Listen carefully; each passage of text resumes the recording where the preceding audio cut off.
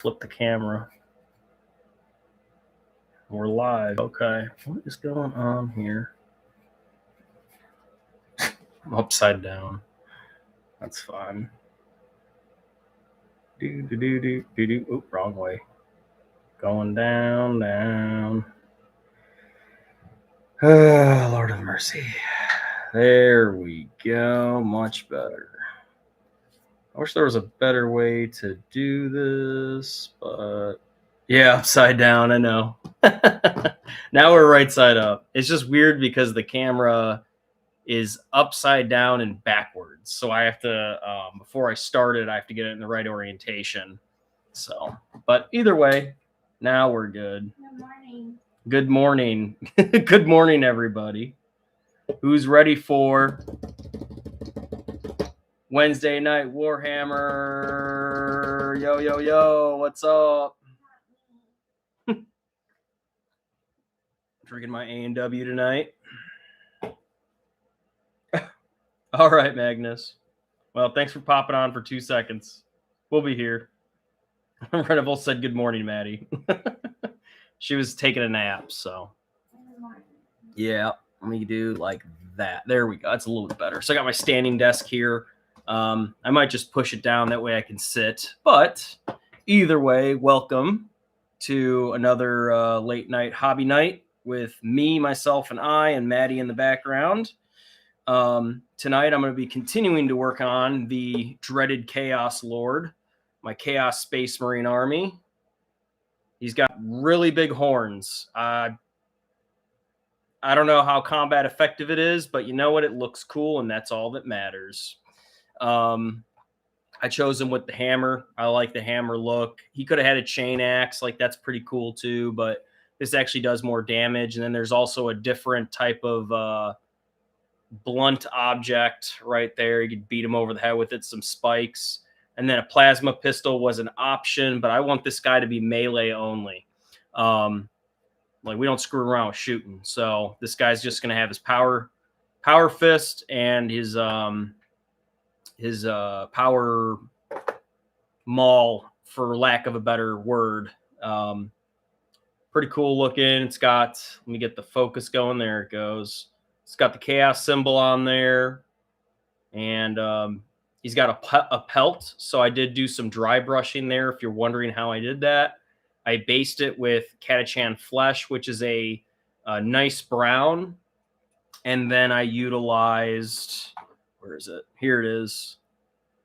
Raykarth flesh.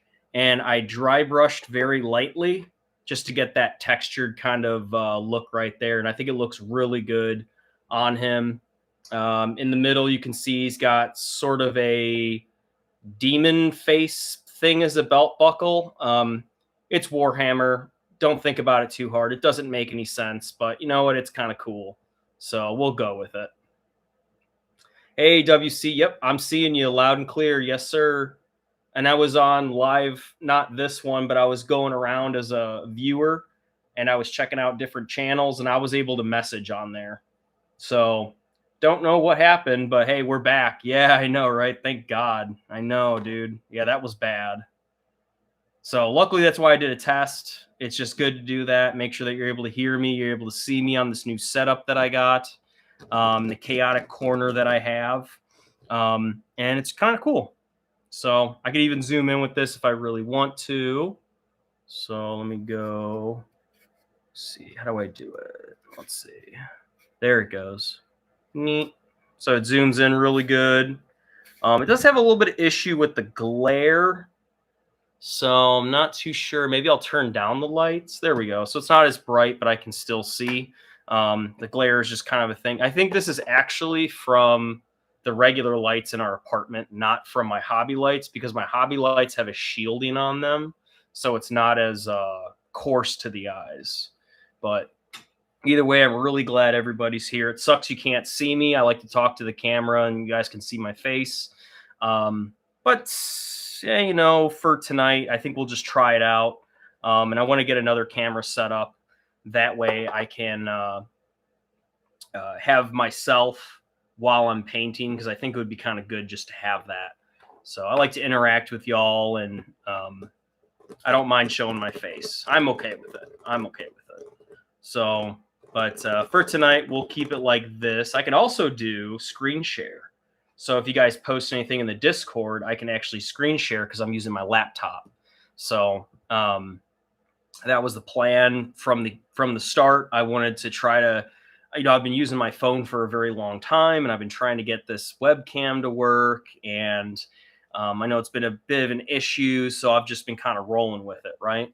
But either way, now I finally have this thing more to where I want it to be. It's not perfect. This isn't like the most ideal setup, but I'm pretty happy so far with what I have. There's a couple other things I'll probably do, but nothing too crazy right now. I do want to work on a backdrop too. I know you guys saw that in the Discord, so I do have some vinyl that I could put in the background, and then suggested was a poster. Not a bad suggestion as well. Just have to be careful that it's not too shiny, or else it doesn't look good on camera. It'll look like this in the background, if you know what I mean. So I try to go for a flat or a matte colored type poster. That way it doesn't show like this, because it looks kind of bad in the background. So I don't want to get a cheap one, right? One that's like too glossy. But either way, let's look at the comments and see what we got going on. That's good, honey. Yeah. Anyway, back to the comments. WC said, well, I'm almost done painting this squad of 3 scarabs. Nice. And then just waiting for the base of the last one to dry. Okay, gotcha.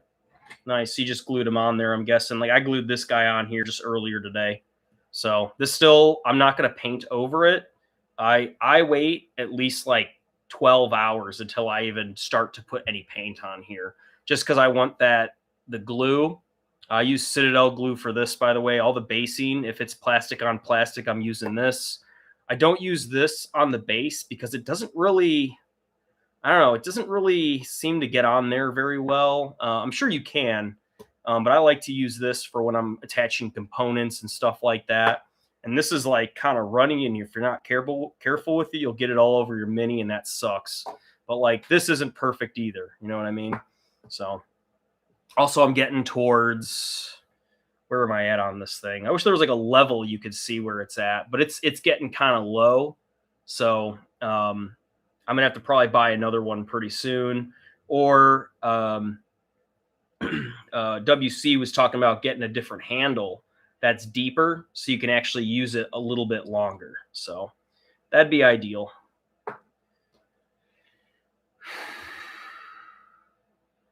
Let's see. Reneville said the Chaos Lord has an ability called Chance for Glory that adds 1 to his melee weapon stats for attack, strength, AP, and damage. Oh shit. That's pretty badass. Yeah.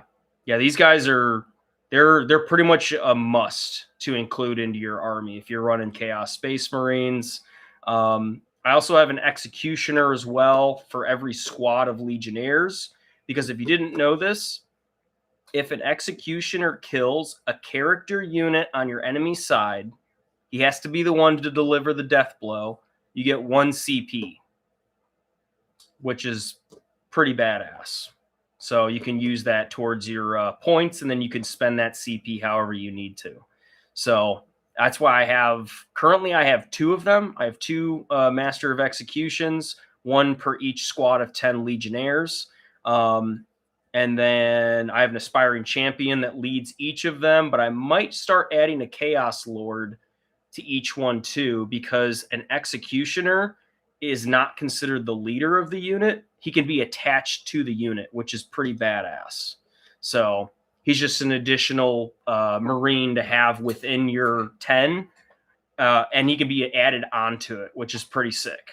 So he's a pretty good character to have for that, and I'll test that on the tabletop, and we'll see how that goes, right? WC said, whoa, Reneville. Yeah, he's coming out with the knowledge, right? And then WC said, is that for all models he leads or only for himself? Just just him at used at the start of the fight phase. Yeah, I mean, if he gave 1 up to everyone in the squad that he led, that would be epic. Let me get my codex and let me look too, because that's really cool. Yeah. Okay. Got my battle binder here. God, I have 2 codexes in here, one for my Krieg and then one for my Chaos Space Marines. Come on, girl. It's a little tight in this battle binder, so hold on. Yeah. But I like seeing the little see the Chaos Space Marines, even though they're like their main core, like their main rules are kind of shit, right? Like army rules are not the best. It's the individual units that have really good rules and enhancements and shit like that that I've kind of found out. So, yeah, here's the cover to it. I love this cover. So kind of like that poster that you were talking about earlier. I mean, this thing's just sick, right? It's just beautiful. Really well done. Super grim dark. The lore in here is pretty good too. I did read it. Let me flip to the units, right? And that'll be in the back with the data sheets. So here's data sheets. Oh, God. It's so big I can't even show it. Let me zoom out, actually. Hold up. Let me zoom out. Oh, that's zooming in. There we go. Okay, cool. So here we go. Got our data sheet with the Hellbrood on the front because that's fucking badass. Abaddon the Despoiler, Harkin Ward Claimer, yada, yada, yada. Cypher, Vastor Archephane, which I think Vastor is going to have a big glow up. I really do. I mean, you guys got 14 wounds, by the way. Like, that's insane.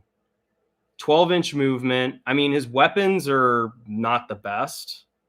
So, Vastor's Hammer, 6 attacks, strength of 14, AP -2, but damage 3. I mean, that fucks. That definitely fucks. And then it fucks. But he's got a strike and a sweep.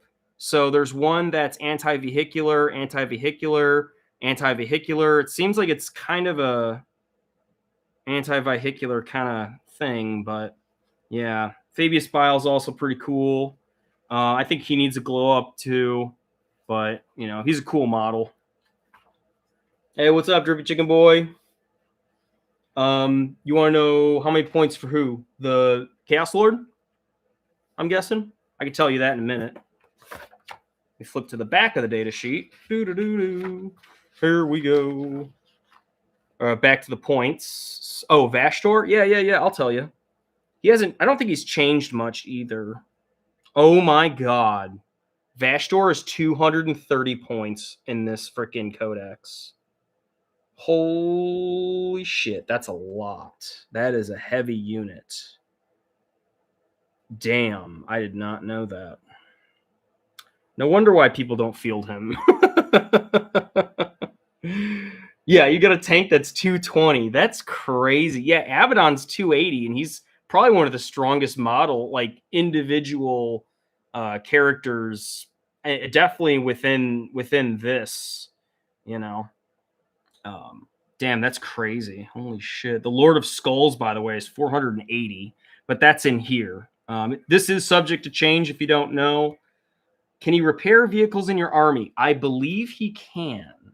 That would make sense, right? That would make sense for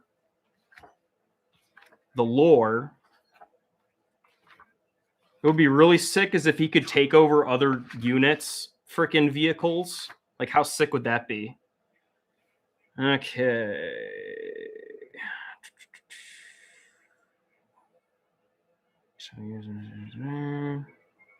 Sorry.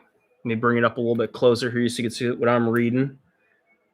Unholy Mechanisms, which is an aura, while a friendly demon vehicle, it has to be a demon vehicle is what it says, unit is within 6 inches of this model, add 1 to the strength characteristic of weapons equipped by models in that unit. Okay, all right, that's kind of lame. Reorder Reality, damn. Each time an enemy unit is within 18 inches of this model, targets Each time an enemy unit within 18 inches of this model targets this model until the end of turn, till the end of phase, that enemy unit's ranged weapons have a hazardous ability. Oh, that's not bad. That's okay. That's not bad. That's kind of cool. I don't see anything about him being able to heal vehicles yet, unfortunately. I wish. That'd be sick. No, he cannot. Not yet. At least in this edition.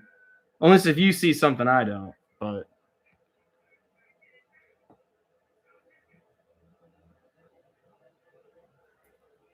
I mean he's decent. It's just these abilities are not. What's the damage 1 to 4 wounds remaining? So while this model has 1 to 4 wounds remaining, each time this model makes an attack, subtract 1 from the hit roll. Okay. Yeah, nothing about vehicles that I see. Now, if they change that, that would be sick. I believe the Warpsmith can, though. I'm pretty sure the Warpsmith can. Let me go to the Warpsmith here. Here he is, Warpsmith. Master. Enrage the machine spirits. That's badass. In your command phase, select one friendly heretic Astartes vehicle. Model within 3 inches of the zone gains up to D3 wounds long. Okay, yeah. That's what I thought. So the Warpsmith can. So, yeah.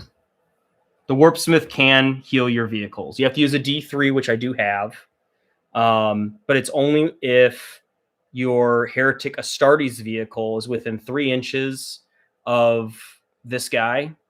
You roll a D3, and then he's able to gain some wounds, which is kind of cool. So until the start of your next command phase, each time that vehicle makes an attack, add 1 to the hit roll. Each model can only be selected for this ability once per command phase. So each model can only be selected for this ability once per command. Okay, so if you have one, that I understand this. If you have one Warpsmith, he can heal 1 vehicle at a time per command phase. Now, if you have 2 Warpsmiths, right, then that I would attach him to the Rhino. Okay. Yeah, Deep Strike's pretty badass. Pretty helpful. Okay, and then you said Vashdor dropped down to 175. Okay, thank you for that. Yeah, I could look that up on the FAQs. You're correct.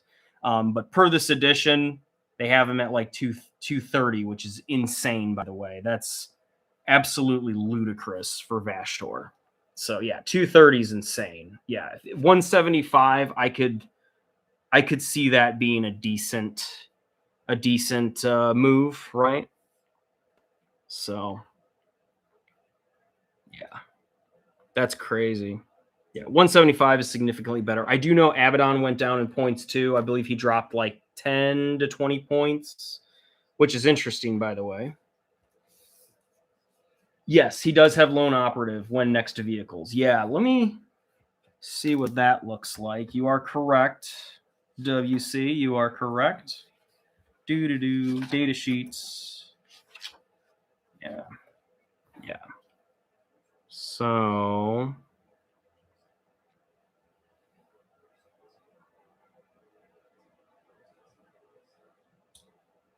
where the hell does it say that? He's got the deep strike. There it is right there. Unholy mechanism.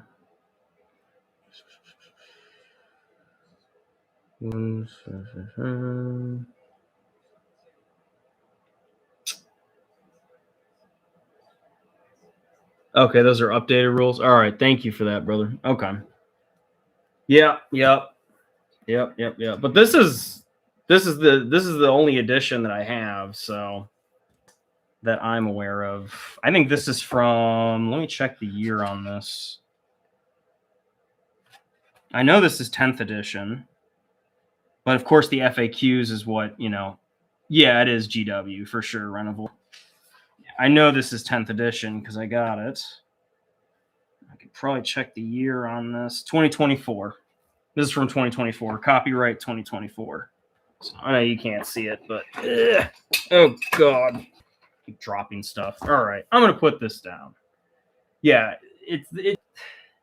they change it, and like it's kind of annoying. I dropped a little base puck. Hold on, I can get it.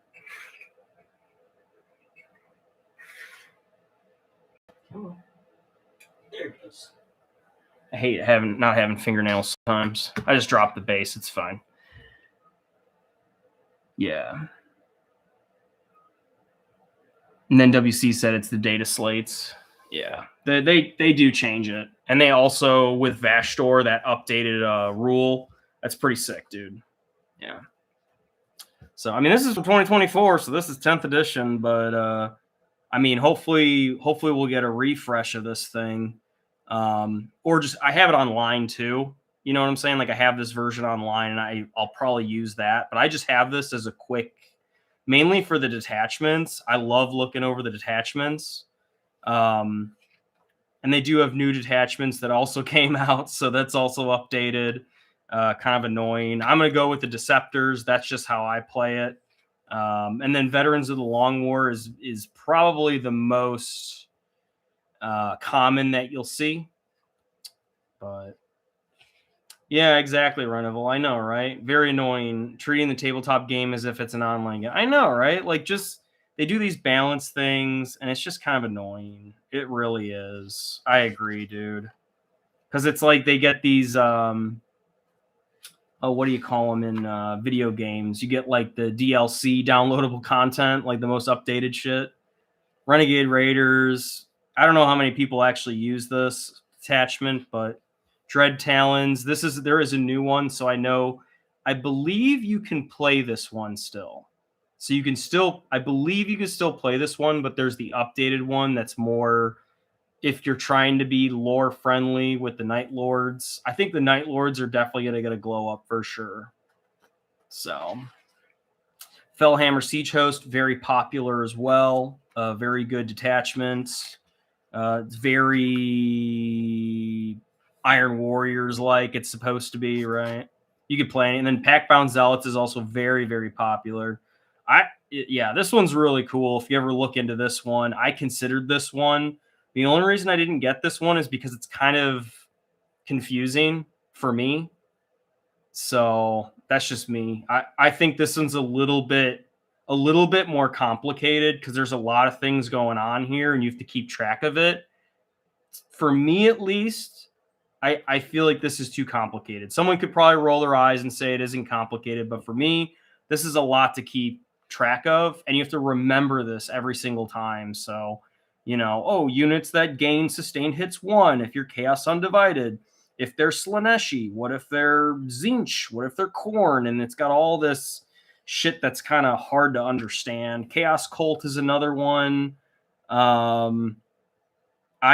don't think I even looked into this one, to be honest. So Soul Forge War Pact. So this is a little bit newer for 10th edition. I definitely think this will be an 11th edition as well.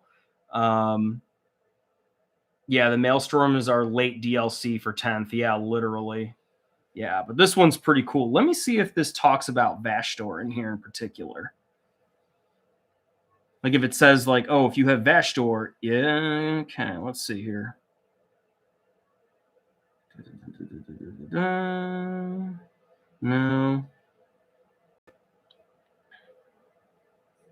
Oh, okay. So if you have a Warpsmith in particular, he gets 4 inches to the bearer's move characteristic. So he moves a lot faster if you have this. That's just given. That's an enhancement. Heretic Astartes model.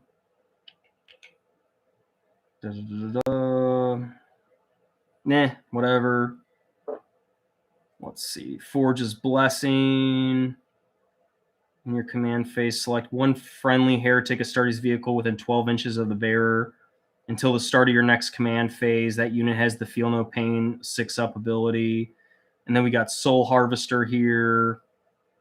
Each time Oh, that's not bad. That's interesting. So model Heretic Astartes models only. So that's just your plain old, if they have the keyword. While the bearer is on the battlefield, each time an enemy unit within 12 inches of the bearer is destroyed, roll 1d6. On a 5-up, you gain 1 CP. Like, that's kind of cool. Oh, that's kind of cool. And then Reneville said, give us rules to build our own champion for each army. Interesting. Yeah.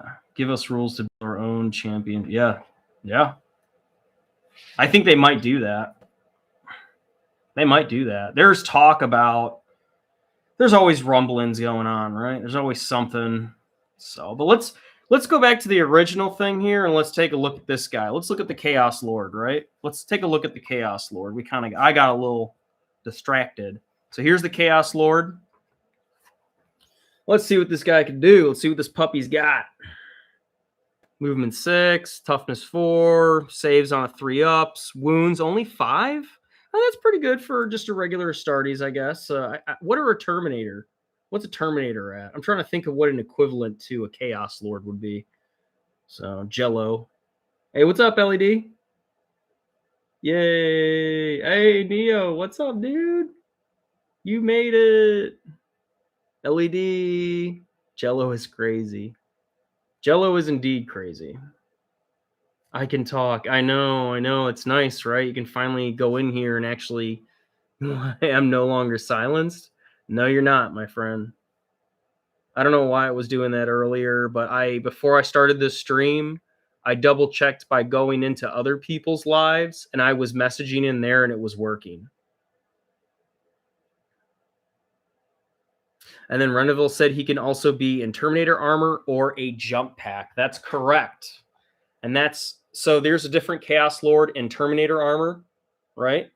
And then here's Chaos Lord with jump pack. The shitty thing is he can only work with raptors. I don't know why not warp talons, but like I would consider warp talons to be raptors, right? He can only, and his ability, like he's got 12 inches of movement, which is actually phenomenal. Toughness 4, saves on 3-ups, invulnerable saves 4-ups, wounds 5, leadership 6, OC 1. Like compared to in Terminator armor, right? This guy's he's definitely slower. So we got a 5-inch movement, toughness 5, saves on 2-ups, which is awesome. Invulnerable saves at 4-ups, wounds. He's got 6 wounds, so he's a little bit tougher. Leadership 6-up, OC 1. I wish it was a little bit higher on the OC. Yeah, Skynet started to make a move on YouTube. Yeah, exactly. Let me see if there's another Chaos Lord. There should be another one, but maybe I'm thinking that's the Sorcerer. Let me check that. Here it is. Let me see. Wait, is he considered? Hold on. All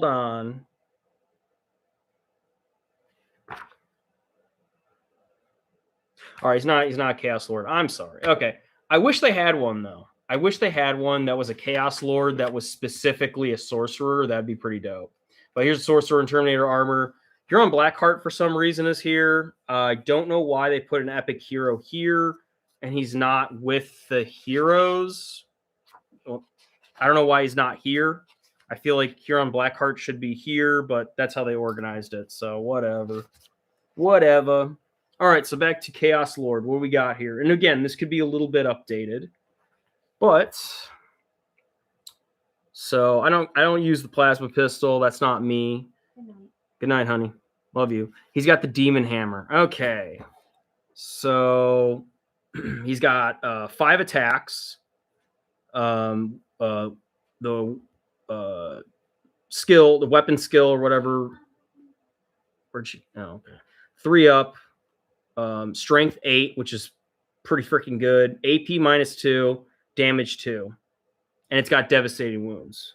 So, oh, okay. Awesome, Neo. Yeah, what I can do now is, considering this is on my laptop, I can do a screen share, and I'll actually be able to share it from my screen. So I don't have to actually hold the laptop and show you guys, unless if you like that. But I feel like a screen share will do a little bit more, um, uh, sorry, a little bit more justice for y'all, because you guys put that work in there, and I appreciate you guys always posting that. I love seeing that. And if you didn't know, I said this earlier today, but like that shit, believe it or not, gives me motivation. When you guys post stuff in the little Discord and I see you guys working on things, it makes me feel better. And I'm like, you know what? I can work on some things too. So I really appreciate that, guys. That's what it does for me. Whenever I see those, or I just love seeing your style, it kind of gives me inspiration. It really does. So I really appreciate that, like on a personal level. So all right. So he's got his power fist, which is pretty badass. Melee, heavy melee, attacks 5, weapon skill 2 up. I think it's weapon skill. Strength 8, AP -2, and damage 2, which is pretty badass. It's not devastating wounds or anything, but this guy is going to be melee focused, and he's going to lead a melee focused legionary squad of 10 guys. So he's got dark packs. Woo, no one cares. Lord of Chaos. So these are like some of his abilities, right? Once per battle round, one unit from your army with this ability can be targeted with a stratagem of 0 CP or OCP. Wait, 0 CP. I think it's a 0. Yeah, 0 CP, even if a different unit from your army has already been targeted with that stratagem phase. So there you go. So if you want to use your fucking, if you want to use your CP points towards something, then there you go, which is kind of cool. Chance for glory. I think someone mentioned this earlier. I think it was Reneville, wasn't it? And he said, once per battle at the start of the fight phase, this model can use this ability. If it does, until the end of the phase, improve the attacks, strength, armor, penetration, and damage characteristics of melee weapons equipped by this model by 1. So there you go. He's literally meant, in my opinion, and I'm sure Reneville agrees, he should be melee only. This guy is to come in there and to crush skulls and kill the fucking, those who stand against him. So he's pretty badass. Movement 6. I wonder if there's definitely a way, if you probably change up your detachments, you could probably get that. And then maybe there's like, if you get Fabius Bile and he leads them, for example, then maybe he could get a little bit faster here, a little bit tougher, maybe more wounds, for example. So like there's a lot you could do with Chaos Space Marines outside of their regular army rules, which are pretty bullshit, like Dark Packs. Like they need to update this and have a couple more. It'd be kind of nice. Because sometimes dark packs can actually screw you over, and I've seen this happen before. Watching like play on tabletop, and there were 2 gentlemen that were playing, and the one guy's dice were just rolling like shit, and he was losing units because of freaking dark packs. Like that's crazy. So, and then LED is going full Espanol over here, and that's kind of funny. So. Odio a mi, mami, mama. Odio a mi, papa. Odio a mi, amigo. Su nombre es Chad. That's right. She called y'all Chads. Absolutely fire, Neo. Oh, okay. I got to look that up. I will look that up in just a second. He estado rodando, baby, punj, poof. Okay, now that sounds like Italian or something. That doesn't even sound... That sounds Italian if I ever saw that. The boys. Let's go, Neo. Sweet. Yeah, let me go ahead and I'm going to take the camera. I'm going to switch it over to screen share so you guys can see what we're looking at here. Give me a second. All right. So, let's go to hobby showcasing. And then let's go here. I'm going to go screen share. And I think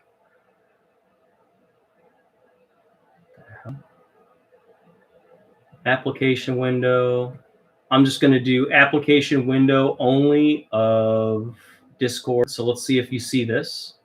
You guys should see this. It looks to me like a window within a window. There you go. So let me go ahead and click on this. Can you guys still see this? Just want to make sure. Okay, sweet. Awesome. All right, thank you.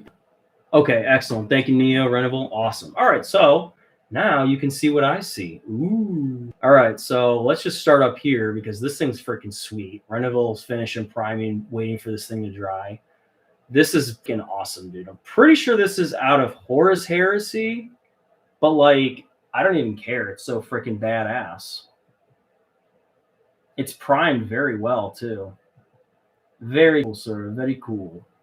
All right, and let's go ahead and go down. There's me, my guy, still working on him. So slowly but surely we're getting there. Finally did my first squad of Necrons. Right, and then, well, when was that? That was the 25th. Well, yeah, I'll show this off. Let's show this off. Yep. So check that out. 1, 2, 3 little bugs. These things are little death destroyers is what they are. And if you didn't know, he's painting this for a friend. So he's just hooking him up. And he did a really good job. I love the mud crackle effects on this. It looks awesome. Oh, excuse me. What color did you use on the brown? I like that color because it goes really well with the green. And then, of course, the chrome-looking scarabs, as you know them and as we understand them. Very cool. I'm sure your friend is ecstatic. All right, work in progress. Dark Angel Intercessor. Freaking sick. Work in progress, baby. Look at that base, though.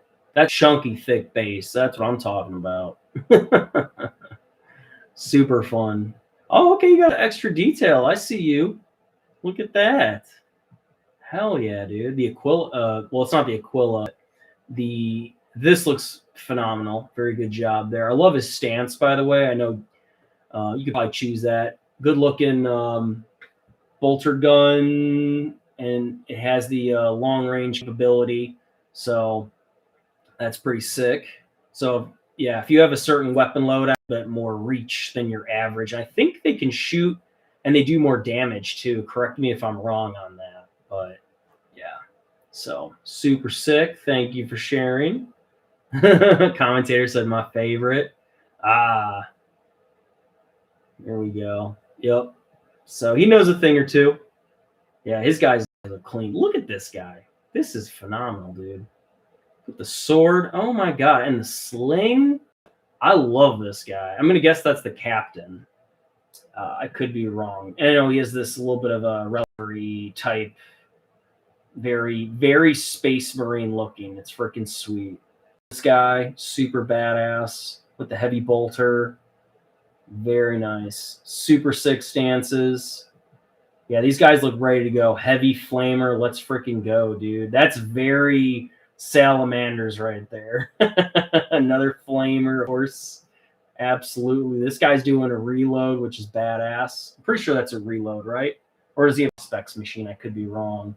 And I love the flame work, too, on the pauldron. Absolutely brilliant, man. Very, very salamanders. Very cool. Thank you for sharing that. Let's go ahead and close that up. Do we have any others? Any others? The first are the best. The line is the best.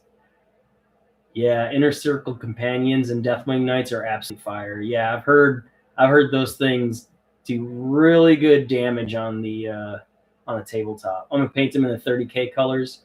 So 30K, I'm pretty sure they were black, right? Like Dark Angels were like black with red. I could be wrong, but that's how I understood. I'm gonna go sharing. And then go back to here, and you should be able to see me. Yep, here we are in live. Oh, black and red, that's what I thought. Okay. Dang, I'm good. I remembered that. Oh, he is reloading. Okay, thank you, WC. Yeah, that's a cool freaking, yeah, black and red is very menacing. I agree.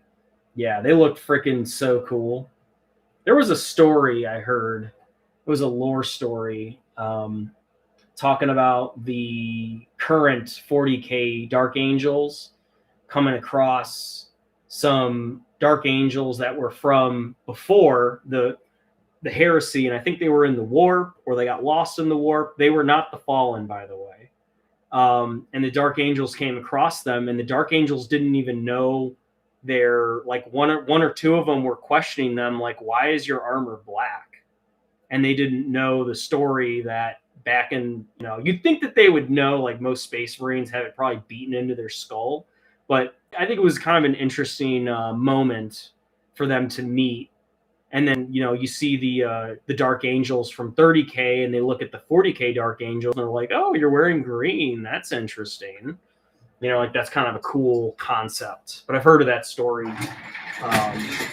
Somehow they like met in the warp or something like that. So yeah, they look sick. Yeah, the black and red goes hard. Absolutely, with the hoods too. Now let me ask you: would you have them wearing the green hoods, or would they wear more of like their top type of hoods? Like kind of like because they have like a top color too. I've seen that a lot. That like light brown, if you will. So, because I think Dark Angels and hoods just look badass. So they look cool. It's very, very knightly, very, lone operative looking. They're very secretive. And they're pretty dope. I do have some Dark Angels I could show off, but maybe another time. They're not mine. I own them, but I was gifted them. So I did not paint them, but they are very cool. I got some new rubber gloves from Home Depot. So these are nitrile. Where's the pack? If you're looking for them. Oh, geez Louise. So HDX, it's like 40 per pack. These were like kind of expensive, like $16, but you know what? They're actually very comfortable. So they'll work. They'll do. I just got medium on. So if you got like big hands, like, I mean, I don't have small hands, and these are medium, and these fit me just right. So, but if you have like really big hands, I would probably go a large, if not an extra large. But anyway, let's take a look at this guy here. And I already know what I can do. Let me get his cape and his pack.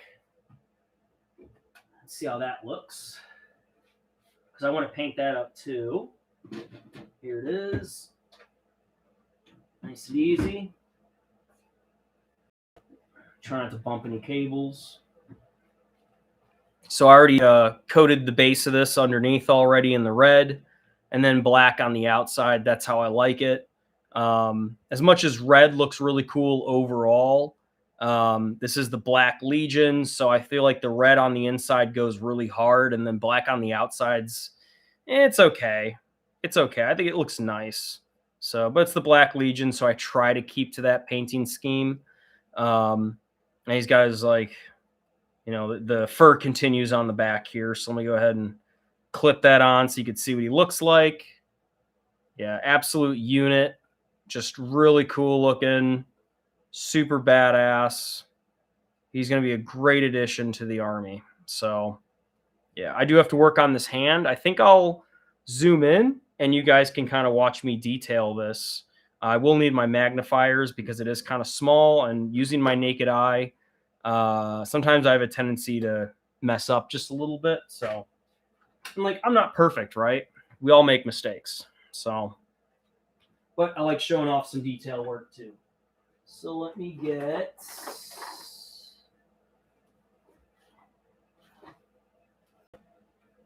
The only problem is I'm almost out of my Retributor gold. I have a little bit left, but I mean, that pot's almost empty. So I'm kind of working with the bottom of the barrel stuff. So let me just shake this over here. Hopefully it's not too loud. Let me just mute it while I shake it. Hold up.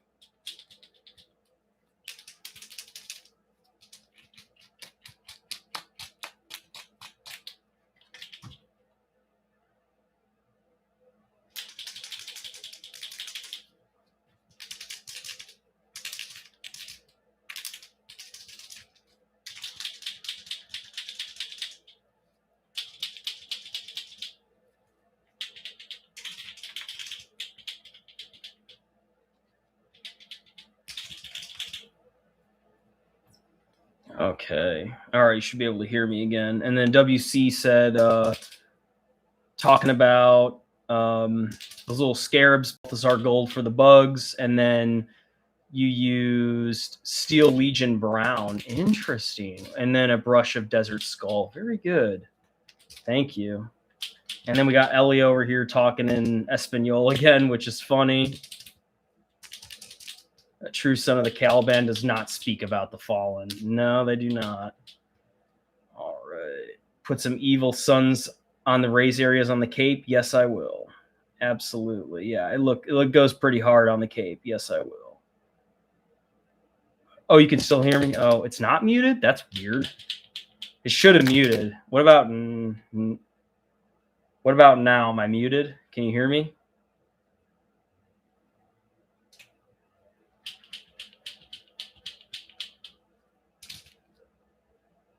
Oh, what the heck?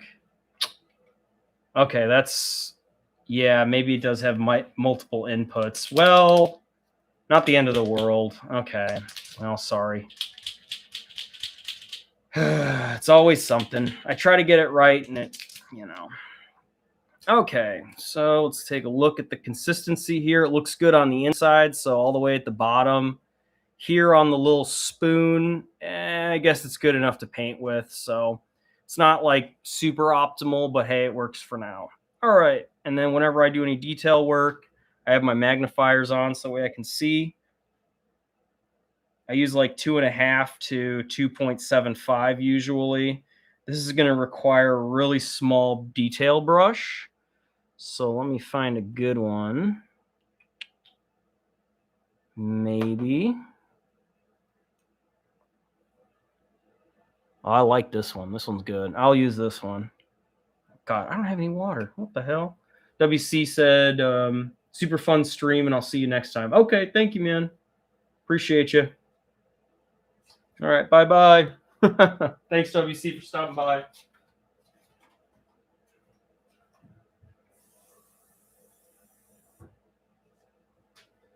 All right. I just use regular tap water. I don't care about, like, I'm sure like the really high level artists use like distilled water or whatever. They're using mineral water for painting, all that fancy stuff. I'm just using tap water. I really don't care. Unless if I'm going for Gold Demon, then yeah, I'm probably going to use the best of the best, right? Cap it up. All right, I'll get into focus here and let's go to work.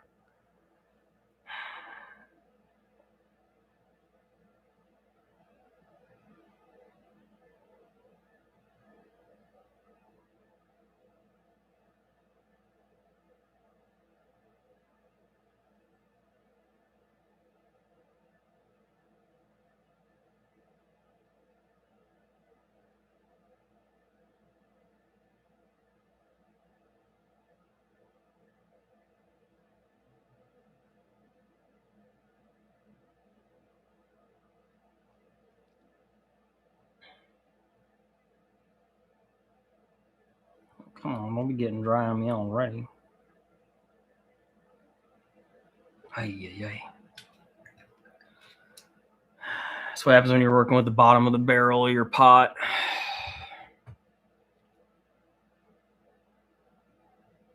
Yeah.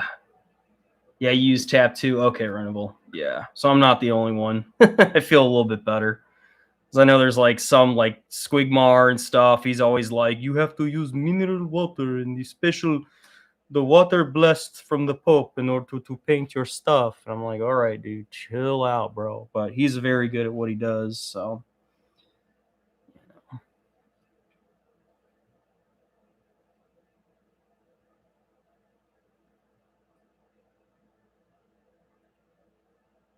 a lot of people hate Chaos Space Marines, like painting them because they complain about the trim. Is it weird that I love the trim? Is that normal? Let me zoom it in a little bit too so you guys can see a little bit more of what I'm doing. No. There it goes. Ooh, fancy.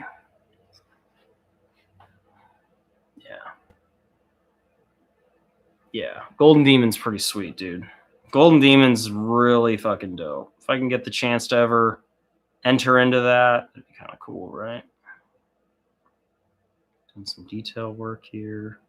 Try to keep things kind of steady. So I have my elbows planted on this right now. Lots of brush washing, and then every time I pull it out of the water, I always kind of just do this little doot like that.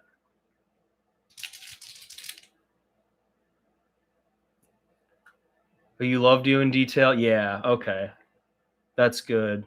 Metal paint dries faster on, so you have to rotate your brush. Yeah, I agree. That's a good point. That's a good point. I never yeah.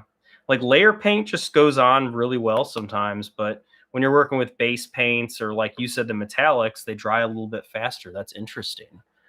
Yeah, I love doing detail work. Like I don't mind doing this honestly. Like I know a lot of people complain about the oops, they complain about the trim, but like I don't really, it doesn't really bother me. I like doing it personally.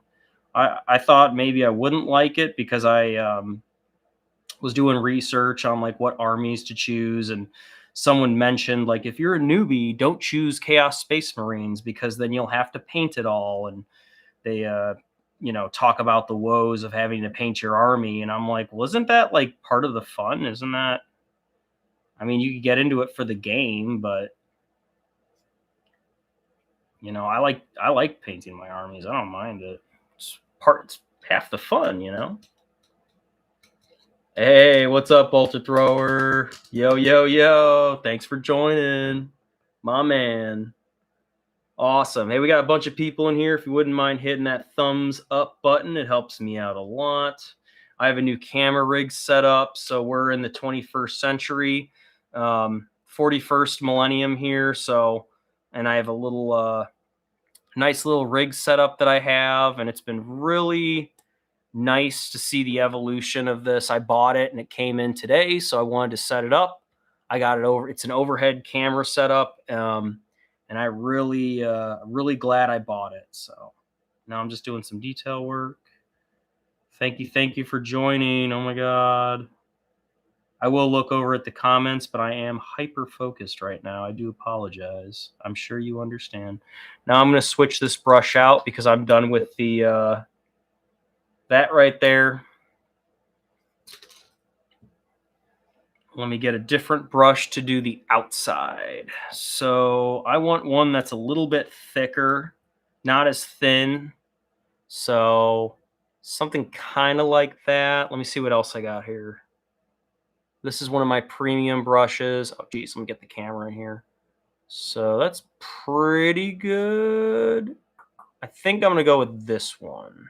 And if I change my mind, I can change my mind. That's okay. It's a free country. And you learn as you go, right? Like I change brushes constantly. I'm never using the same brush. The ones I use for detailing are different from the ones that I use for basing, so on and so forth. All right, so just a little shake up, try to keep it mixed up. Again, we're dealing with bottom of the barrel here, so it's not going to be the best paint. Just a little bit on the brush tip. You don't have to glob it on there. There's no need. I usually cap it when I'm not using it because it dries very quickly. Let me just get the outside of this power fist here.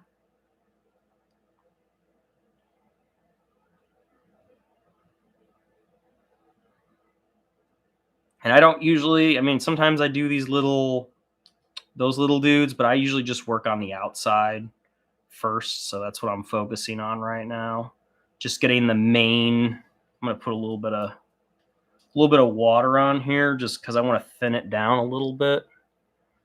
So I'm just going to kind of, this is just water. There's no paint on the brush, but I'm just using the water that's on the brush just to kind of smooth it out because I don't want to get in too chunky, right? Oh, a good roast dinner. Oh, Lord of Chaos. Welcome, brother. Welcome. Welcome to the chaotic corner. You are in good company. Join us, please. Painting up a good old Chaos Lord here. So I got my whole army is, you know, I'm easily over 1,000 points. That's for freaking sure. So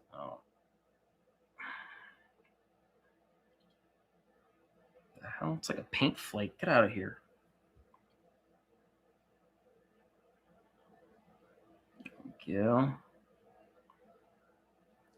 There we go. I'm gonna get some water on here just to kind of thin it down with the brush, smooth it out. Again, I'm working with bottom of the barrel of the freaking until I get my new paint pots. They're coming in. I had to buy them off eBay because Amazon is like charging $9 plus shipping for fucking paint pots. Like, get fucked, bro. I'll go on eBay and I'll buy them for like $4 for a paint pot, and then it's like $3 shipping. So, yeah. A good roast dinner, Lord of Chaos. My dude, what faction do you play for Chaos? What's your go-to? Or are you Warhammer? Are you 40K or are you Warhammer? I will take a seat at the table with my human skin cloak. Oh, well then. Maybe we have a Night Lords among us, eh? Ave Dominus Nox. Hell yeah. Renival said my Land Raider put me at 2,000 points for T-Suns. Awesome. You made it. Excellent. And then, of course, you could buy extra units just to have them if you want to swap units out. Always a good idea. Do you have your... Were you the one that was looking at getting Sekitar robots? I thought that was you, but I couldn't remember. I know someone was. I apologize if I don't 100% remember. I thought it was you. Yeah, okay. My memory's good on that. Good. That's why I'm always like questioning it, just because I'm checking myself. I don't want to say something and then I'm wrong. You know, I try to be, I'm like, was that you? Like, I'm just double checking, just making myself, you know, I got to make sure I'm sane still, so I'm not totally fucking crazy. Gosh, this paint is terrible. God, it's so bad. It's whatever. It's working. Yeah, and knights. Yes, absolutely. Did you, when are you going to order those, by the way, Renival? I'm curious. Yeah, Night Lords, my man. Yeah, I love Night Lords, dude. I am so happy that Night Lords are getting a little bit of love from GW. That's so good. They're coming out with a combat patrol. Hopefully it drops. There's talk about recalling some. I saw that about on GW. They like sent an email about recalling some combat patrols. So hopefully they don't do it for the Night Lords. The only reason I could see them doing that is if they were to switch out the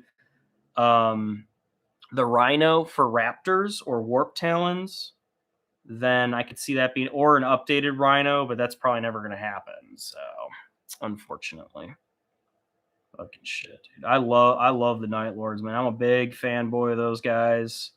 I actually have. Oh, you got the new Kill Team box? Fuck yeah, excellent, man. That's perfect. Let me show off. I got one right here. You'll be happy with this boy. I was really proud of this one. Where is he? Nope, down below. Wait, did I pass him up? Am I going crazy? Where's my... Oh, here he is. He's in the back. Hiding in the shadows. That's why I couldn't find him. LOL, I'm not even kidding. Literally hiding back. I couldn't find him. So here's my Master of Executions. But he's a freaking Night Lord that works for the Black Legion. So I absolutely love this guy. And of course I had to paint the nice, the flesh coat that he has is just beautiful. Different colored skin with blood on it. He's got the heads on there. This is a very happy Night Lord. He gets to do his job and he loves it. And I love the freaking giant axe that he has, this power axe I painted. I'm super proud of it with the lightning bolts. It goes so fucking hard. And of course, with the pauldron, big fan. And then I love, on my bases, I do camo pattern. So that's how I do my bases. And I absolutely love the look of these guys. Yeah. So, upside down. There you are. Got the red eyes, just super badass. Just a lot of blood all over him. Yeah. Really happy with this guy. So this is the first Night Lord I've painted, but when I do my Raptors, I will be doing them in the Night Lord's color scheme, but they will be working as an attachment.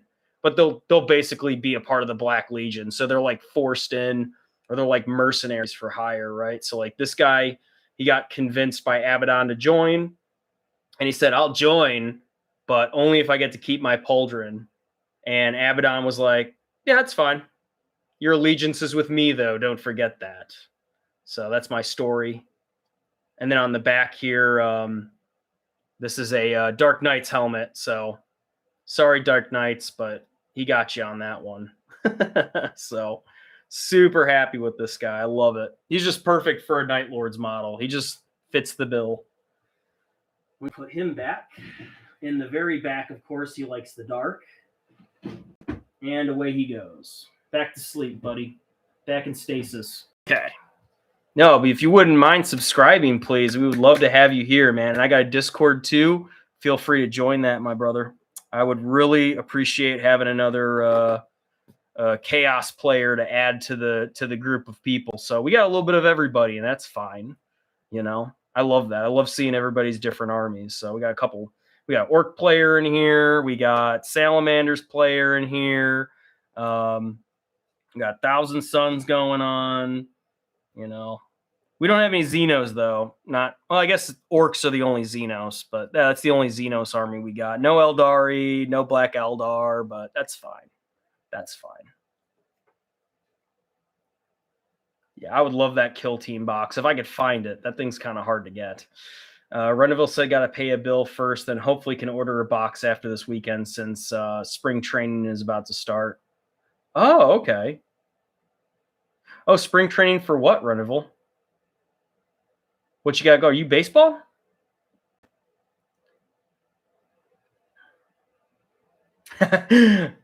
Yes, I use human models as spare body parts for them. That's awesome.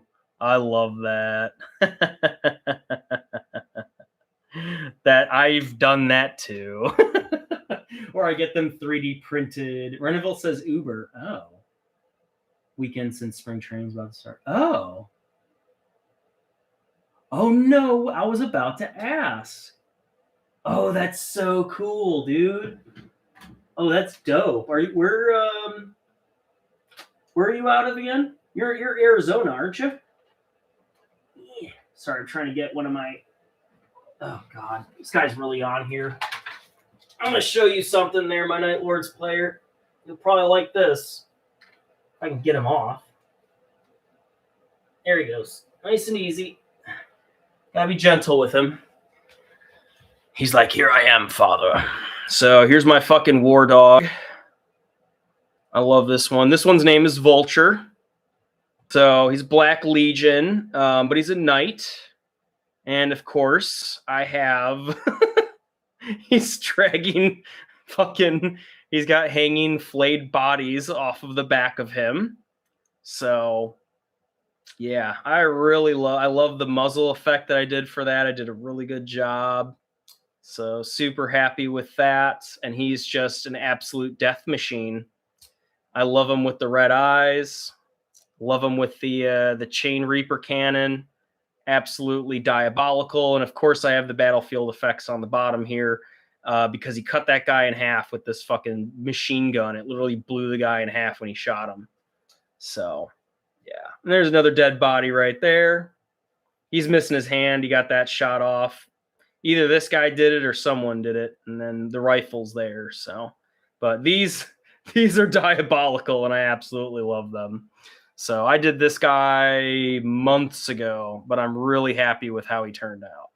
I have another one too, but this one's a little bit more, and he's got a demon skull on top because it's fucking 40K, and I can have demon skulls on my shit if I want. So I love it. So cool. The other one's really badass too.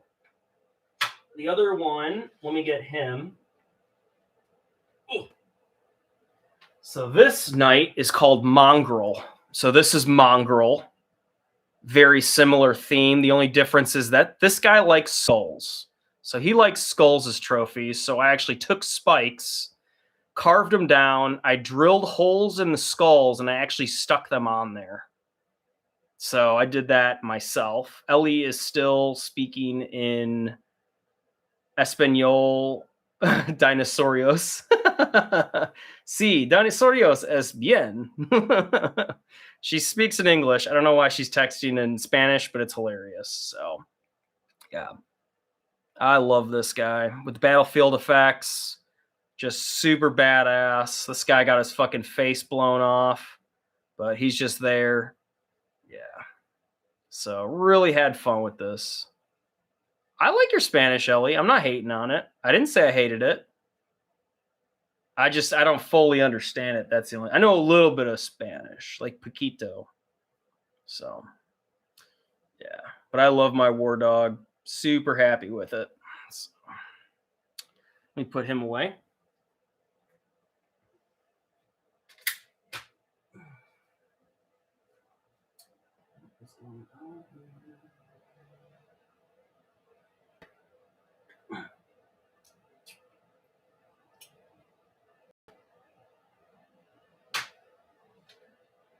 Carefully put these away. All right. Close that up. Ellie, do you actually talk in Spanish? Like, do you speak another language? I know you're Scottish, but.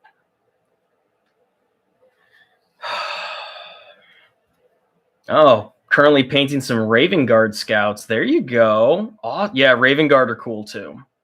Yeah, I love the Raptors as well. If I ever do any Space Marine chapter as an army, I would definitely do. I'm like kind of Mexican. That's hilarious, Ellie. Like basically, you know. Yeah, Ravens Guard Scout. Yeah, that's badass. Runival, what teams come through AZ? I know of course the Cubs are there. So if you ever meet a Cub, I'm just saying there depends on which Cubs players. I don't think you're going to be the top dogs. Those guys probably have their own way of driving or they get, carted around, but I'm a huge Cubs fan, so from Chicago originally. I don't hate the White Sox either, but they're there too. Chicago sports. I'm a Chicago sports guy, but I love the Cubs more. Of course, they just have more fun. All right. So back to this guy. I was working on his Power Fist. Let me continue working on that. Again, this paint is not very good. I'm going to go ahead and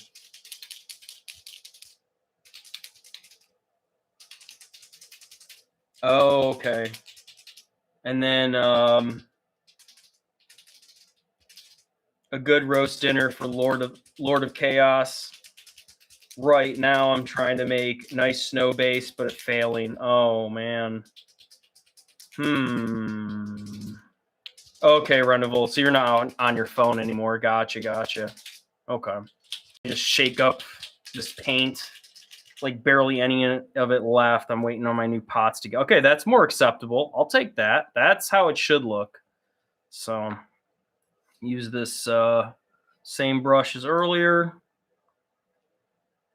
Okay. A little damp, but not too much, right? Just a little damp. Just a little damp. Little happy chaos symbols. Okay. Close that up. Get back into my painting shanch. And let's continue doing some detail work. Yeah, I've been to Arizona multiple times. I haven't been everywhere, but I've been to a lot of places in Arizona, and me and the missus want to live there one day. So maybe when she graduates school, because she goes to Mayo Clinic, we want to find a place down there. And she's got family there too. She has family in Cave Creek, and then I got family in Cave Creek too. They used to be in Scottsdale, but they moved. So why to Cave Creek? I have no idea. Maybe better taxes. I have no idea. Scottsdale is so expensive. Like, Jesus Christ. A lot of very wealthy people live there. So,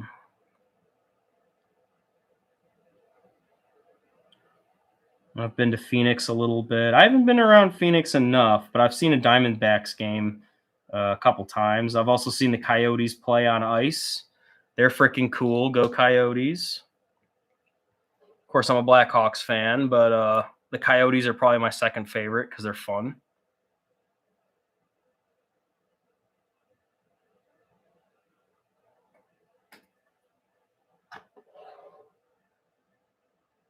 And then Reneville's given some tips here. He said Valhalla Blizzard is good for snow. Bring guns. Lots of guns.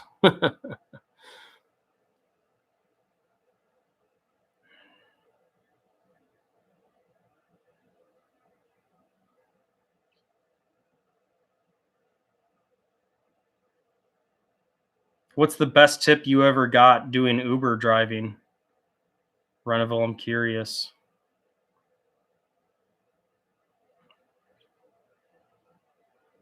I used to do Lyft, believe it or not. Oops, a little oopsie on that, but it's okay.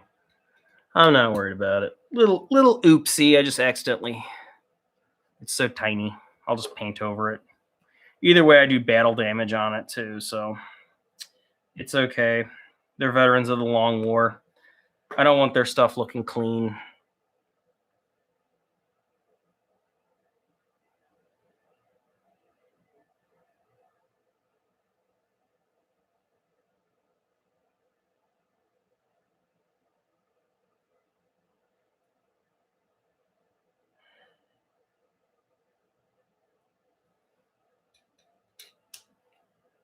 Gosh, this paint is not drying the way I want it to.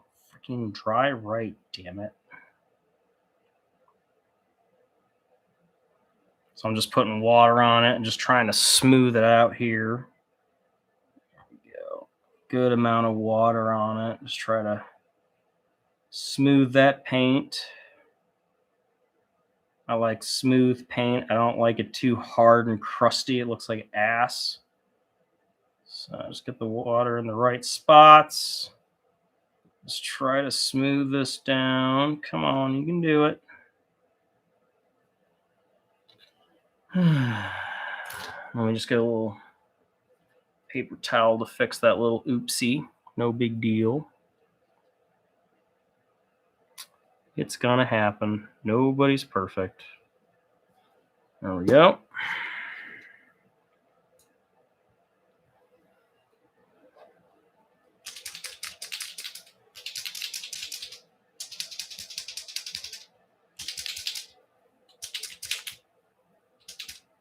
Oh, Reneville said Scottsdale is our version of Beverly Hills. Interesting. Gotcha. Yeah, it is. It's like slightly north of Scottsdale. Yeah. That's where we go for the winter. Her grandpa's got a big old fucking house up there. So he was in he owned a heating and cooling company up in Chicago. And he used to work for the mafia. So he made a lot of money. Yeah. He did other stuff too. He was legit though. But he played the game very well, and he was able to sell the company before the 2008 housing crash, and he also owns a lot of real estate, so he's a wealthy individual. Very generous, by the way. Very good man. Cannot speak higher enough of him. So that's her side of the family, but I guess I could say it's my side of the family too, because I'm in the family. So you in the family, forget about it, you know? You from Chicago, you forget about it. But yeah, I've been to Cave Creek. That's where we go all the time. So, and then Scottsdale, we go there if we want to like check out some stores, and she loves shopping. That's not my thing, but she loves to shop. So yeah. Me, I don't come from any money, so I'm not really used to that lifestyle. Me, I'm not, but she is. She definitely does come from money. So, but we're humble. Everything is fake and overpriced in Snobsdale. I've never heard it called Snobsdale. That's funny as fuck, dude. I love that.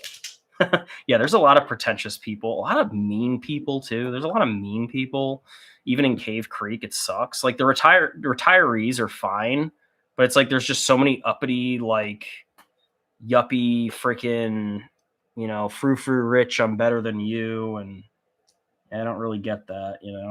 It's like, can't you just be fucking cool and chill and not be a fucking asshole? Is it really that hard? Like, they're freaking entitled and cut you off, and they drive like buttholes. And that's definitely a problem up there for sure. Down there, I should say. That's something I come across quite a bit. I'm just like, oh, these people, dude. And it's funny because even her grandpa thinks the same way, and he's a wealthy individual, but he's not like that though. He's just his own man. So he's old school. Oops. There we go.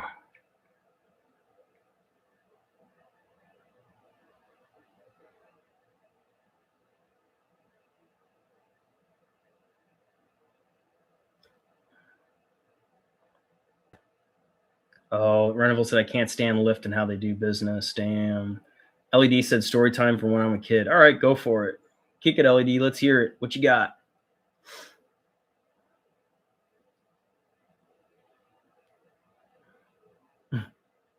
Yeah, 67% from drivers and do false surcharges on cut. That's terrible. The only reason I like Lyft a little bit more is just because, at least in my opinion, it seems to be higher quality drivers. I mean, I've been to multiple different cities all over the US, and like Uber drivers, I'm not saying this is you, homie, at all, but you get in there, the car smells like shit. They don't talk to you. They're always on their fucking phone, if they even speak English at all. And then they drive like a fucking bat out of hell. They'll get you where you need to go, but you're like, holy shit, bro. You know, that's what I think of whenever you get in. It's like basically a taxi driver, except like less regulated. And even then, taxis are not. Yeah.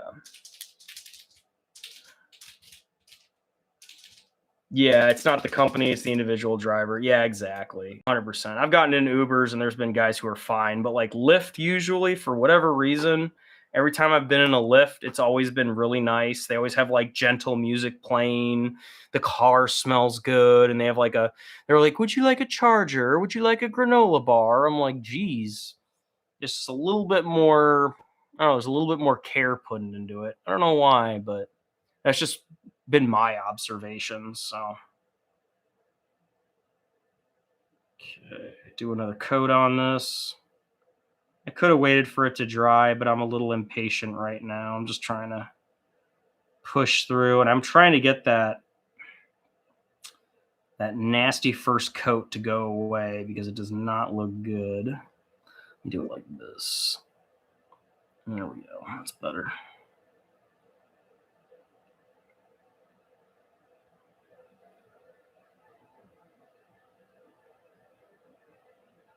I'm not even going to mess with the Pantheon star in the middle there. That looks pretty good as it is, so I'm not even going to bother with a second coat on that. No need. Just go around the trim here, make sure I have everything covered. I'm pretty happy with that, and I will go through with black, and I usually do it again on the inside, watered down black, and it looks really nice. So, and I'm going to keep this a lead belcher silver. I think it's a nice contrast. It complements. It just has a nice, just metal look to it. So I'll probably have some copper tone to it just to show a little bit of age.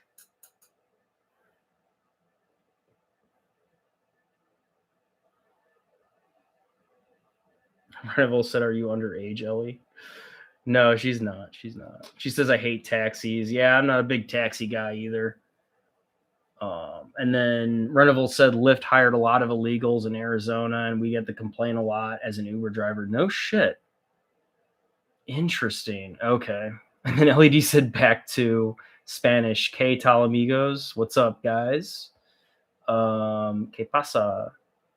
Renoville said Lyft tried to blame me for a black young adult for pulling a gun on me because I drove away and called the cops.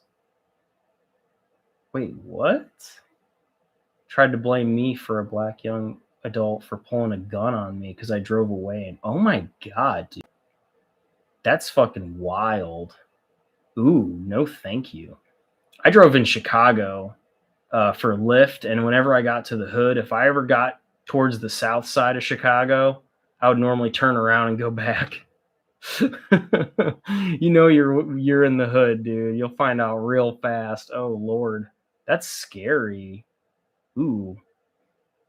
And then our other friend here said I really like painting the Raven Guard because they're so easy. That's nice. Yeah, the black with the white, right? Some people say white's kind of tough. It depends, right? Everyone has a method of action for doing it. And then Renoval said I clean my car every Monday and vacuum. See, there you go. That's a good man. Well, we appreciate it, Renoval. I remember when I was driving for Lyft, I had this guy in Chicago. He got into my car smoking a cigarette and was like, "Yo, bro, can you drop me off at Walgreens?" And I'm like, "Sir, it's not on the route." He's like, "I'll pay you for it." I was like, "Well, you got to put out your cigarette." He was like, "Oh, my bad." And just like ashed it outside. And then I drove him to Walgreens. He's like, "Hey, just wait here for a little bit." I'm like, "Okay."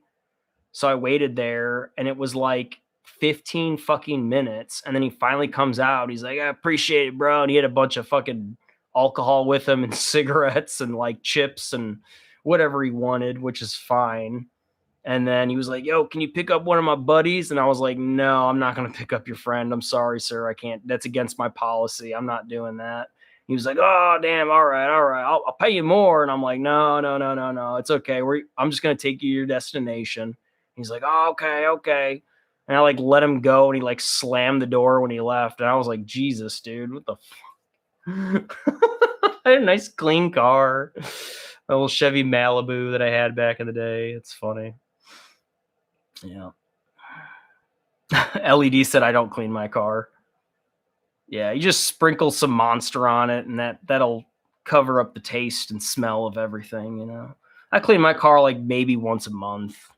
You know, that's about it. And usually that's like a deep clean, and then I'll get like during the winter because there's a lot of salt and shit. I'll wash my car twice a month usually. So once a month at least. Try to keep up with it. And then Renival said, "Yeah, I was trying to say, oh, they were trying to say I was racist for calling the cop." Man, fuck him. That's bullshit, dude. No, that's bullshit. If he's saying that, ain't right.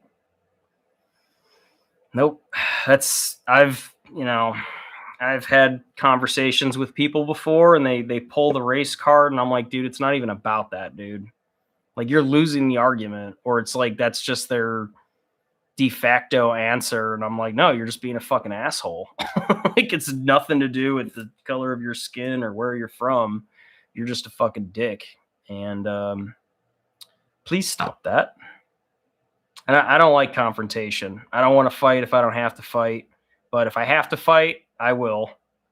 So I've gotten into a couple scraps in my life for sure. Lost a majority of them. But and then Lyft is based in California. Yeah, makes sense. Yeah, they are pretty. Yeah. And then Renival said people try to do drugs in my car, sneak in food to eat. Drunk couple of times, tried to do some adult activity in the back of your car. Oh no. I've had these I remember I had these like white women, they were super wasted and drunk and they were like yelling at me and I was just like whatever. And they were super drunk. They were fine at first and they became a little bit bitchy. And then I dropped them off and it was fine, but I felt like one of them might have thrown up in my car. Luckily she didn't, but no, thank you. Oh yeah. Yeah, and you said a rider throwing up happens rarely. Yeah, very rare. Yeah, when I drove, I remember that night because it was St. Patrick's Day in Chicago. So I drove around picking people up, and of course later on in the night, people are going to be pretty drunk. So LED said adult activities. That's funny, dude. Yeah, no, same here, Lord of Chaos. Yeah, I hate it when people pull that card. Yeah, I know. It's just like, come on, dude. Like, I'm not pulling that card. Like, that's just fucking stop. Stop perpetuating your problems onto me.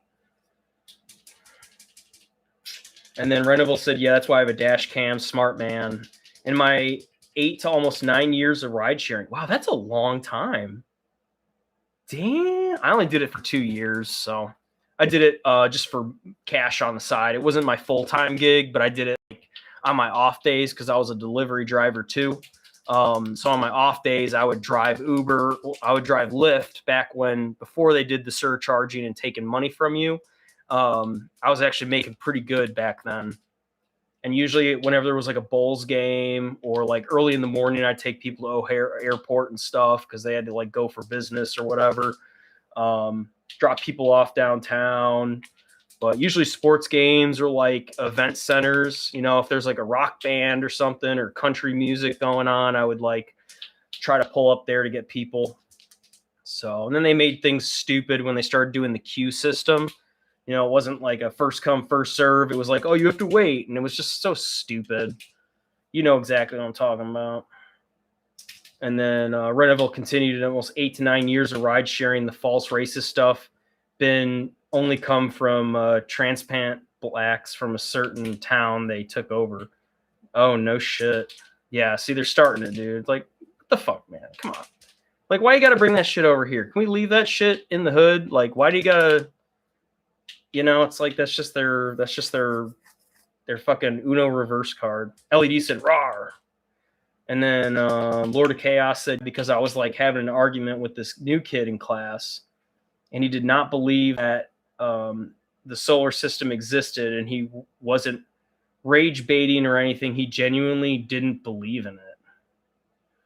What? He must have been sheltered as fuck, and his parents didn't teach him anything. Or he's like really Christian, and I'm talking like super, super Christian. Like I have no problem with most Christians, but like super Christian where they're like, no, the Bible says that God created the earth and the earth alone, and there's no other planets, and we're the only ones that exist, and yada, yada, yada. And I'm like, all right, y'all need to fucking chill. Like I'm a Christian too, but like, good God, man. There's some people that are like way too... I don't know. They take it verbatim out of the Bible. Like in 40K, they would do very good there. They would fit in very well with the zealotry. That's all I gotta say. You think Mormons would last in 40K? They'd be gene stealers, dude. That'd be the Mormons. They'd be the fucking gene stealers, bro.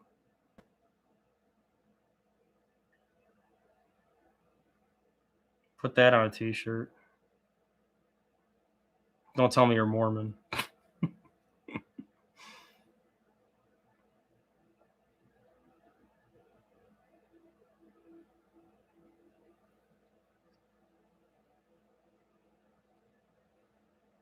I was watching Starship Troopers a little bit ago just because I fucking love that movie. And I remember watching it here while I was painting. And it had, like towards the beginning, it's going through like newsreels. And it talked about a group of missionary Mormons that went to the bug planet to get away from religious persecution, and they all died there and they got slaughtered. And I was like, holy shit. Why does it have to be the Mormons? And then why did the Mormons go to a bug planet? Like, what the fuck? It's so random. But it's like in the movie, if you watch it, it's like a little news clip. It's like, in other news, the colony of Mormons that moved to the bug planet were all slaughtered. And the camera just pans to all of them like fucking disarmed, like dismembered, fucking guts everywhere. Yeah, it's like, Jesus, dude. Starship Troopers did not hold back at all, and I loved it. A little bit of an oopsie. But it's okay. I'll fix that. It's okay. Happy little mistakes. It's okay.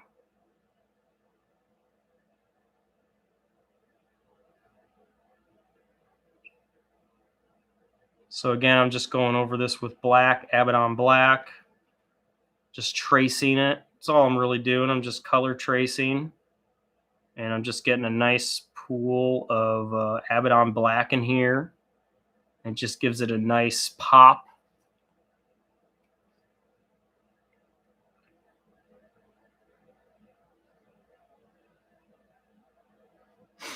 There we go. Hopefully you can see that. Sorry if my hands are off camera. I'm still kind of getting used to this. I didn't mean to get off camera there. I'm sorry.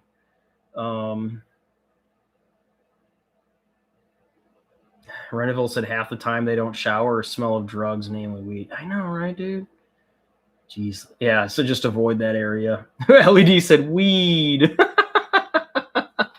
Ellie, you're funny today. I love this version of I love every version of you, but like this is hilarious. Adult activities rules. I love it, dude.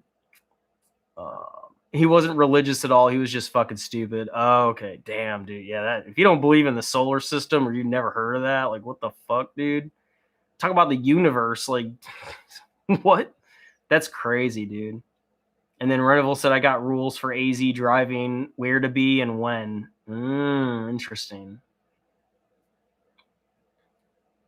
And then Lord of Chaos said, I would be the Adept Mechanical. Adept Mechanicum? And then Reneville said, most of the Bible are lessons of metaphors of the entity we call God. Yeah, pretty much. It's a lot of, you know, they're stories. Like, they're old, they're real. They're not, like, someone wrote them thousands of years ago, you know? So it's like, and they are lessons, right? Some of them are good, but then there's some that don't make any sense. And metaphors. Thank you, LED. Yeah. The sky is blue and all the leaves are green. Fucking hilarious, Ellie. I'm loving it. I'm for it, girl. Bring it.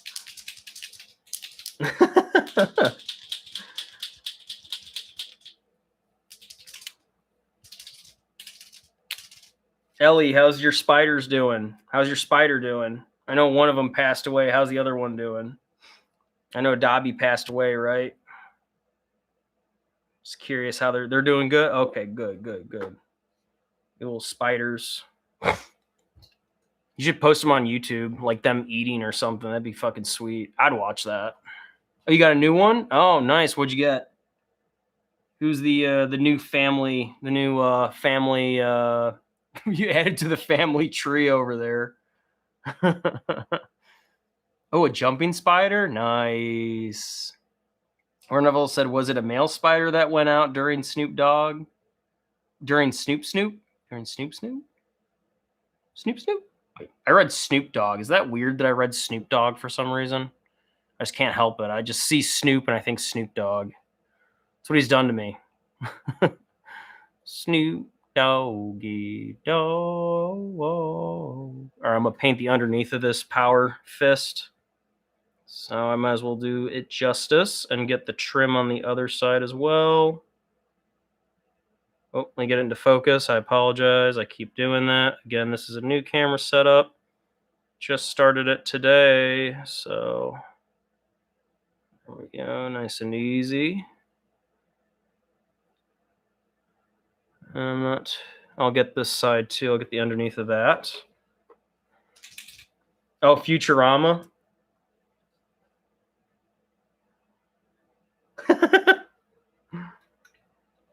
I love Futurama, man. I haven't seen that show in a long time. I always love Futurama. I love sci-fi shit, right?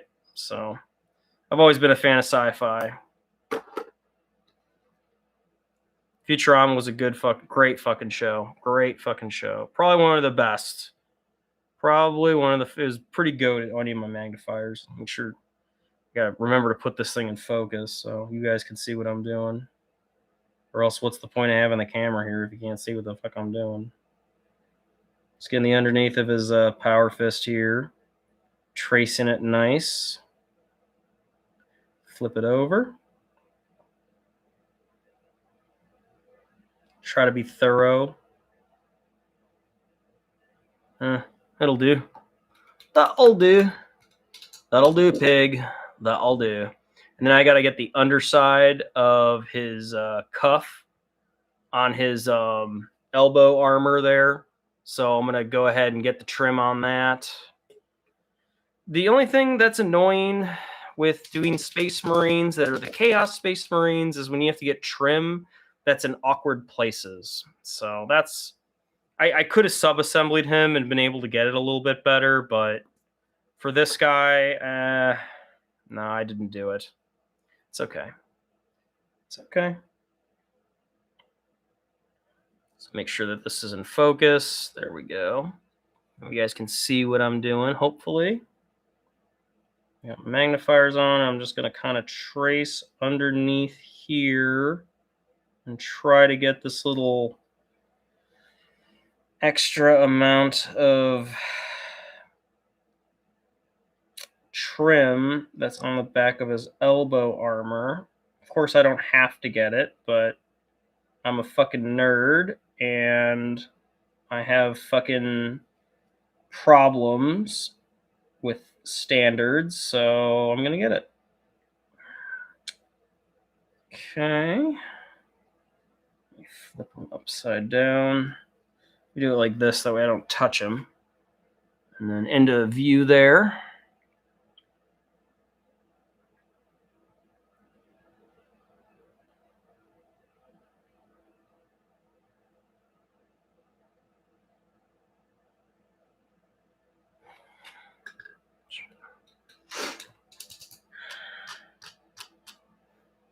Death by Snoo Snoo. Not Snoop Snoop, it's Snoo Snoo. Death by Snoo Snoo at the hands of the Amazons. Yes. I love that episode. The skeletons in the background with their crushed pelvises, but they're all smiling. That's so funny. Out of focus? Okay, thank you, Reneville. It focused on the box? Oh. Let me get the... I just have this here so people, when they join, they're like, what are you painting? Because I saw WC doing that, and it kind of... I thought it was like a good idea. But he has a different camera, so... Shelob, because of the... Oh, Shelob, because of the spider from Lord of the Rings. Oh! And also, it's a smaller spider, and the spider from Lord of the Rings is big. Oh, so that's cute. That's funny, Ellie. That's great. Why not Sam, who slayed the Shelob? Because that's boring. I'm okay with it. But then you can give him a skillet and give him a Frodo. You can give him a skillet and give him a... That's funny. A Frodo.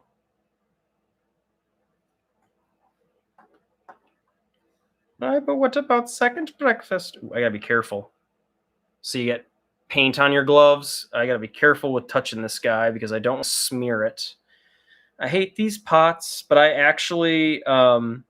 it's leaking out of here, and no matter how many times I've cleaned it and tried to fix it, it always leaks right here, no matter what I fucking do. So I'm just going to be careful with my gloves, just double check, make sure I didn't... Oh, I got a little bit on the edge here, see? See that? Oh, there it is. Oopsie poopsies. Happy little mistakes, it's okay.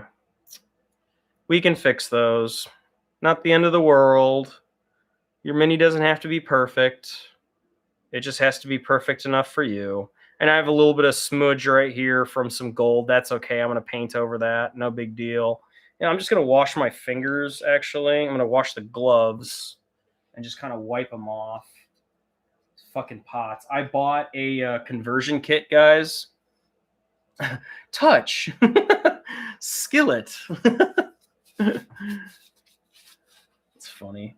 About to have the golden touch. Yeah, literally. Not in a good way. I don't want to paint my minis that... I'm not finger painting over here. And if you're wondering why I'm wearing a glove, it's because... Oh, there's another one. It's because I'm a sweaty boy sometimes, and when I'm painting, I have a tendency to smear my sweat on them, and it takes off the paint. So, and that's annoying, or it takes it down to the primer, and I have to reprime it and repaint it. So now I'm in the habit of wearing a glove hand. Sometimes I put a glove on the other hand too, depending on what I'm doing. Yeah. Anyway, back to where I was. Let me carefully work this stupid pot. I got a conversion kit with 17 milliliter bottles, and I will be draining these fuckers, and I will be putting them into new one. Glove. Thank you, LED.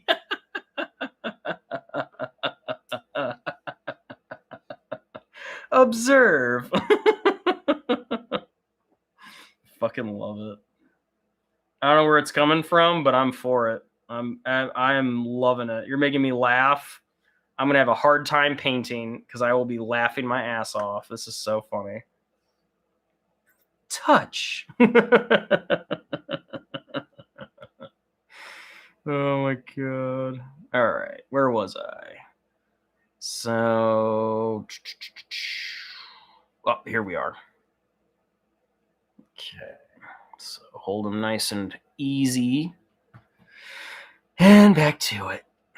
Finish up this little elbow armor thingy.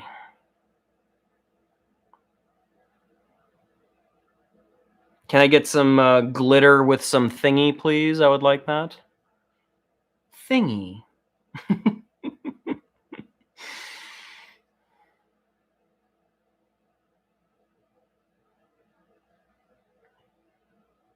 There we go. Much better. Much better. Beautiful. Beautiful. Getting closer, boys and gal. Can I just take fucking paint from here? I'm just going to take paint from here. Fuck it. I'm just going to take paint from the side of it because it's fucking dumb. I hate Citadel paint pots. They suck. Lots of fucking shit. And they suck. And I don't like them. I wish they would change them, but they don't. I don't know why. I don't know why, but I wish they did. Thingy. Thank you, Ellie. Thank you. Thingy.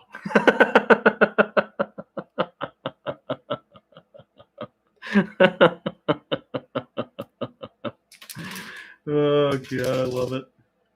Drink my A&W. Cheers, by the way.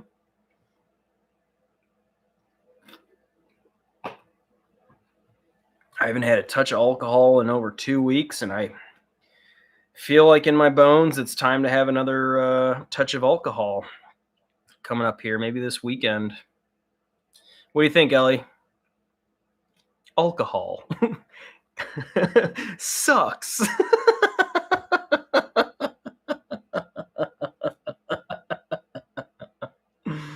Oh my God.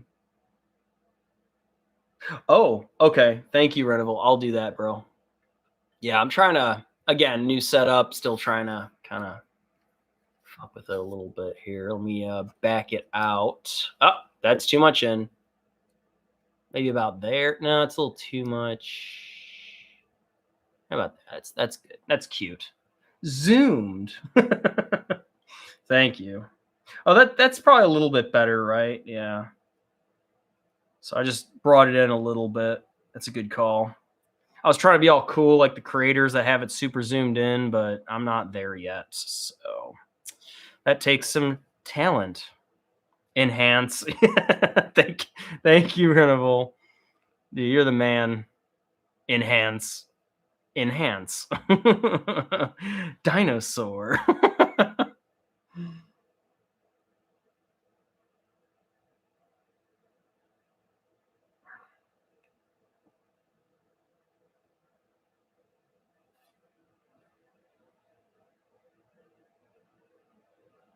I wish we had some more of our Warhammer boys in here, because I was going to ask a question of if you could be any space marine, like any space marine, like which one would you be? Would you be like the sniper? Like for me, bro, I would not mind being a fucking raptor and have a power fist in one hand and a freaking like a power maul in my other. Like that'd be pretty sick. And I could just attach it to my belt. It'd be pretty badass. And then just fly around and just fucking hit people like dual power fisted, but like have a fucking power maul that I could just clock people while I'm flying past them. Like that's what I would do. I would just fly by people and just clock them in the skull and just keep flying around. They'd be like, "Get down here," and I'm like, "No, I'm not doing that. I don't have to." Nee, nee, nee, nee. Oh man. I could have a gun, but then they run out of ammo, you know. So I'd rather have a fucking melee weapon. It won't run out of ammo. You don't have to reload when you have a fucking axe or a power maul. You know what I mean? I hear that they can go out of charge, but you know.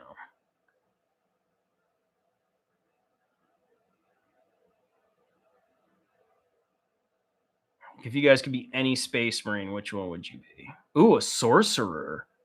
Ooh, because I can summon out rubric marines that are my personal guard with Apprentice sorcerer. There you go. A wild lurky boy appears. LED said it works. What? No way. Lurky boy, I summon you.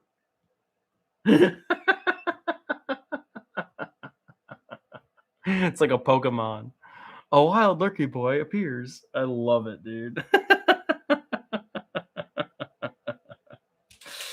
Yes, I'm magic. Yay, Ellie. You're a wizard, Ellie.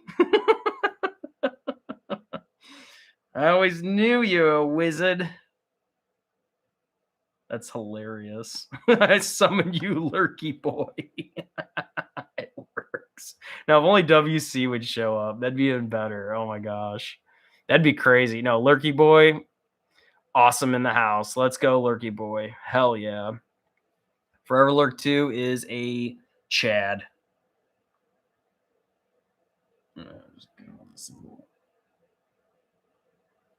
Underneath his little pretty pauldron here.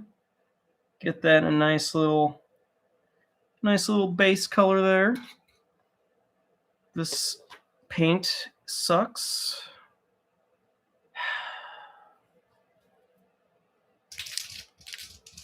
Come on, get every last drop of it.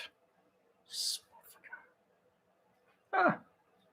You could be Chaos Forces too. Oh, AR Vulcan. Welcome, brother. Welcome. Yes, we are Chaos. Yes, indeed.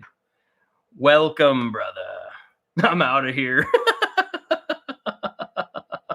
My God, heretics. Welcome. We got Night Lords in here. We got Thousand Suns in here. We got LED in here. Hell yeah. Welcome. Join us. Yes. Oh my God. I'm trying to think of what Chaos Ellie would play. What faction, I'm sorry. What faction LED would play? I'm curious. She has no idea, I'm sure. She's like, what the hell is this? She doesn't even play 40K, but you know what? She can hang around anytime she wants. I'm okay with it. There we go again. I keep bringing it out of freaking focus. And I have a tendency to like I keep bringing it to the center, but I got to remember that the camera is not perfectly centered because my light is here. So unless if I move the light, but I'm not doing that right now.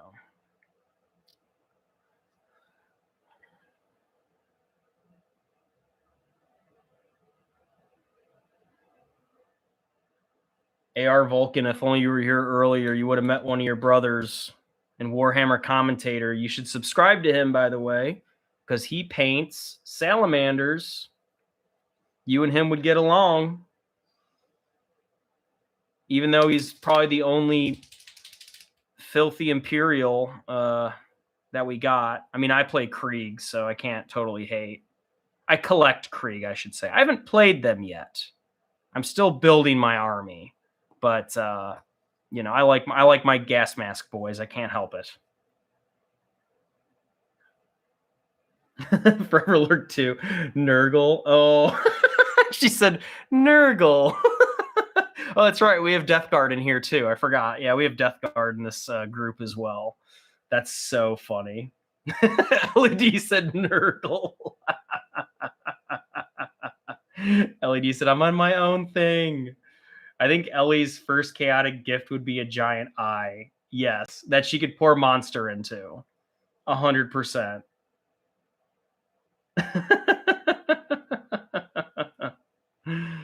I know it's a lot of dry paint. I know. You know what's crazy is I just cleaned this pot yesterday. It's a daily thing at this point. These things, their mileage, like I got paint on me just touching it for 2 seconds. Jeez. Ugh, God. I hate Citadel pots. They suck. Yes, they do. Ugh, God. Every time. Every time. It's all right. I got a new pot coming in soon. It's okay.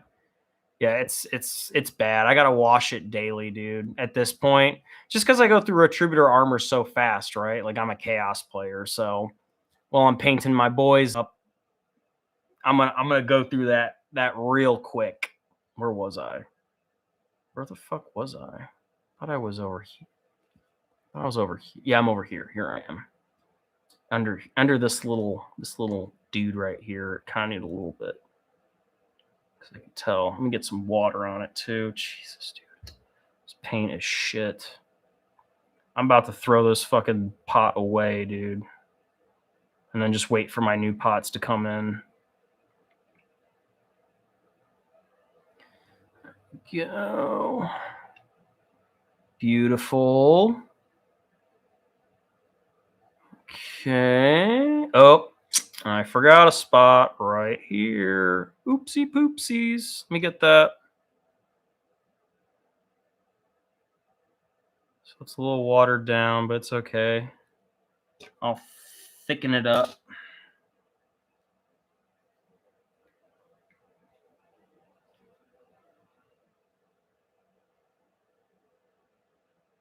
There we go. Gosh, this thing is...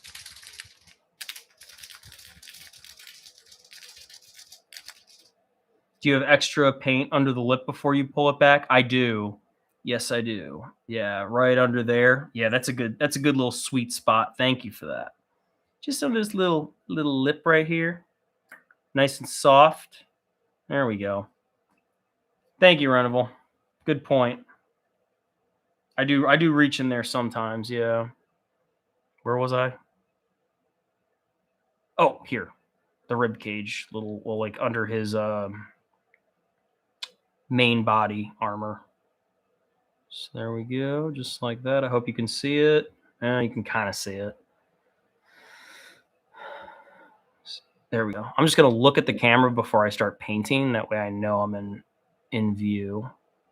I'll get better with this with time, of course. So there we go. And it goes all the way up to the front. Happy little trim.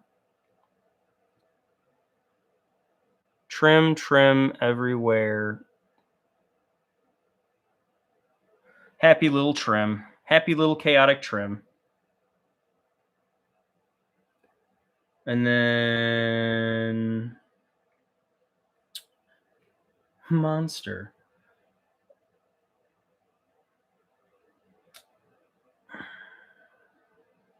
Because tonight will be the night that I will fall for you over again. Don't make me change my mind. Because tonight will be the night that I will fall for you over and over again. Hell yeah. You see where the paint hangs up on after you shake it up? Right here?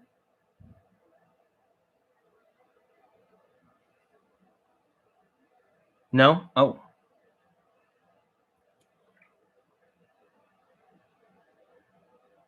Oh, under the lid. I mean, look at this shit. Yeah, it's gross. I know, dude. Yeah, it looks like a tongue. Yes. Oh, you're talking about the back side of it? Like here?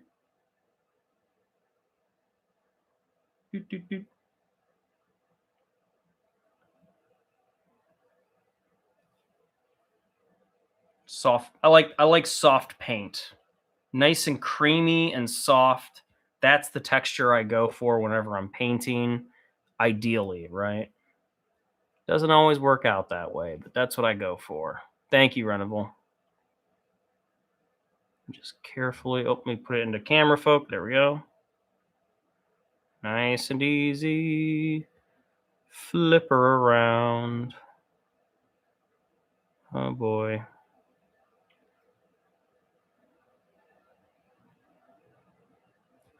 Little thick. Tongue.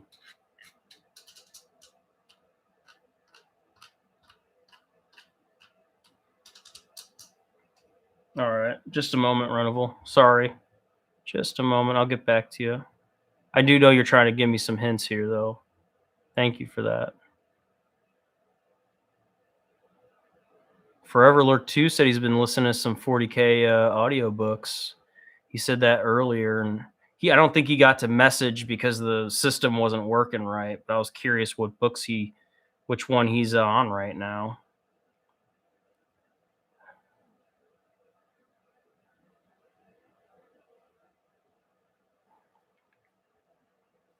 Okay.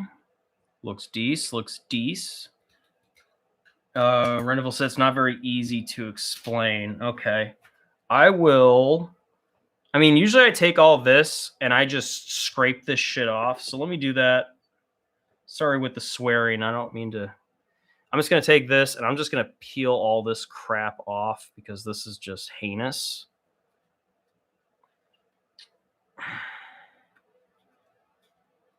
Gosh, good Lord. Let me get my guy out of the way. I don't want to spill anything on him. Spill. All right. This fucking thing. Oh, God. So bad.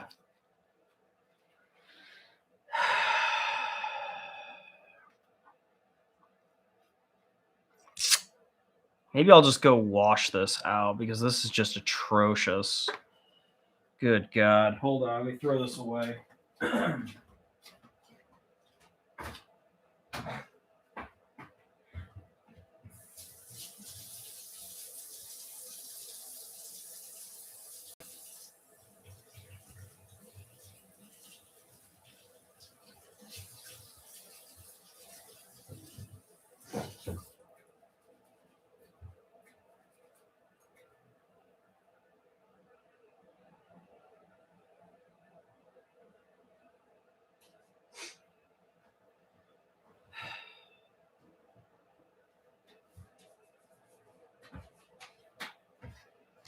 All right, coming back.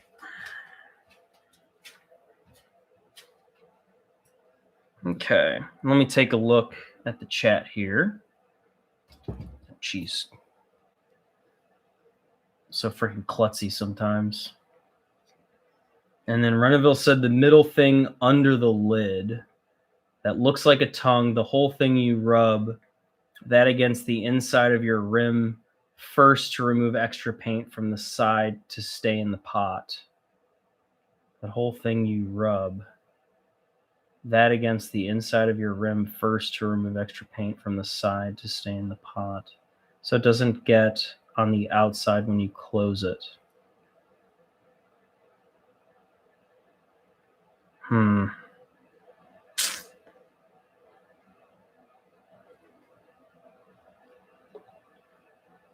I like geese. Yeah, it isn't easy to explain. Okay. Oh, thank you, Reneville. Okay, you uploaded it. Okay, let me take a look at that. Thank you, sir. Made a post on Discord. Okay.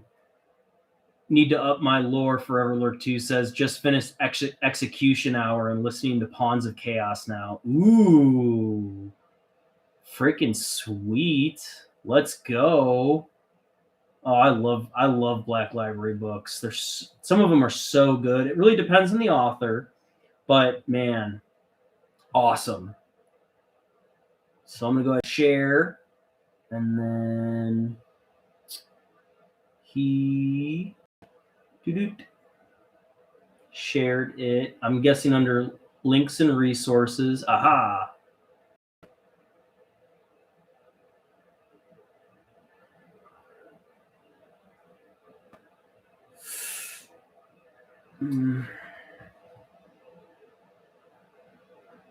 Oh, I see. So you rub it like here on it, to get the excess off.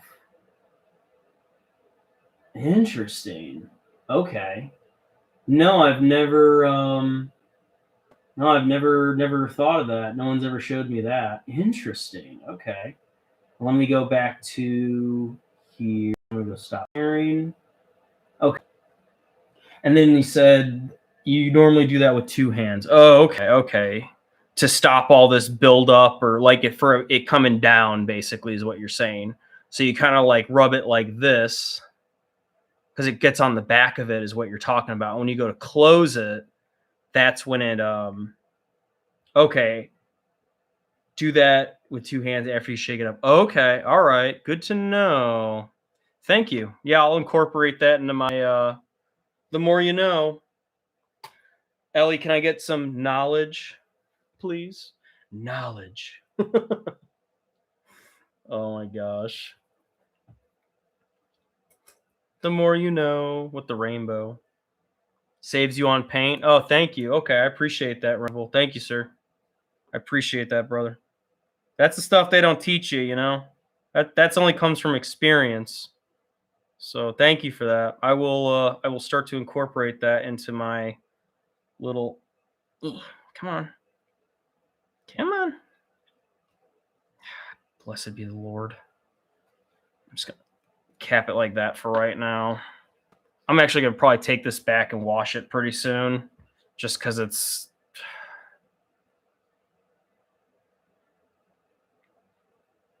right here. Make sure I'm in camera. There we go. Shake. Yeah, GW wants you to spend money. No, for real, dude.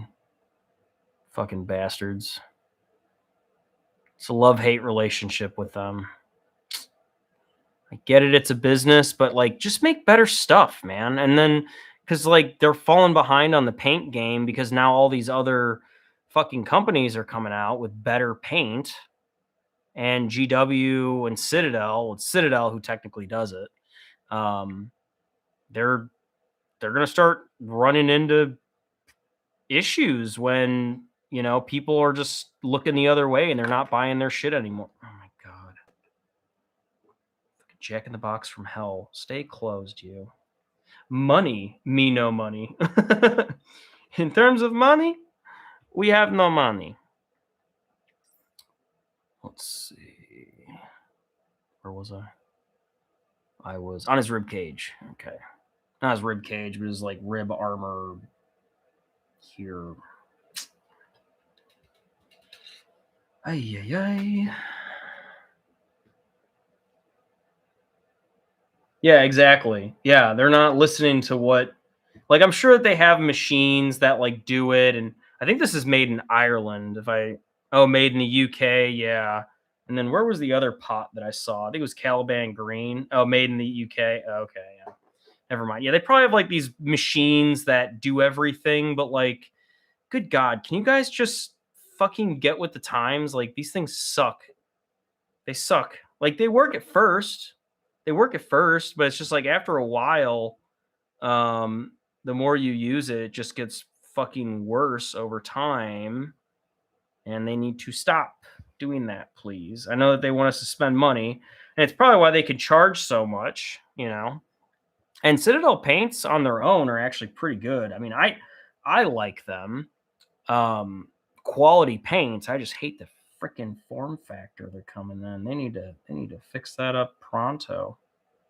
And if they would just give the people what they want and like listen to their customer base, like they're kind of sort of listening to people right now because they were like, well, we want more, people complain about certain models. And I think that they're doing better, at least from like a mini standpoint.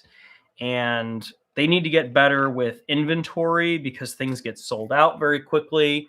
And I know there's the whole, supply and demand thing that goes on. Like, no doubt, that's definitely another problem. Jesus Christ.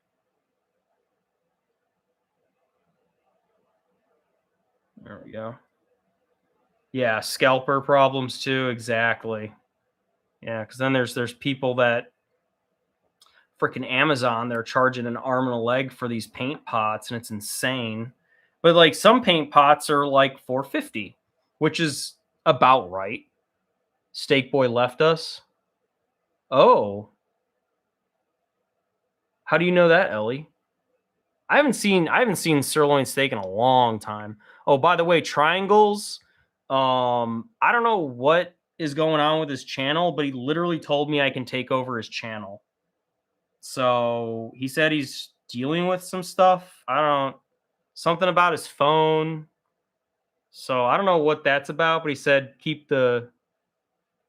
never gonna come back. Are you pulling the lid off when you clean it? Yes, I do. Yes, and I turn it inside out. I do. Yeah, I know, Reneville. It's kind of weird, right? Yeah. Triangles is having some issues. And every time he messages me, he's like, I don't have a lot of time, but I have to tell you this now. And I'm like, okay. And he told me today while I was on the other the test live earlier today. I was on the live. He like messaged me on Discord and was like, bro, can you look after my channel and keep it alive? And I'm like, what's going on? Like, what's up with that? And he just said, keep it alive. I'm having issues right now. And I don't have a lot of time, but I just need you to look after my channel. And I'm like, oh, okay. All right. I mean, if you want to give me the password or whatever, I guess that's fine. He never did, but he said that he told me I could, I guess keep up with it, but he has different content, but I'll honor it and I'll check on it every once in a while. But just an FYI to everybody, if you're wondering where Triangles is at the next couple of whenever, it's because he's having issues or something. He doesn't have to tell me everything, like his personal shit going on. I'm not going to get too much into it. I'm not 100%. And between me and him, I would never air out someone's laundry. You know what I mean? So even if I knew, but like he's not telling me really. So I don't know what the fuck's going on, but he just said to watch his channel for him. So not too sure what that's about, but there you go. Hopefully he's okay. I know, not triangles. I know. You're talking about Steak Boy. LED, why are you talking about Steak Boy? We had dinner plans? Triangles? Yeah, I know. Yeah. So he said something's going on with his channel. It's kind of weird. Not his channel, but like with his life, some fucking crazy is going on. So not 100%, but he does. Did he take a peek at the files? Yeah, I know, right? The fucking Jeffrey Epstein bullshit. Bill Gates is apparently they're starting to target Bill Gates now. Just kind of crazy. He was gonna buy me a smoothie. I know, Ellie. I like triangles. Yeah, but he just said like, hey, look after my channel. If tell the people that I won't be on it. And I'm like, okay. He like messaged me that on Discord today. He's been telling me for a while. He's like, hey, I can't get my shit to work. He would like log into Discord and tell me something and then disappear. Like really random. So I don't know what, if the fucking feds got him or what. I don't know. But if I learn anything else, I'll tell you. I'm just not, if it's personal stuff, I'm not going to say anything about that. I honor that between me and him. I don't air out people's dirty laundry, you know what I mean? But like, also I was a Marine platoon sergeant, so like, I'm used to people airing out their dirty laundry, and I'm a confidant, right? Like I'm someone who will listen to you, and like, unless if it's really serious, it's between me and you. You know what I mean? I appreciate guys that trust me, or females that can trust me and tell me like, hey, Staff Sergeant, I got some fucking shit going on, and things are not okay at home right now. Like money's real tight. I always told my guys, like, hey, I want you to tell me. Don't keep it from me. And then it's like a big problem and it comes out of nowhere. Like, I want to know. Like that's how I am. That's how I rolled. And I had people who would tell me things, they're like, hey, I'm struggling because my ex is trying to get custody of my kids. And I'm like, oh my God. Or I've had Marines that tell me about wanting to commit suicide. I've had that happen 2 times personally. 3 times, actually. 3 times now that I think about it. But, I have to help them. And then, you know, I've gotten them help, and luckily they've never done it. But yeah. So as a staff sergeant, when I was in the Marine Corps, like you got to deal with that shit. That's, you know, you can't turn people away when they come to you, and especially when it's something like private or something personal. Like I always told my guys, I'm like, I want to know. Do not hide it from me. I'm not saying I have to know everything. I'm not your fucking dad. I'm not your mom. I'm your brother, right? And I'm here to help you. And if there's anything I could do, like if you need money, if you need a ride to fucking work, or you know, if I can't help you, then I know someone that will know someone that can help you. So yeah, Forever Lurk 2 said when you hit E6, all the crazy shit happens. For real, dude. Oh yeah, absolutely. Yeah, it definitely, that's when the crazy shit happens. You get these random calls from people's moms. Like we got it. I remember one guy just dropped pack and he just basically quit. And his mom called the fucking reserve center, and the mom was like, he ain't coming back anymore. He's not coming back. He's not coming back. And I was like, what the fuck? Like out of nowhere, like this was Valentine. This was a good guy. I always thought he was a good Marine. You know, he had his place, and like he never got bullied, nothing like that. But like out of nowhere, he just decided to just drop pack and he just gave up on the Marines. And I'm like, what's wrong, dude? Like you got to tell me this shit. But he didn't. He didn't tell me. So when command asked me like, well, what's his deal? I was literally like, I don't have any answers. Like he won't tell me anything. I don't know what happened. I don't know if he's just been hiding it this whole time. He just doesn't want to be here. Cause like I never do it. I mean, I know he got hurt on the job one time and we got him help and everything, and it wasn't anything too serious. And then there was a problem with medical billing, and the government's supposed to cover the cost, right? They're supposed to cover the cost. But on this one, they wouldn't fucking cover the cost, which is bullshit, by the way. And I had to fight it so hard. And eventually the healthcare place started coming after him for medical bills. So I just told him, hey, how much is it? He was like $150. I'm like, just pay it off, bro. I'm sorry, but the military won't pay for it. I'll keep fighting for you, and I'll do what I can to make sure it goes through because I want you to like get reimbursed, you know? And he just paid it off, and he said, Roger that, Staff Sergeant, I'll do that. And then he was fine. And then like 3 drills later, he just fucking quit. Just disappeared. And I remember like having to call him, and like all my guys were calling him, and we were like, is he okay? Is he alive? Like he deleted his fucking Instagram. He deleted all this shit. So we were worried. So eventually we got a hold of his mom, and I remember the mom called the reserve center, and she like told the captain, and she was like, he's not coming back no more. He's not coming back. And then he's done with y'all. He's my baby. And we're like, okay. Like, what the fuck? You know, like what? Out of nowhere, dude. Like no context. Like the mom just told us what happened. She just said he's not coming back, and you guys, and we're like, well, we're gonna have to fucking admin sep him because he's a breach of his contract. And she's like, whatever, you guys are just gonna throw him away anyway. And I never got to talk to her because she wouldn't pick up the phone. My squad leader talked to her. And I was like, man, is he alive? Like, did he fucking die or something? And like, we were trying to look him up on Instagram, like trying to figure out if Valentine's okay. And I was like genuinely concerned because I'm like, why would Valentine just up and quit, you know, just randomly with no, like he was never like complaining before that, like, man, I hate this bullshit, or like, you know, anything like that. And I remember asking some of his buddies that were in the unit, like some of his little PFC buddies and Lance Corporals, and I was like, hey, like, do you guys know what's up with Valentine? Like, what the fuck? And they're like, yeah, I guess he was just over it. And I'm like, the fuck? oh, okay. That's news to me because he seemed good to go. He never, I talk to all my guys and I try to get to know them as much as I can, but it just goes to show you never really know what's going on in people's heads. Reneville said midlife crisis could be from past trauma before military that just snapped. Yeah, that's possible. I call it the quarter life crisis because he was a young guy. He was like 20 something, right?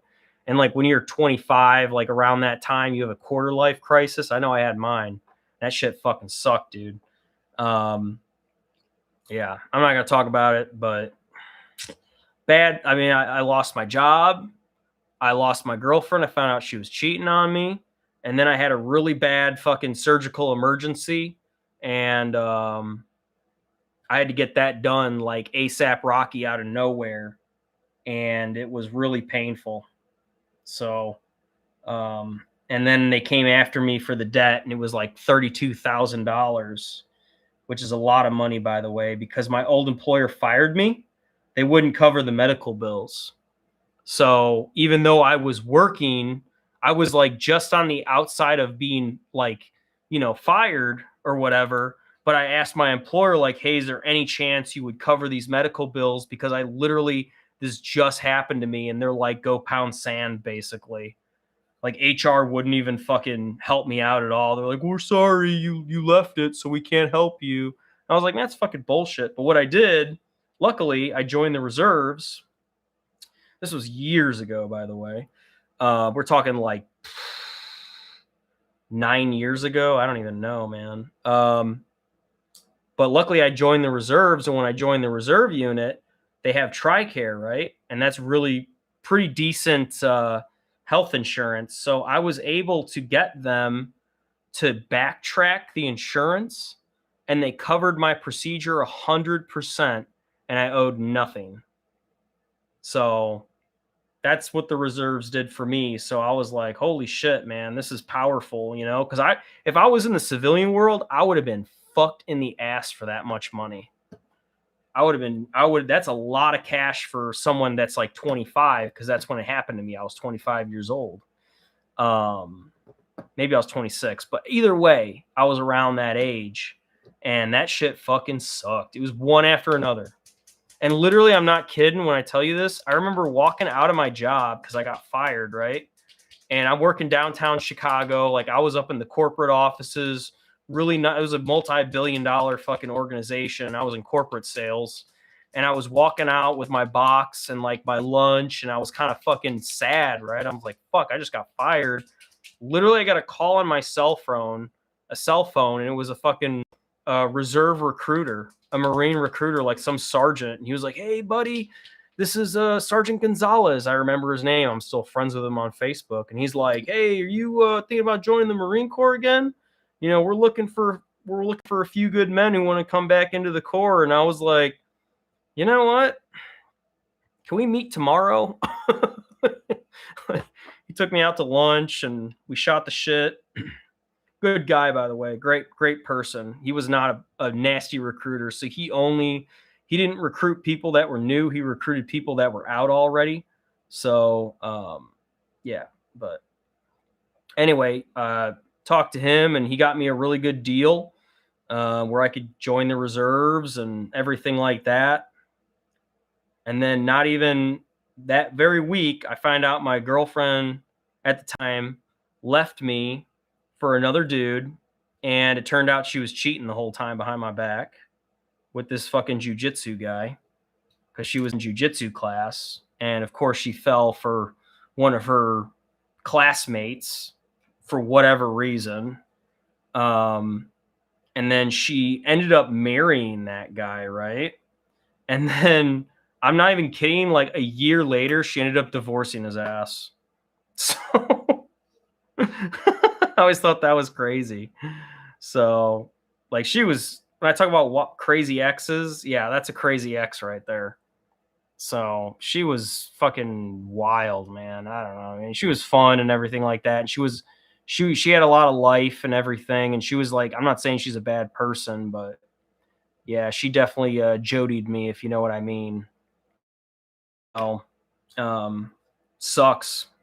And then, it's just funny when I like because I wasn't dating Maddie at the time, so I was kind of like fooling around a little bit with different girls, kind of a little bit, not a lot. I wasn't like a fucking hoe, but I remember like kind of cyber stalking my ex a little bit just because I was curious. And I saw she got married, and I was like, what the fuck? She got married? I'm like, out of nowhere, to this fucking jujitsu guy. They go to Brazil, just randomly for whatever reason. And then like not even, a couple months after that, I like went on her Facebook again to see if she was still with this guy, and it said that she was fucking separated. And I was like, Jesus, dude, I dodged that bullet. She probably cheated on him. Because then I saw later on, again, before I met Maddie, but I like, it was like maybe a year after that, or if even, I saw her with a different guy, and this guy had a boat, and she was like on the boat taking pictures with him, and she was in her bikini and, all that. And I'm just like, this freaking thought, man, this freaking hoe doesn't know what she wants. And the guy she was with was like 40 something. I was like, what the fuck? You're just fucking running through men. I mean, whatever, dude, you get yours, right? But like, make up your fucking mind, woman. Like, what do you want? Be fucking miserable. Like, you're only young and hot for so long, and then eventually that goes away, and then you gotta fucking try to be like, oh, I want to settle down now, I want a man. And well, you just ran through all of them, so you better fucking figure it out, or else you're gonna be single. So there's a little bit of my personal life for you. Renival said, no excuses for cheating. I appreciate that, man. Yeah, no, for real. And then Renival said maybe she saw someone drop the guy in a fight and was like attracted to him. Yeah, maybe. Because the other guy, he was older, but like he was pretty jacked, So I was like, oh, maybe he's like, she met him at a different jujitsu gym or whatever, because she was really big into jujitsu. And then she also took fighting classes. So she was really into like fighting and stuff randomly, by the way. I don't know where this came from. Because I remember when I first started dating her, she wasn't really into it. And then out of nowhere, she's like, oh, I think I want to get into fighting. And I'm like, oh, that's cool. So I don't, whatever, that's fine. You want to get into fighting? Like, that's cool. And then turned out she met someone that was there that was also fighting and just said goodbye to me. And I said, okay, like, what the fuck? Like, bye, I guess. I mean, I did kind of fight for her, right? I'm not just saying like bye, but when I found out she was cheating on me, I was like, oh, that's fucked up. That's fucking fucked up. I guess go be happy then, whatever the fuck you want, lady. Because clearly you don't know what you want. You just keep changing men. I mean, I'm not slut shaming her at all, by the way. That's not it. Like, you're going to find someone eventually, but it's just the way that she did it is what pissed me off. I don't have a problem if you want to change partners. I have a problem when you do it the wrong way. So that's all I got to say, man. Nicole's her name. She didn't go by Nikki, though. She said, don't call me Nikki. I'm not a slut. I remember she said that. Oh, God. It's like when I was first with her, I'm like, hey, you ever go by Nikki or anything? Or do you have like a nickname? And she's like, no, I'm not called Nikki. I'm Nicole because I'm not a slut. And I was like, oh, okay. I just thought that was kind of interesting. Isn't that ironic, right? She wasn't a bad person, by the way. She was not like, she wasn't like the bad ex. Like, she was crazy. Don't get me wrong, but like, she wasn't that bad. She wasn't like keying my car or like, fucking stalking me and shit like that. Like, she wasn't that bad, but just kind of shitty. But either way, I'm glad the relationship ended, obviously, or else I wouldn't be with Maddie. So sometimes, guys, you got to take the bad hits and you got to realize that maybe it was for the better. So like, me losing my job kind of sucked, but I was kind of over it anyway. You know what I mean? Like, I wanted to make it a career. I wanted to stay in it. But then I kind of got disenfranchised by it. And some of my friends got fired, or they got let go, or they quit. And like, work wasn't fun anymore, And then it's like you start looking around the the office being like, shit, am I going to be next? You know, and you got to like watch your back constantly, and you know, you get in trouble too many times, or the boss is like having conversations with you about production, and they're like, oh, you're not doing this, and I'm not seeing this. And you're like, well, I'm doing my best. So like, I'm sorry, but I'm doing what I know I can do. That wasn't good enough. So they fucking canned me. But you know what? Like, fuck them anyway. And I ended up getting my degree too. So I ended up going to college. So in a way, it was a blessing in disguise, I suppose. And I ended up joining the reserves, and I did time there, and it was pretty good for me for the most part. But there were definitely a lot of, especially towards the end of it, it was like fucking miserable. I hated the reserves, especially when I picked up E6. All the fun went out the window. There's no more fun when you become an E6. Those days are done, dude. It's fucking shitty. Staff sergeant, like, ugh, worst rank in the fucking Marine Corps, dude. I remember my gunny told me that. He was like, oh, congrats, you're now in the worst rank of the Marine Corps. And I was like, dude. And he was right. Like, no wonder why all my staff sergeants were stressed out and always drinking and screaming at their computer. You know, no wonder why they were all fucking balding, because it was miserable. Miserable. Because you're accountable to multiple people. You're not just accountable to like a couple Marines anymore.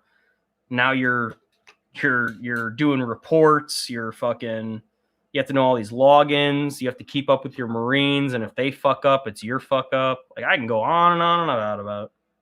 But you know, I served my country. I did my bit. I reluctantly had to get out. I mean, I kind of do miss it sometimes, don't get me wrong, but I talked to an old master sergeant who was in multiple combat fucking tours, way more than me, and he just said, no, dude, don't be sad about it. Like, get out. You did your part, and fucking move on, you know? Just stay in the fight, and remember what you did, and don't look back on it with regret, or else, you know, that's gonna stick with you. So easier said than done, right? Anyway, I've been yapping for a while. What we got in the chat here?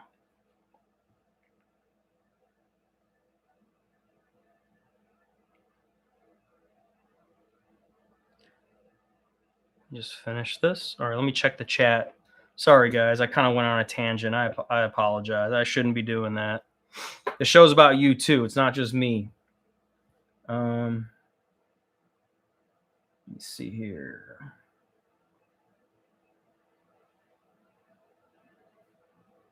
So Reneville said, me every Friday night is single women, mid 35 to 40s, drunk and crying. Yeah, dude. Interesting.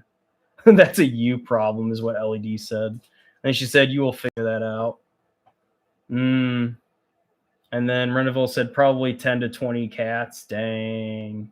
Yeah, see, those 30 to 40, 35 to 40 drunk and crying, those are the girls that, yeah, they probably did what some women do, and they use men, and they don't really want to settle down. They're looking for the perfect man, and they never really find him, because unfortunately it's really hard to find that. Like, no one's perfect, but you have to get into a relationship, and you got to try to make it work, right? Like, find someone that you have a lot of things in common with. Find someone that you love. Find someone that you cherish. Find someone that you can get happy for them. You're excited for them. You like seeing them. It might not be perfect, right? But you have that connection that's really deep, or you think about that person a lot, and it's not just lust, right? It's like you actually care about this person. You like them on multiple different levels. Those are the ones you want to hold and keep on to, right? And if you fuck up, apologize. And if you don't know that you're fucking up, apologize anyway. You know, if you're like, well, I don't know what I did, but I'm sorry. Well, help me find out what I did wrong. Because, like, I've had those conversations multiple times. I'm not perfect. LED said that's your sauce. And then Forever Alert 2 said your mini isn't centered on your camera, so it isn't auto-focusing on your work. Okay, thank you, Forever Alert 2. Yeah, I got to get better with that, bro. I think it needs to see the face of the mini. Oh, okay. LED said Maddie. Renival said that's how my cameras work. When I turn it on, I turn on focus mode. Okay. And then move to the right more. Okay, thank you, Renival. And then college, never been there. Forever Alert 2 said, I like the reserves. I liked passing on knowledge to the greenies. Yeah, absolutely. I like that too. Forever Alert 2. When I joined the reserves, like I had a combat tour. So, you know, I'm not saying I'm like better than everybody, but like I was like, well, let me show you guys what I know and what I was taught. Because they only had a couple guys that were in that actually got to deploy. And their deployments were different from my deployments. Like mine was more intense than theirs. You know, like they were like they deployed, but you know, they just set up an oil field and that was it.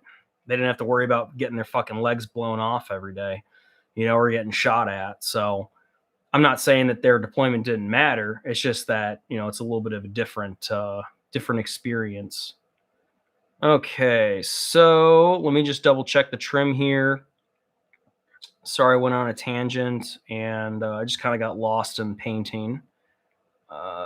Gold trim looks pretty good right now.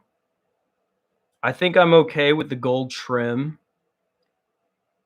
I do want to do some metal right here on these pipes that are kind of coming down as armor.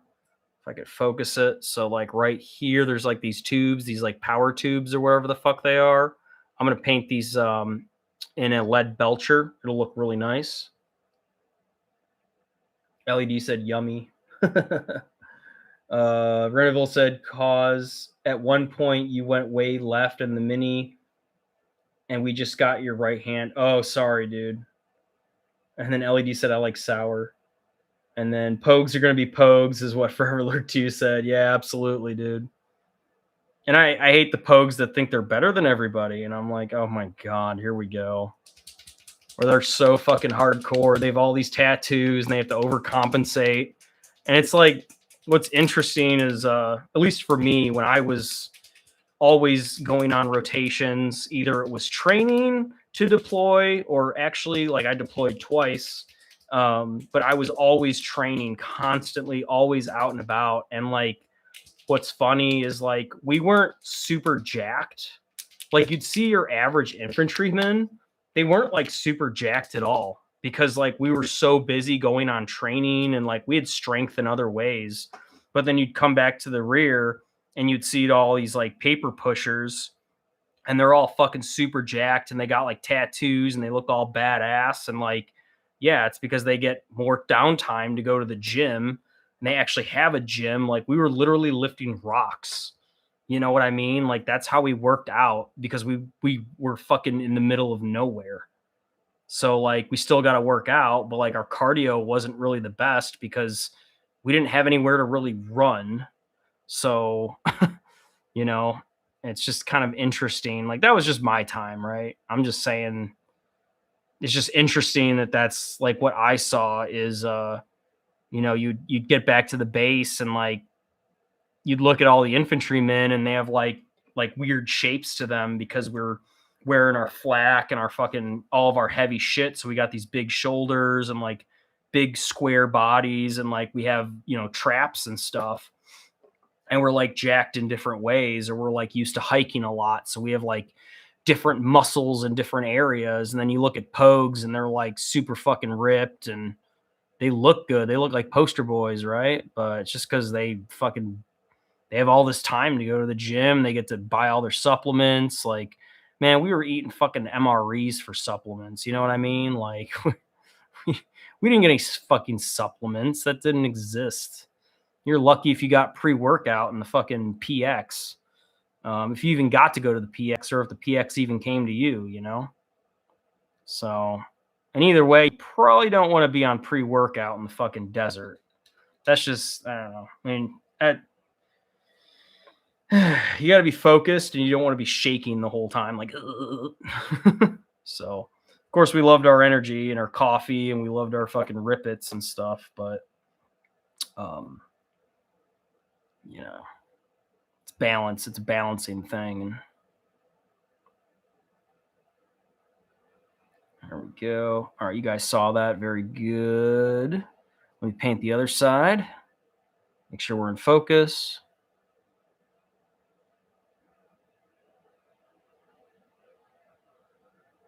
I see comments are going. I'll check that in a minute. Here we go.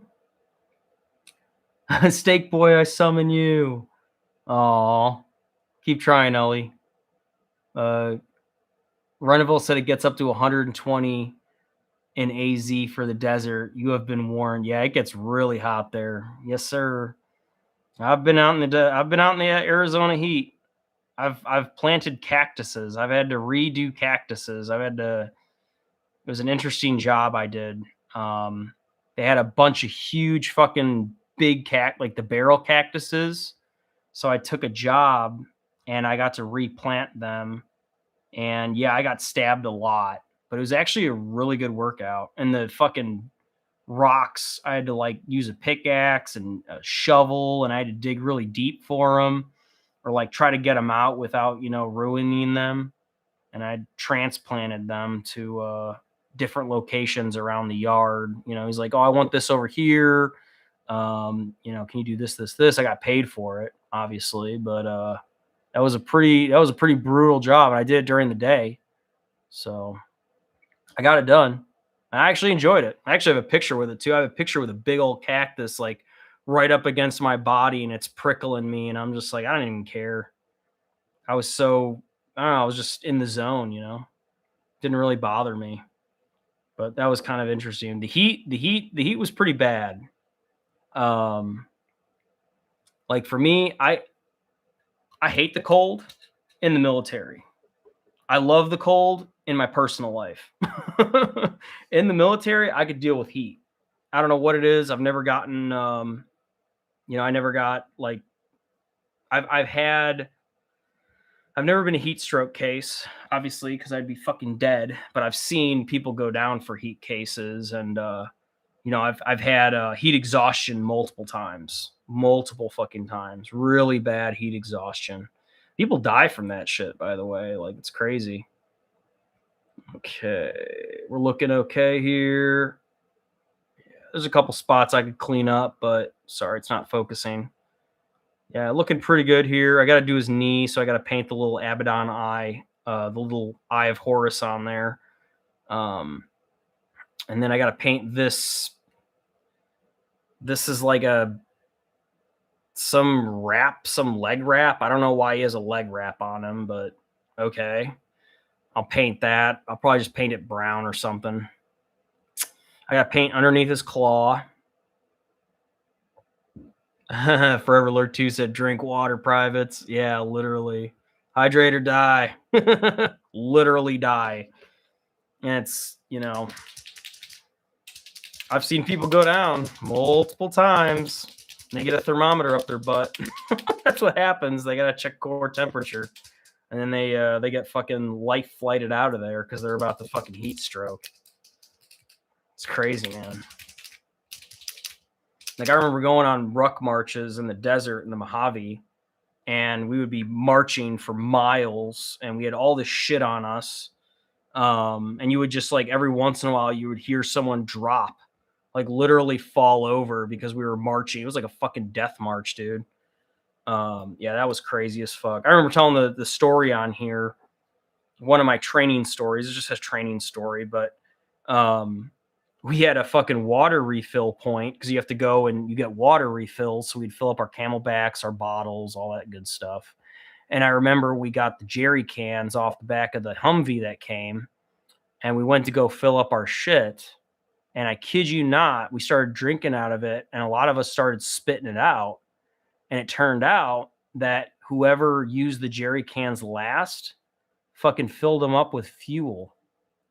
And they didn't mark them, or you're not supposed to use them. Like, you can't clean those out. Ellie, it's probably because you're on a lot of... Yeah, the silver bullet. Forever Alert 2 said, you got it. The silver bullet, because the tip of the thermometer is silver. and we would call it the silver bullet because if you fall over from heat exhaustion or if you're a heat case, as we'd call it, you get a thermometer up your butt, and it's because they have to check your temperature, and they can't check it in your mouth because they have to check your core temperature. So they literally, I'm not kidding, guys, they have to pull down the pants in front of everybody. Usually they put them to the side, but like you'll see their ass, and then they have a thermometer and they stick it in their butt. They're checking core temperature. It's a requirement. So, yeah, it's called the silver bullet. Yeah, why are you shaking, Ellie? Yeah, but yeah, I remember we were drinking the water and I literally took a swig of it. It was in my fucking Camelback and I spit it out because I could taste the fucking JP8 diesel that was in it. Or it wasn't JP8 diesel. It was like, fuel, like a fuel taste with the water. And we're like, what the fuck? And then they obviously, some staff sergeant or whoever it was, like, fucking was like, oh shit, that's bad water. Like, oh no, like, obviously it was an accident. They didn't mean for that to happen. So we had no water. So they left us and they're like, all right, we'll be right back. And they left us for like 2 hours in the desert, middle of fucking nowhere with no water. And we're like, fuck, dude, we're going to fucking die out here. Obviously we survived, but it was pretty crazy, man. That was pretty wild. That was probably the closest I've ever gotten to becoming a heat case. Like I was getting cramps. Like my body was starting to fucking shut down. Like, geez. Forever Alert 2, I'm sure you got a good story about that too, man. So Forever Alert 2 retired out of the army, by the way, guys. He was infantry. So he was also in Iraq. So he's a real gangster. He's a real original gangster. So he's like the kind of guy I watched on TV and I was like, I want to be that guy. So salute to Forever Lurk too. He's got some good stories, I'm sure. Yeah, some privates didn't know what non-potable meant. Yeah, literally. Yeah, non-potable technically means you can't drink it, okay?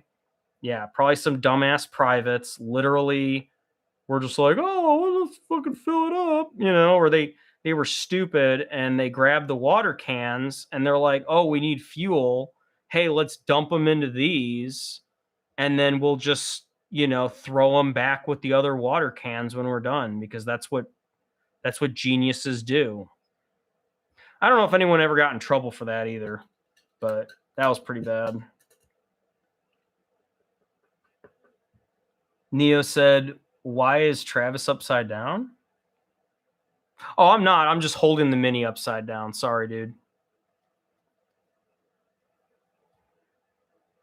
Neo said I just sat down. Neo. Thank you, Ellie. Yeah, so we're coming along pretty nicely here. A lot of work. I just did his underclaw.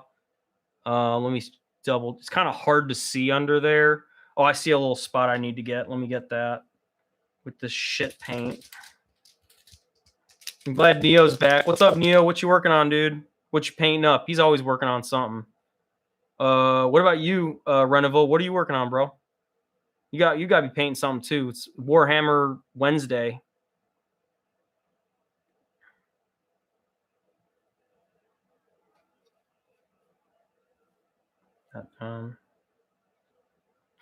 Shit paint. Thank you, Ellie. Yes, absolutely shit paint.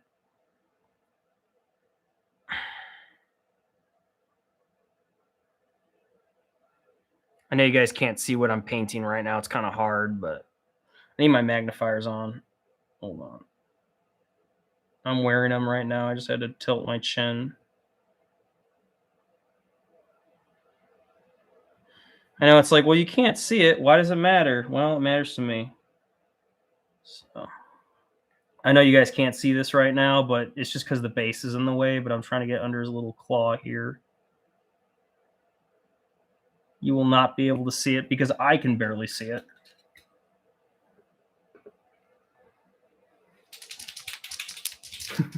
Shit paint. Sat. Thank you, Ellie. Funny.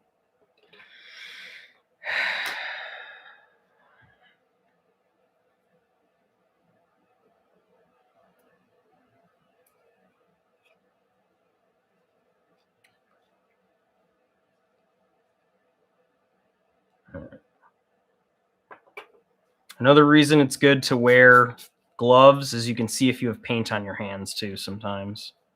Yeah. If you have like your normal hands, especially with like yellow or orange. Oh, like there's one right there. See, a little bit of paint.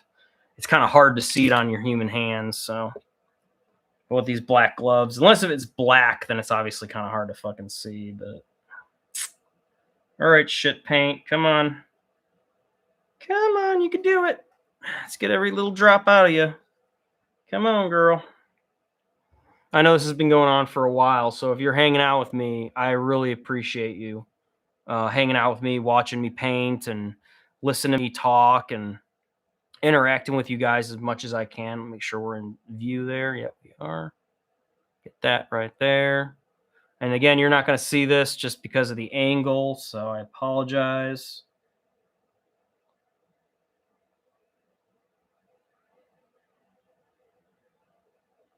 Just getting under his little claw here. Flip it around.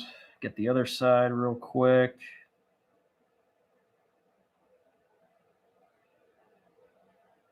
Come on.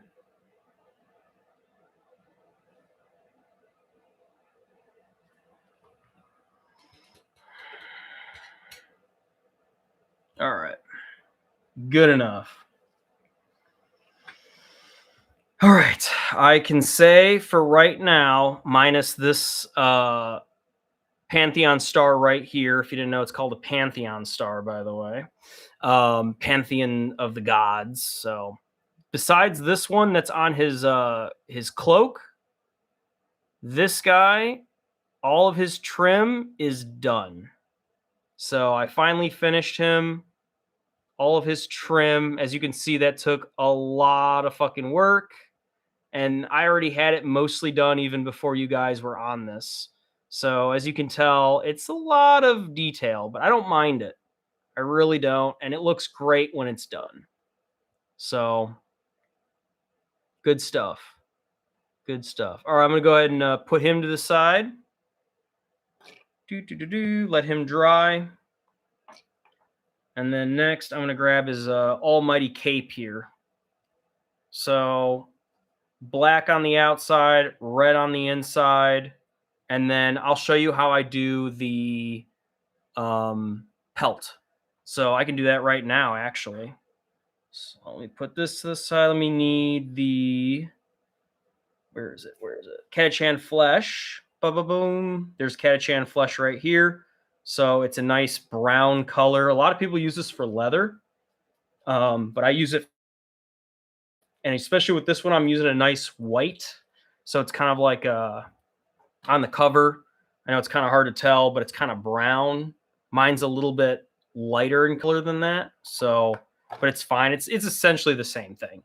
But it's something that I want to do just because I think a lighter color looks really good on him. So, and the box art is the box art, right? Like this is edited. It's like, it looks really good. Mine looks good in person. So on camera, hard to say. So I'm just going to mix up some paint here. Sorry for the shaking noise and splishy sounds, but I'm just doing what I got to do. You know. LED said, remember when me and Triangles hated each other? I think he hated you, but you didn't hate him. That's correct, Forever Lurk. LED said, I hated him. Forever Lurk said, okay, LOL. He's like, And then LED said, I think. He cared about, then got mad at me, and then we became Valentines. I don't think he would have been your Valentine if he hated you. You guys made up before that, I think. I think so too. I'm gonna take the glove off just because my hand is getting kind of sweaty, so let my hand breathe a little bit. All right, it's pretty good and shook it up. Oh, man. Take another sip of my A&W. A&W. Love it. Yeah. Forever Look 2. It's funny. Yeah, triangles. I don't know where he's at right now. He's doing his own thing. I mean, Ellie, you could try to summon him. Maybe he'll pop up. That'd be crazy, but I highly doubt it. So I'm gonna get a new glove just because this one's disgusting. So throw this one away.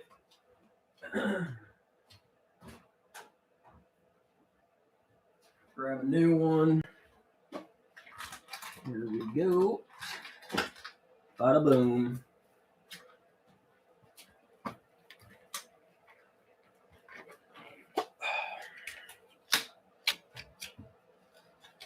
New glove. Let's go. Forever Lurk 2 said correct. My 40k lore may be lacking, but my chat lore is on point. Yeah, Forever Lurk 2 is lurking in the background. He is very good at observing. He's got his chat lore.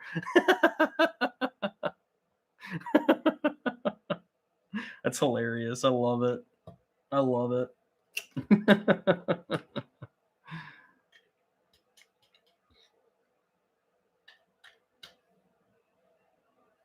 Yeah. This is all good and shooketh up. Triangles, I summon you. I miss you, bestie. She even did it in Espanol. Come on, Triangles. You can show up, buddy. Come on. Just in case, yeah. Triangles, where are you, buddy? Come on. We're trying to summon him. All right, so I'm just going to base this. I like to get it in the recesses, so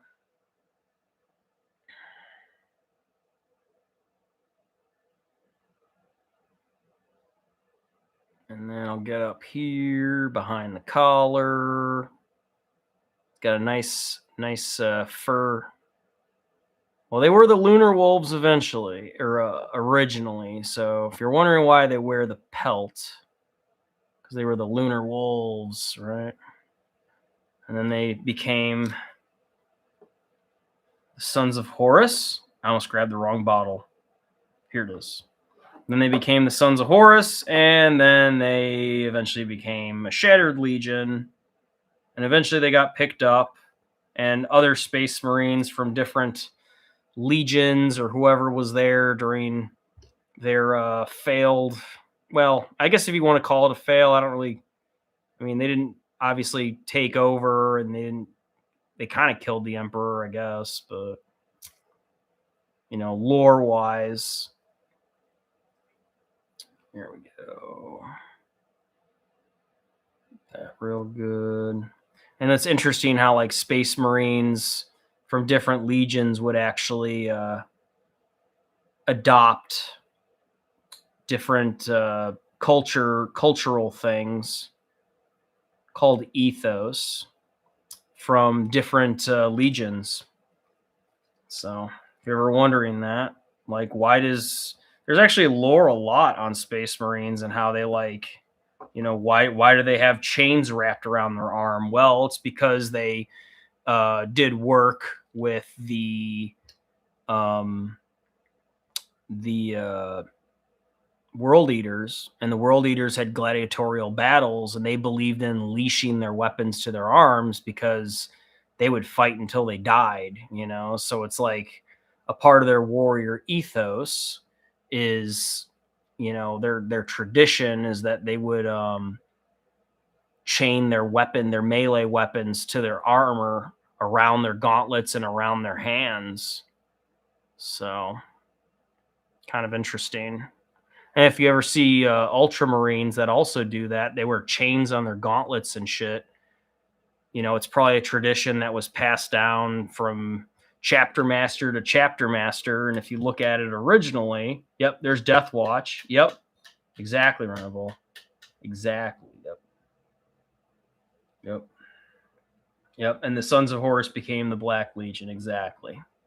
So it wasn't immediately. It was not immediately. But Ezekiel Abaddon, he kind of eventually rose to he was already at the top, but he was like, man, we got to do something about this. This is all fucky, and I think we can do it better than Horus and our fucking failed Primarchs could ever do. So he picked it up and he decided that we are no longer the sons of Horus. We will paint over our armor. We will make it black, and we will become the Black Legion. So that's how they became the Black Legion as we know them today. And they are very accepting of those from other legions or those that are from Renegade Space Marines. But they have, if Abaddon offers you a seat at the table and he wants to work with you, you cannot refuse it, or else he will kill you. If you refuse Abaddon, you are dead. He will try to kill you. It's like in the Night Lord's Omnibus. He after a very good campaign mission, actually, all the members of First Claw got brought together, and Abaddon personally asked for them because he was so impressed at how they did their mission. And he basically was like, hey, you want to join me? Because I want you. And they fucking refused. And, Abaddon turned his back, and basically his Terminators took over and they started shooting at him and they tried to kill him. Luckily, they didn't kill him, but they came pretty close to wiping him out. So that they got the scary boys got away. The little bat boys got away to fight another day. But yeah, Abaddon is not to be trifled with. He's a nasty son of a bitch. And then here's Rakarth Flesh, which is what I use to dry brush over it.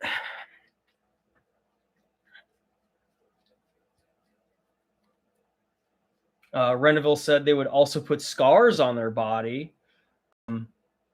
Depending on if they won or lost, they would let it heal naturally or put red dust in it to change the color to mark a loss. Interesting. In a duel, yeah. So there's World Eaters, right? And they're still World Eaters, like, even though they're fucking crazed berserkers, most of them, and pretty sure all of them, whatever is left of them. I don't know if they replenish their chapters or not.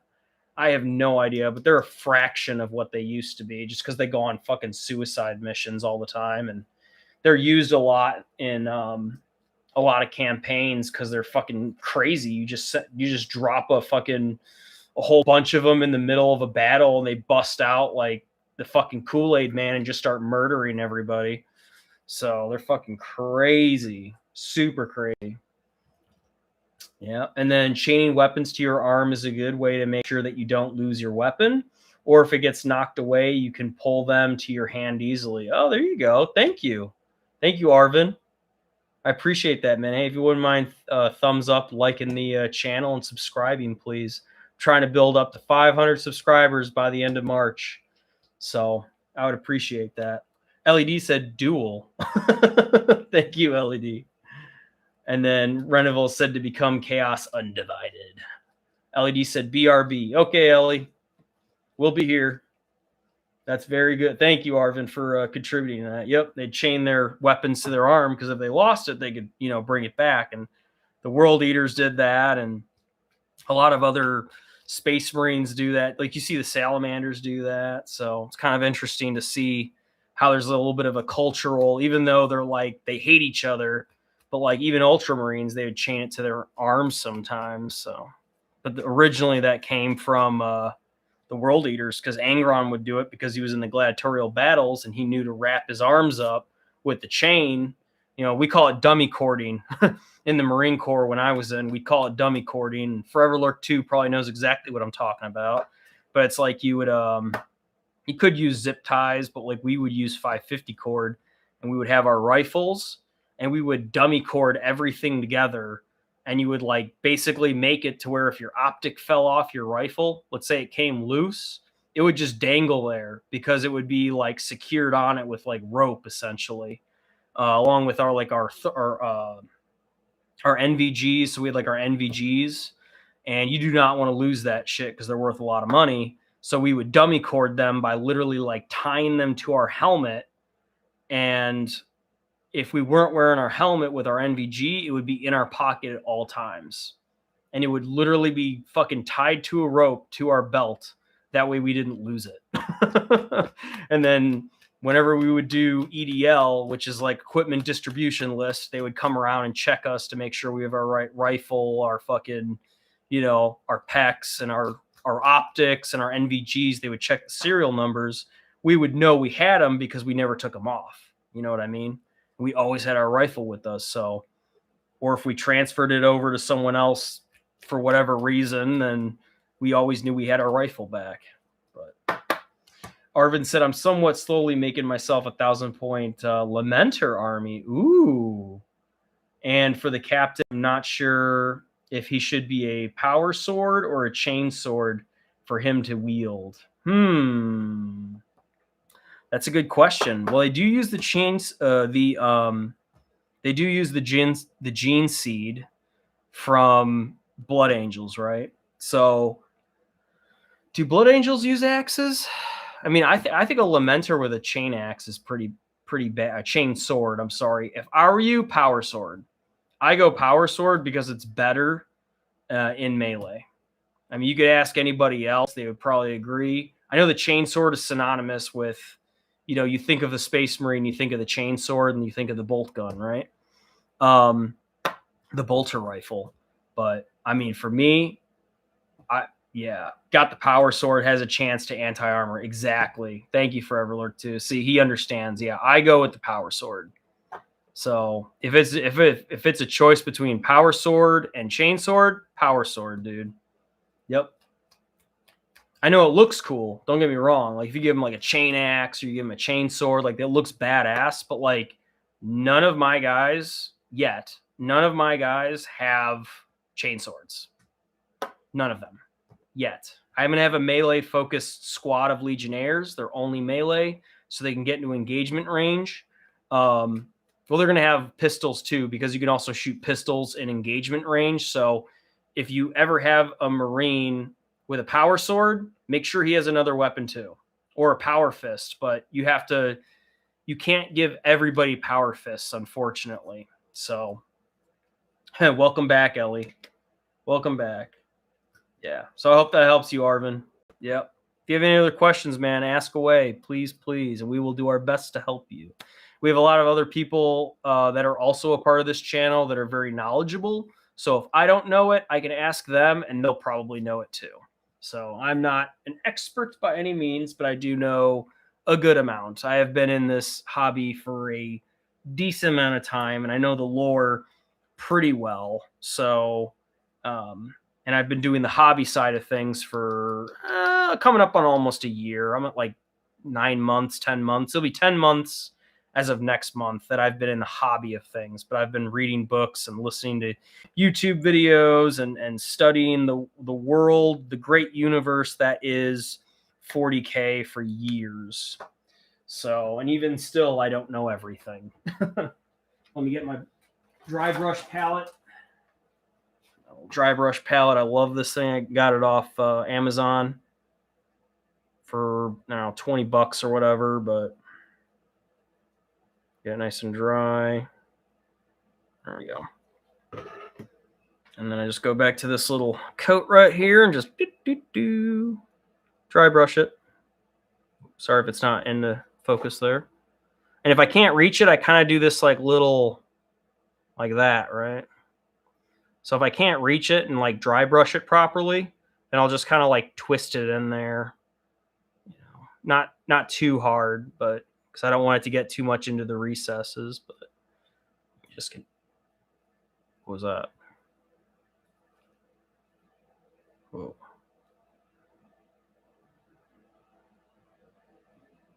Oh, we're good. All right.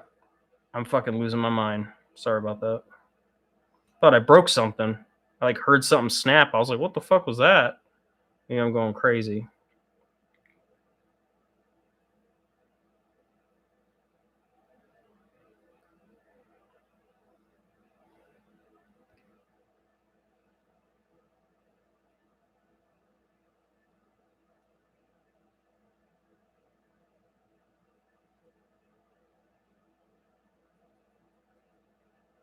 Nice little dry brush. Trying to get in all the little angles and stuff here. Come on. It's okay. As long as I'm getting a majority of it, and then let me check it against his current. Oh, yeah, that looks pretty good right there, boys. Look at that, eh? Oh, yeah. Yeah, betcha. There we go. So give it a good little... Try to get that. And the reason why I'm doing this first is because I don't want to paint over this. And then when I go to freaking dry brush it, I get it all over the thing. So I usually dry brush first because it's kind of messy. You know, you're going to like, it's going to spill over into other parts of your painting scheme. So to mitigate that, what I like to do is I just dry brush first. And then I'll get the details and the main stuff later on. So there you go. Okay. That looks pretty good, mate. Oh, yeah. Look at that. That's a nice looking wolf pelt there, eh? I do see some spots in here that are a little bit, they're not primed. So I'm going to go ahead and prime those probably just like this. And then when well, you know what? I'm going to glue it together and then I'll prime it and then I'll do it. So, but for now, I'm very happy with that. So, and you can see my coverage back here. I got it as best as I could. It pretty much matches. I could get a little bit more under here, right? Underneath the pelt will actually be a different color. But there you go. That's how I do that. So, very cool. All right. And then maybe a little bit. That's pretty darn close. It's pretty darn close. Then back to chat. Let me read here.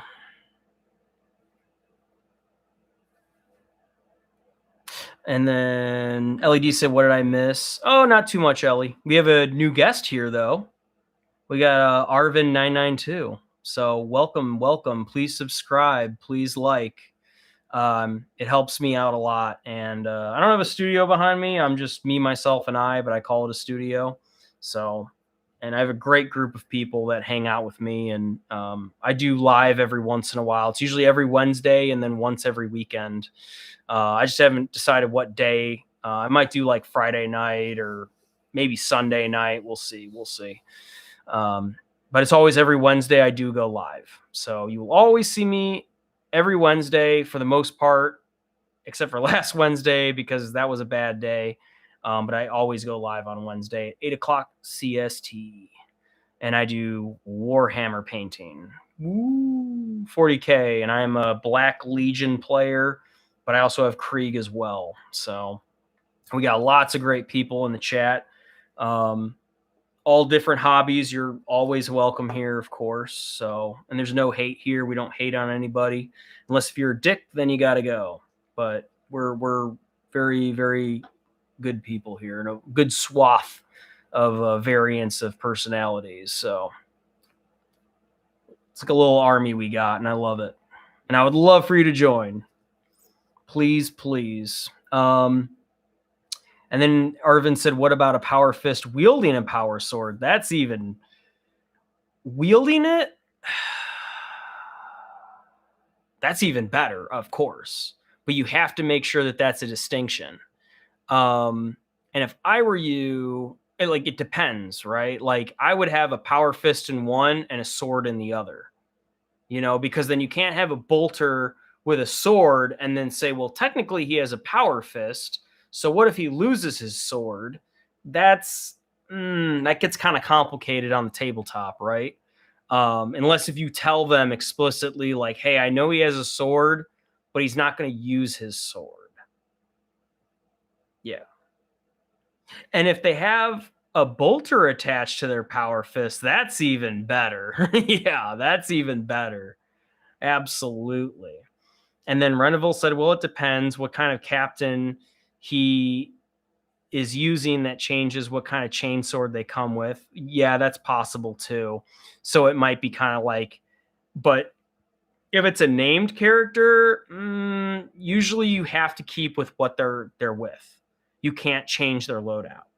Now, if I took a Space Marine and I said, this is not the named character, this is actually a Chaos Lord, even though it could be another named character for, let's just say I have Harkin World Claimer, even though I'm going to use him as, let's say I say he's actually not Harkin World Claimer, he's just another Raptor, and he's going to have Raptor stats. You can't use the same stats that Harkin would have and say, yeah, he's a Raptor. Like, no, that doesn't work.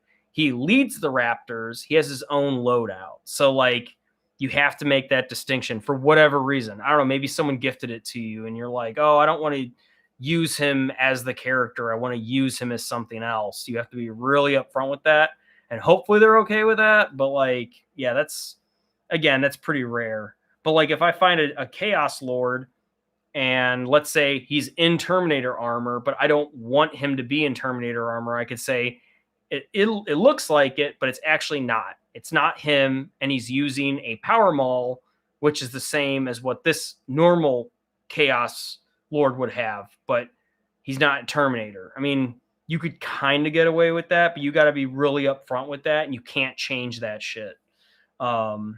Especially if you go to a GT and you're like, oh, now he has Terminator armor. Oh, now he doesn't. Oh, now he does. Like, that's kind of, you're going to make a lot of enemies that way. But anyway, back to the comments. And then Reneville said, because there is a great chain sword. So yeah, if it's like a captain and they're armed with a specific, let's say it's Titus, right? Captain Titus, he has a chain sword, right? Like, that's a badass chain sword.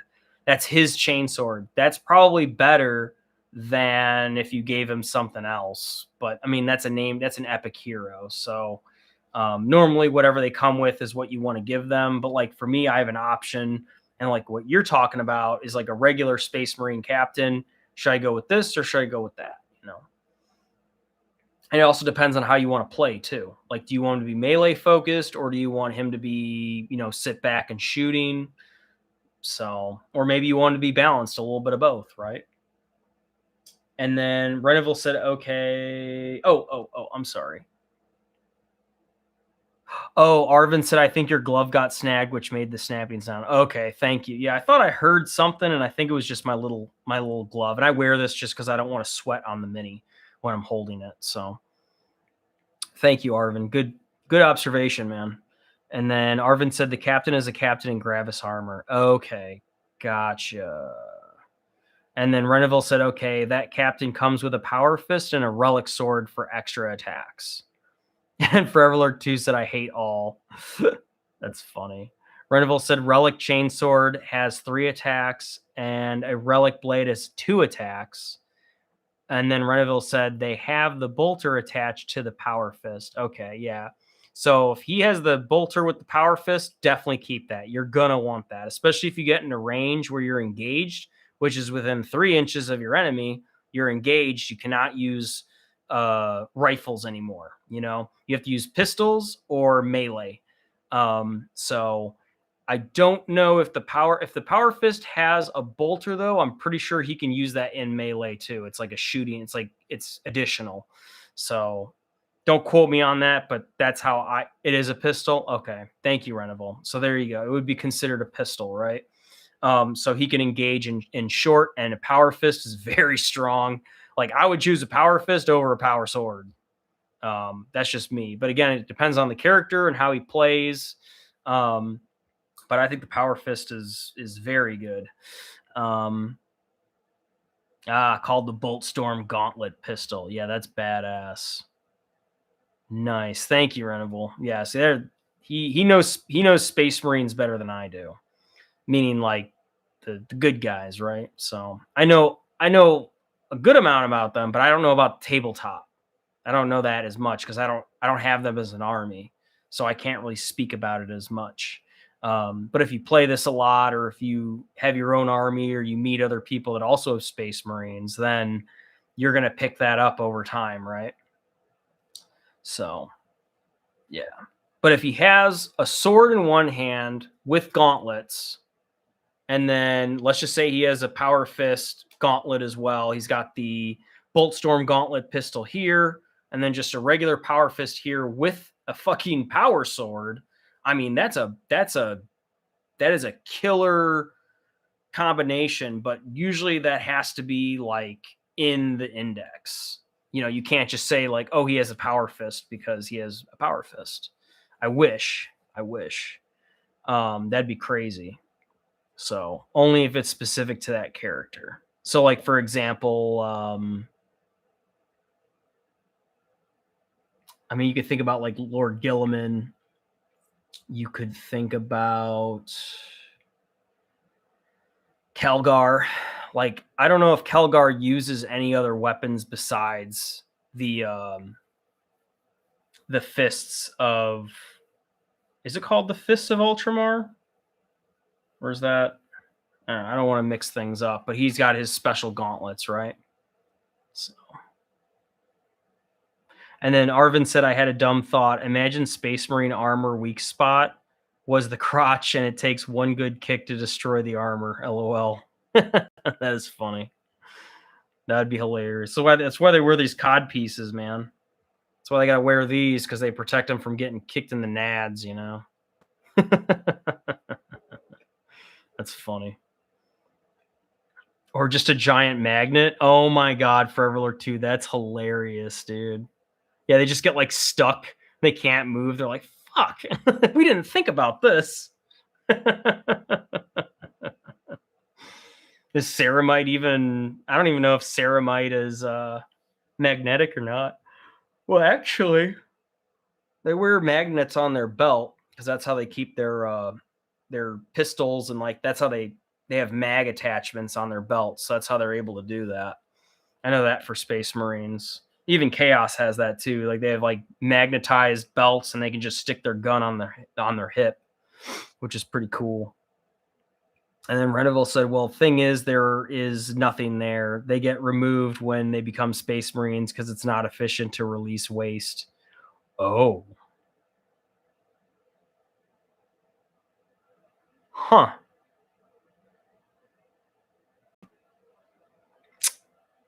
I guess I never looked that up before. I know that they can't have sex. They can't reproduce. But if they get I mean, I thought I knew all the implantations and the surgical procedure, but I mean, yeah, if they take that off, then there you go. They castrate them because it's waste, and they recycle it in their which is a thing. So damn, that's crazy. And then Arvin said, I gotta go take care of Chaotic and everyone and everybody in the chat. Okay. Hey, thanks for stopping by, brother. Please subscribe, and we'd love to see you on another. I do post videos. I post shorts. I have other video, like longer form videos coming out. So, and then I go live every Wednesday, and then I try to go live once every weekend. So usually around night, but I'd love to see you there, man. Thanks for tuning in. I appreciate you. Yeah, please do. Yep. Thank you, Forever Lurk. Yep. Yeah, come back whenever, man. Absolutely. Love to have you come back. We can get more Warhammer people in here, the better. So, cool. I'll probably be calling it here too, folks. I've been live for 3 hours. So, it's about time. And, you know, we're getting there. We're getting there. And that's why the Gene Seed neck and the chest is very important. Yeah. They're, oh, what's that organ called? I should know this. It's where the gene seed is, but it's like, yeah, it's in their neck and chest, and they have to like rip it out. Essentially, they have to cut it out.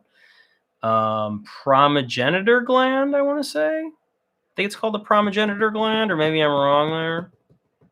So I'm gonna go ahead and put this away.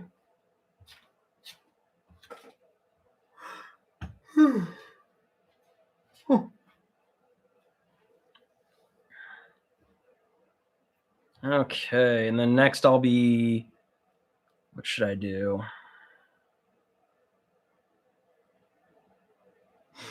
The neck can be harvested once in a while. That reforms. The chest doesn't get taken unless if you are dead. Yeah, that I do understand, Reneville. Yeah, I've read in the books like when they have to harvest them in the apothecary, like if they're dead body, they usually have to do it as quickly as possible, you know. So you got to cut that shit out and with a saw. It's pretty brutal.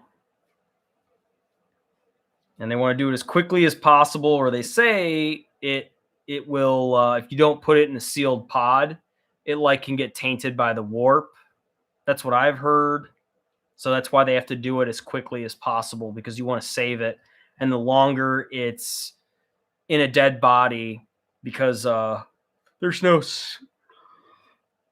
heaven, right? So the soul goes up into the warp, and there's like a bridge there where the warp can like taint the fucking primogenitor gland. Yeah, and mutation to stop. Yes, exactly. Because it'll keep mutating. Yeah, that's right too. Thank you, Renival. Yep. So like in the book I'm reading, Talos in the Night Lords, he's been around long enough that he's an older space marine, and he gets scanned by another apothecary, and he's like, oh, the progenitor gland that you have in your body is actually really strong, but it's too strong to where it's like mutating and it's basically killing you because it's taking your body. It's like overtaking your body, and it's too strong. And that's what happens with firstborn Marines. So he had to undergo treatment, and I'm reading that right now. I haven't seen the results yet. I'm assuming he lives, but he had to like do something with his gland. His apothecary friend said he had to do it. He had to like take it out, and I don't know what he does to it, but he said that there's something he could do to fix him. And the reason I bring this up is because he had to do it to Huron Blackheart.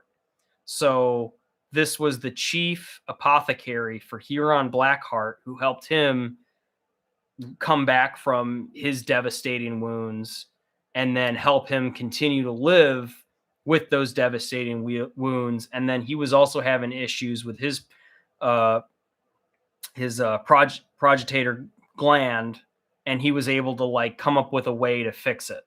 So in the Night Lords novel, that happens to Talos, and he's undergoing that treatment right now, or that risky. I mean, I would say it's a low risk, but if he doesn't do it, he'll die. So, which is kind of crazy. A pure little mutant creature. Ooh, I did not know that, Neo. Interesting. I'm a mutant. A pure little mutant creature. Funny, Neo. Oh, and then Reneville said every soul goes to the warp. Yep. And a majority get ripped to shreds by the warp itself. That sucks. Psychers, however, are strong enough to withstand it and end up being tortured by demons.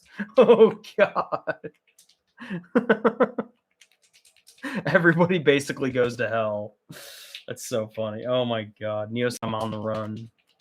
Born in a test tube, and I escaped it. I'm on the run. They are after me. Oh, man. That'd be wild, dude. If you like found out you were a test tube baby, like in the future, I'm sure that'll be a thing. Like, oh, are you a true born or a test tube born? A test born baby. You know, that's going to happen in the future. Like, the days are definitely coming, bro. The days are definitely coming. Let me do the little that I learned. I didn't do that on the last one with Catachan. Oopsie poopsies. I should have done that better. There we go. I'm just going to do his cloak right here. It's a cape, technically, but I don't know why I called it a cloak. I just use a flat brush for this, nothing crazy. So round brushes can be very good, but like I also use flat brushes too. So just for stuff like this, if I have to do wide areas, and I'm just using Corvus Black for this because it's like a dark gray. I don't want Abaddon Black for this because I think it looks too cartoony in my opinion. So that's why I don't use Abaddon Black on clothing. I use it on armor. That's just me, though. You can do whatever you want. But with cloth or anything that's like black leather, I usually just use Corvus Black. So, and just a little just to get a, because this is already primed, but I haven't painted it yet. So Corvus Black is just a nice gray black. It's like, it's not too shiny, you know, and like Abaddon Black's kind of shiny in my opinion. I know it's wet right now, so it looks shiny, but once it dries, it's kind of flat looking. And then you can highlight with gray and it looks really good. Like Mechanicum gray. That's how I usually do it, is I highlight the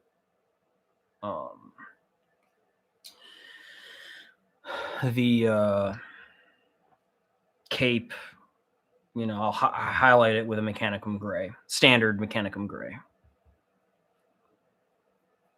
Just let this dry. This will take a while, 15 minutes or so, 5 minutes, however long it takes.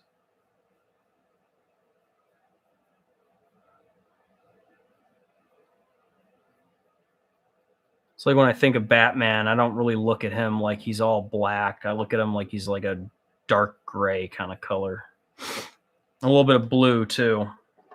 So he's not like pure black. Let me wash off the brush. Let me just check the coat, make sure I did a good first coat on this, make sure I didn't miss anything. So sorry if I bumped the camera. Maybe a little bit more down here, but the rest of that looks pretty good. Yes, I'll just do a little bit more on that left side. Just a teensy weensy amount.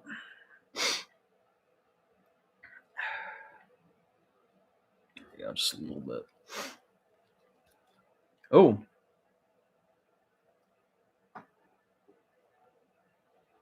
Neo said my Dark Angel's coming along super well. Good, man. Good. Hell yeah. That's what you've been working on, I'm guessing. Yeah. Warhammer Wednesday night. You got to work on something. I think we're all working on something, right? That's good, man. Think you'll get it done by tomorrow, or I don't really put a timeline on it unless if I know, like, oh, I've been working on this for a while, like I gotta finish it. But normally I don't really like, I don't put a timeline on stuff. I'm like, yeah, I'll get it done when I get it done. But unless there's like a tournament coming up or a game or like, but yeah. There we go. I am done basing that. Let me just kind of seal this fucker up. Oh my God, dude. It's got a lot of, I gotta clean this one off again too. So Corvus Black is also, yeah. And then Renival said, E-Shine Gray is what I use. Oh, really? Interesting. I haven't seen that paint yet. I haven't looked at that. And then black, gray, blue, and gold. Gotcha. For Batman? Then lucky to have the animation show as a kid. I loved that Batman show as a kid. I really did, man. So epic. So well, so it was done so well. It really was. Man. These kids don't even know, man. I mean, when I have kids, they're gonna fucking watch it. I know that for a fact. At least my boys will. I don't know about the girls; they might not want to. But and Renville said AC is out working on Not Dying. Ooh, yeah, especially in Arizona. Yikes. And then Neo said Eshin Gray is just a dark gray color. Oh, I'm gonna write that down, man. Put that in my my notes. Thank you for that. I got notes on here. That's all for traveling or whatever. But I have hobby notes. Mini painting and assembly. And at the bottom, I usually have paints to check out. See right here. Like great paints and stuff. So I kind of. And then I also use, so I use Corvus Black, obviously, whatever. And then you said Ishin. I'm going to guess that's it sounds very Eldar. Ishin Gray. Okay. It's like a dark gray color. Good to know. Thank you for that. Yeah. I might pick that up. Is that a base or a layer? Do you know? Oh. Oh, the Eshin Grey is named after the Skaven clan in fantasy called the Clan Ishans, which are rat men who are the ninjas. Oh, okay. It's a layer? Okay, got you. It's a layer. Thank you. Okay. I do know what you're talking about, the little rat ninjas. I didn't know if that's what they're called. I'm sure I heard it somewhere, but I forgot that. Yeah, oh, that's so funny. I love the Skaven. They're fucking awesome. They're so cool. Yeah, if I ever play Warhammer Fantasy, I'm definitely gonna play as freaking Skaven. They're so fun. I absolutely love. I just love everything about them. They're so silly. They're fucking awesome. I love them. I love their minis. They're so cool. And then he said you could put it over your dark blackish gray. Oh, okay. I appreciate that. I actually saw a meme today. Well, it was like a picture, and someone said real life Skaven, and they're in my home, and he had rats as pets, and they were sleeping. And it was actually kind of funny. He was like, "Oh, look at my real life Skaven in the wild," but like they're in his home, like picture of them, and they're just sleeping all cute and stuff. I should have commented like, "Oh, did you name them after the rat?" You should put like a little portrait of the rat god in the corner of their little cage. Yeah, they eat their own young. Yeah. It's funny. The Skaven are crazy, man. I love it. I absolutely love it. They're wild as fuck. I don't know who thought of the Skaven, who was like, you know what we need in Warhammer Fantasy? We need some rats that have like crazy fucking plasma technology and acid, and like they're almost Nurgle like, but they're not. Like, and they're the bad guys, and they're like an infestation, and they're gonna like take over the world, and like it's just absolutely hilarious. I absolutely love it, dude. And then in 40K we have Ratlings, the part of the guard. Yeah, the little Ratlings. They don't get hardly any love. Yeah. They're kind of like hobbits, is what I've been told. Or what I've read. They're described as like 40K hobbits, basically. So they like steal stuff. They're really good at cooking food. They're really good at shooting. They're really good at sneaking around. They're great for doing reconnaissance missions and stuff. And I remember looking at a kit. I have the guard book, right? I have the guard book for Imperial Guard.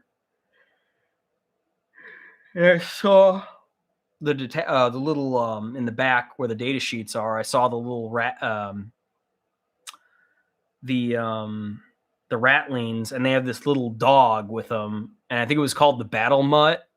And I was like, I just want the Battle Mutt. Can I just get the Battle Mutt? Because it's like the cutest little dog ever. It's like this little tough looking dog that runs around with them. And it's just the cutest little thing. And normally I don't think many things in 40K are cute. But like I was like, okay, that's a fucking cute little mini. I just want that. Kind of funny. And then Neo said, let's make rats, have some bullshit and nukes. Yeah, literally. That's like literally what GW did. They're like, hey, you know what we need? We need some rats that are fucking crazy, and they mutate, and they like are just wild, crazy, medieval looking Black Plague nuke carrying motherfuckers, and they're like the coolest faction in fantasy. At least in my opinion. I'm sure there's other really cool factions out there, but I love them. I think they're fucking cool. I would definitely play them if anything. Or paint them. I think they look really cool too. Yeah, in 40K they are snipers and they have submachines. Yeah, makes sense. Yeah, Ratlings are, I think they have infiltrate as well, which is actually a really good little keyword to have. They're pretty good. I mean, I could pull out the codex and check, though. I wonder if they actually do have infiltrate. I could just show you. Why am I talking? I could show you. Jeez Louise, we're live here. Let me pull this up. Ooh-yah! And I have the very beautiful Astra Militarum Codex Astra Militarum book here, special edition. I love this thing. It came in the Krieg box. My God, is it beautiful. All right, let me go ahead and flip to... There's Gaunt's Ghost. They're fucking cool. Tech Priest Engine Seer. I love the Guard. They are so fucking awesome. As much as I play Chaos and like Chaos are cool, I love the Guard too. I'm a military guy. I can't help myself. Here they are, the Ratlings. And the little battle mutt. There he is. Oh, let me get it up on... There he is. Oh, little battle mutt right there. He's the cutest little cute little thing. Ah! It's so cute, man. I love the battle mutt. Yeah, he's just a little tough guy. And the Ratlings are actually really cool. This one kind of looks like fucking Captain Price. Oh, geez. This one kind of looks like Captain Price. You know, he's got like the boonie on and shit. Hell yeah, dude. They're actually kind of cool. I don't have them, but, you know, they are kind of cool. Let me see. Yep, they are infiltrators. Yes, they are. They do have infiltrate.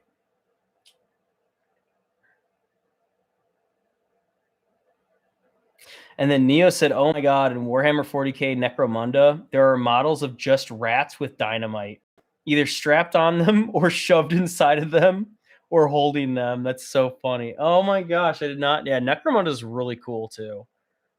Like GW's got some, they got some bangers, folks. They got some really good tabletop. Like if you don't want to play 40k, people love playing freaking Necromunda. Necromunda's so cool. It is. I'm like, dude, how do I do it all? How do I do it all? But then I wouldn't have much of a life. So, and then Reneville said there could be 10 of them with sniper rifles. Yeah, 10-man army right here. Little squad of the Ratlings. They got a movement of 6, toughness 2, which is, you know, that's pretty low. They're just little guys. Ooh, their saves are 6 up, which good luck with that. Ooh. Wounds is 1, so they're going to die really quick. Leadership 8 up and OC 1. You know, I feel like their OC should be a little bit higher. But let me look at their weapons here. Let's see how good they are. So they have a tank stopper rifle, and then they have just a regular sniper rifle. And I don't think they're laser, but the tank stopper is pretty badass. So let me see if I could show this into frame here. So attack, they only get 1 shot. Ballistic skill, 3 ups. Strength 9 for the tank stopper. Wow, that's really high. AP -3, by the way. Holy shit. That'll fuck you up, dude. And then damage is on a D6, which that I don't like that. I mean, it could go good, which is really good, but it could go bad too. But I mean, that's pretty strong. And then their sniper rifle is a heavy and precision. 36-inch range, obviously, 1 attack, 3 up on the ballistic skill, strength of 4, AP -2. That's still pretty good. Damage 2, so not a whole lot. And then they have their melee as well. Close combat weapon. I'm assuming that could just be like a little knife or something. Attack 1 time. Their weapon skill or whatever is a 5 up, which is not the best. Strength is 2, AP is 0, damage 1. So it's like, yeah, they're not really going to be very good at close range here. And then the battle mutt. The battle mutt's actually, he's not a part of this. He's actually on his own little thing over here. So war gear abilities. The Ratling battle mutt. Once per battle, when this unit is selected to shoot, even though it doesn't shoot, it can use this ability. If it does, until the end of phase, ranged weapons equipped by models in this unit have the lethal hits ability. Okay, so if the battle mutt's with them, they get lethal hits ability, which is interesting. And then the designer's note said, place a Ratling battle mutt token next to the unit, removing it once this ability has been used. And it's once per battle, so you could use it whenever phase. But there you go. So he does a little bit more work. They have grenades too.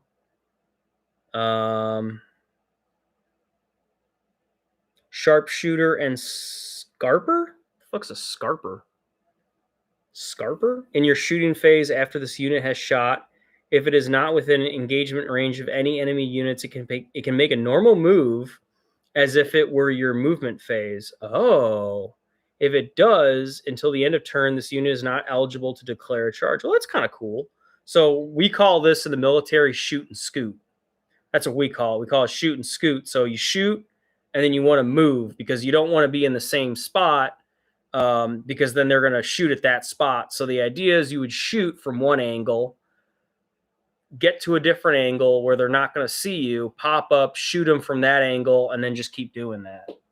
So like they did that in American, or is it the Patriot? The Patriot, right? Remember when they're ambushing the British and they shoot and then they're running around the trees?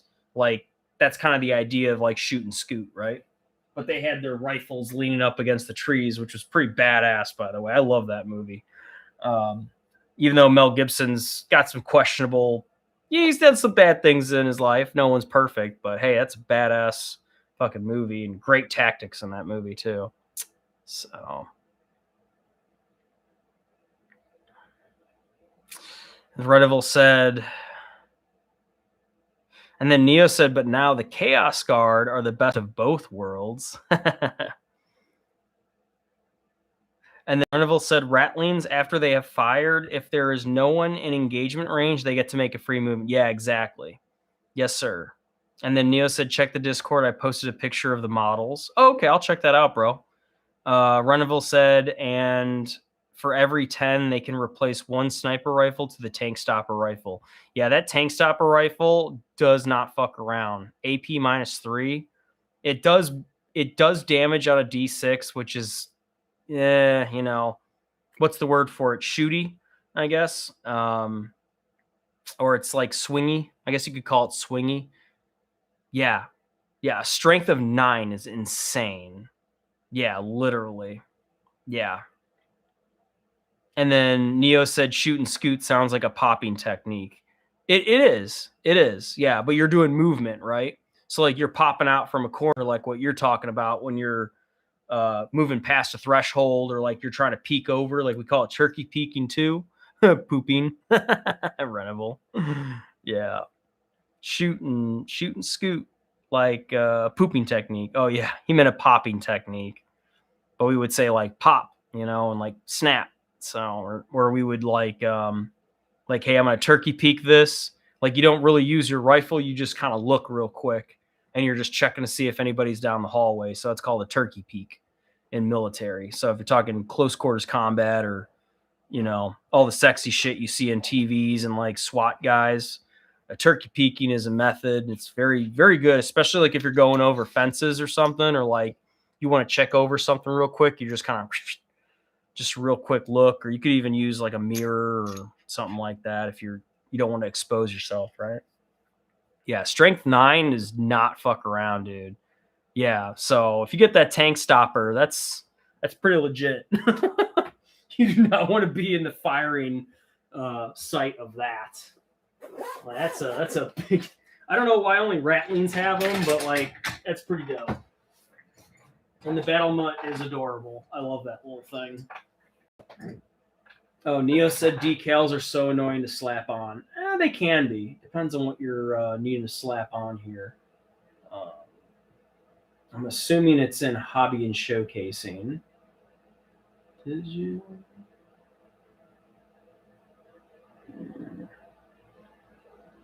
Oh, it's under general chat. Oh, here they are. Yeah, that's fine, General. Are those the rat suicide bombers? Yep. Oh, that's so. I'll do a share screen. This is hilarious. I love this shit. Let me go application window. We got 10 people in here. Hey, thank you for stopping by, everybody. Where's my Discord at? Uh-huh. Sorry, guys. Let me get my camera going. Here it is. Okay. Discord, share. All right, so now you can see what I'm looking at, and this is absolutely hilarious. This is in Necromunda.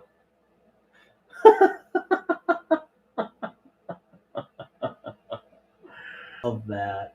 I love all these poor rats. Poor things. They're just doing their part. I'm doing my part. Look at this guy with the wheelchair. Oh, oh no. With the candle on his head. He's got a little time bar. Oh, oh God. He's got a grenade strapped to him. Oh God. And this abomination. I mean, this one looks like it's about to get blown up, if you know what I mean. They obviously cut a fucking grenade in it or something. This one's got a little time bomb.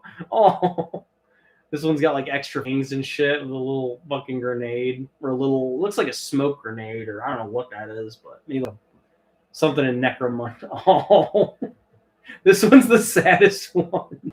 This one makes me so sad. He's just trying. Oh, that's crazy, man.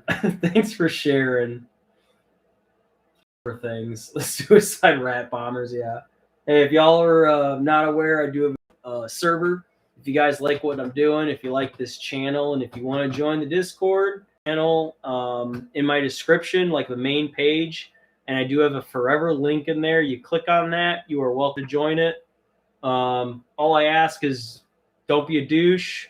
Don't post AI pop, and just be kind, and hang out, and that's it. That's literally it. And just don't be, hating on anybody's stuff is what I mean. Like if they post something, unless if they're asking for, they're like, hey, what do you think about this? Or can you give me some honest feedback? Like, don't be a dick, basically. So, and then no like crazy thing, like that, that's a no. So I'm not gonna have that in my Discord server. Now what this is, if you guys want to go to a different Discord server and you guys like exchanging shit over there, that's fine, you do you, but this one is not that. So we try to keep it R-rated here, but we're not X-rated. So you can appreciate that. So I'll go ahead and end screen share, and we're back to the camera. Yeah, centering the decals on the pauldron is a bit tedious. Yes, I've gotten better at that, and I've learned using a flathead brush is the best way to do it, dude. Especially a small flathead. You don't need a big one. This is a really good way for scooping it up, and it won't like peel on the sides, if you know what I mean. Because I have the Chaos Star, right? The Pantheon Star, and I have to put those on my guys' pauldrons. Well, if you try to do it with a round tip like this, the decal literally folds up on itself, and you have to like try to like roll it on, and it just doesn't work. So I use a flathead, and that's been very, very good for me so far. So if you want to try that, hopefully that helps you out. There is also I want to say it's on Kickstarter, but I'm pretty sure you can get them on Etsy. There's like a guy who made this stamping thing, and you're able to literally stamp on your minis, and it's like pauldron shaped. So it's kind of curved, and you can like pick it up. It's like an ink or something, and you're able to stamp it. Yeah, Goblin Hobbies. Thank you, Neo. Yep. I've seen that. I haven't used it yet, but it is something that kind of piqued my interest. I'm like, oh, that's a good idea. The only thing that I wonder is when you're using the stamper to pick it up, right? Like, what if you want, like, does he have all the symbols? Like, how does that work? Oh, it's nail polish? Okay. Yeah, it's something like you're able to stamp it, and you're able, it works with the color, which is, I don't know how the fuck. It's magic. I do want to look into that. Yeah, but it's called Goblin Hobbies. Yep. Goblin Hobby. Oh, let me just look it up on here. Let me Google it real quick and see if I can find it, guys.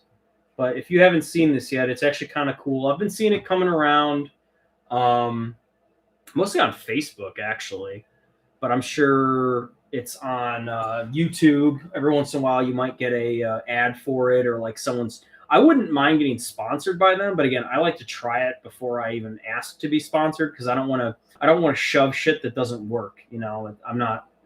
If I trust it and I use it, then that's when I'll be like, hey, maybe we could collaborate or something. So let me see.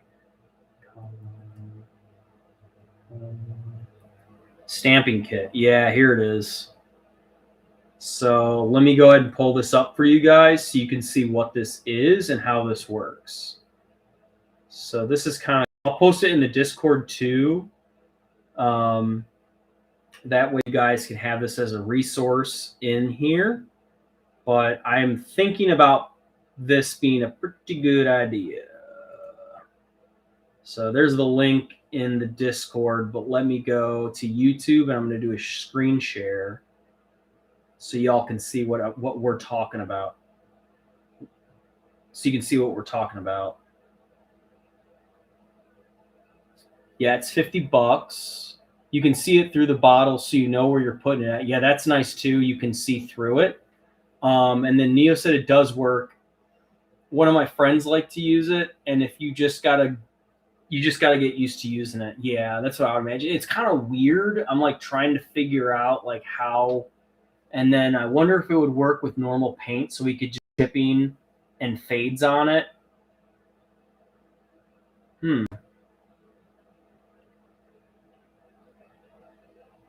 Yeah, that'd be cool. Let me do a screen share, and I'm just gonna do it right here. You should be able to see this. Let's see. Oh, not that. Okay, let me check if you guys can see this or not. Yeah, you guys can see it now. There it is. Okay, and I'll just kind of, I mean, I'm sure you've already been on this or whatever, but for those that are not aware, this is something that's kind of been like coming around.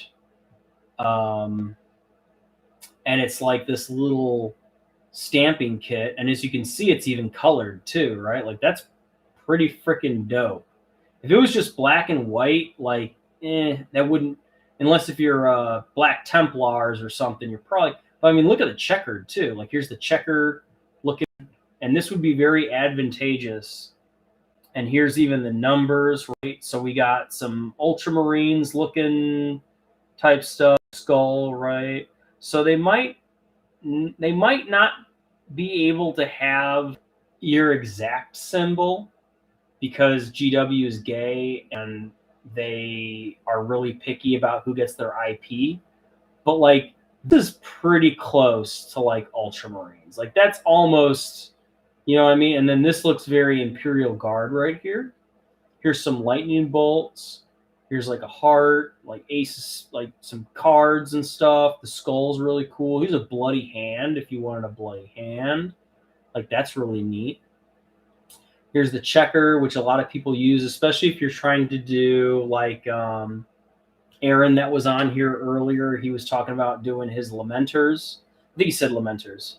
But you know, that checkered is very hard to do by hand. That's no joke to do that by hand or with masking tape. We could even watch a little video too of how it kind of works. Right? I'm not sponsored by them, so I'm just showing you guys this. I'm not saying this stuff works 100%. I've never used it, but it looks pretty cool.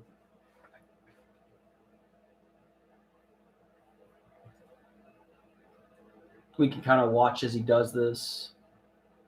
Is he going to show off? He might not. No, he's not going to show it off. But you use this device right here to stamp it. Most of you know exactly what I'm talking about. But if you don't know what it is, well, now you do.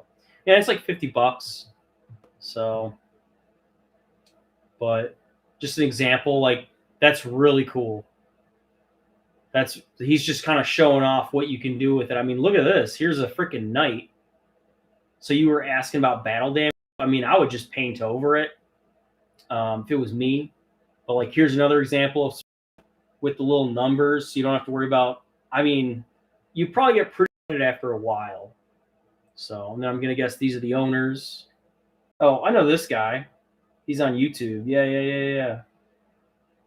Yep. And then join the Horde and get a free Goblin Mini STL. So you have to print it out. But there you go. And there's like tutorials and all this other stuff. But if you want them out, there you go. So let me go back to the stream. And am I back to the camera now, or did that? Oh, that's weird. I guess it just, yeah.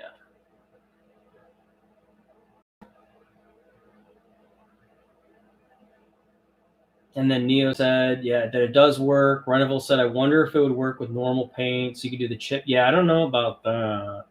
But I imagine if you stamp it on there, then you could do your weathering from there.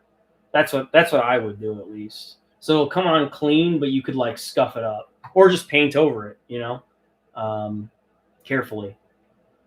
But it does eliminate the tedious work that you would normally do, or trying to put a decal on it, like the little decals that come with the kits. The only thing that is another problem is, here's an example. So this is just one example. I'm not saying you're going to encounter this all the time. So you see this Chaos Lord and how he only has a half a pauldron showing. So if I wanted to stamp him, I wouldn't be able to. But what I could do is I could take the little thing that it comes with, cut it in half, and then put it on there. And then find my finger. And then I would be able to have the symbol on there. For example, if I wanted to. You know, I might do that for this guy. I haven't really decided yet. But like, if I were to put a decal on his pauldron, I would have to cut it because there's his cloak, which goes over it, right? So that's how that works. So that's the only thing with the stamp kit that it might be a little bit of a problem. But again, you could just go back to your transfers and just utilize that, no problem. So, but I think that's a cool concept. I think it's a cool idea. I haven't used it, but I've thought about it, and maybe I could make that like a giveaway or something. You know, if like I do a giveaway and I'll send those off, and hopefully it works for you. Like I'll send it to your house. You know, if I could help people and send something that's kind of cool, or if you want a mini, you know, I could do that too. So when I hit 300 subscribers, ding, ding, ding, I will be giving away a little something. So, and I want to give something to everybody if I can, or at least a sticker, or, you know, something like that. So I'd like to do something for every time I hit like a milestone. I'm trying to get to 500 by the end of March. I'm getting closer. It's not impossible. So that's my plan. That's my goal. You know, it's not like 2,000 or 3,000. Like I'm not even. That's to me that feels like miles. You know, I'm just focused on what's in front of me. So little goals and just get there every single day, just like in life, right? So, okay, that's good to know, Reneville, about GW's symbols are in the public domain. Good to know. Yeah, that's true too. Like skulls and stuff, like that's not GW specific, but like they don't have stamps for the Night Lords, for example. At least not yet. So if they do one for the freaking Pantheon Star, I'm definitely interested, because I mean the decals work. The ones that they give us, the little transfer sheets, they work. I know how to use them. I'm pretty good at it. But if I could just stamp it on there and call it a day and it stays on there, sign me up. Sheesh.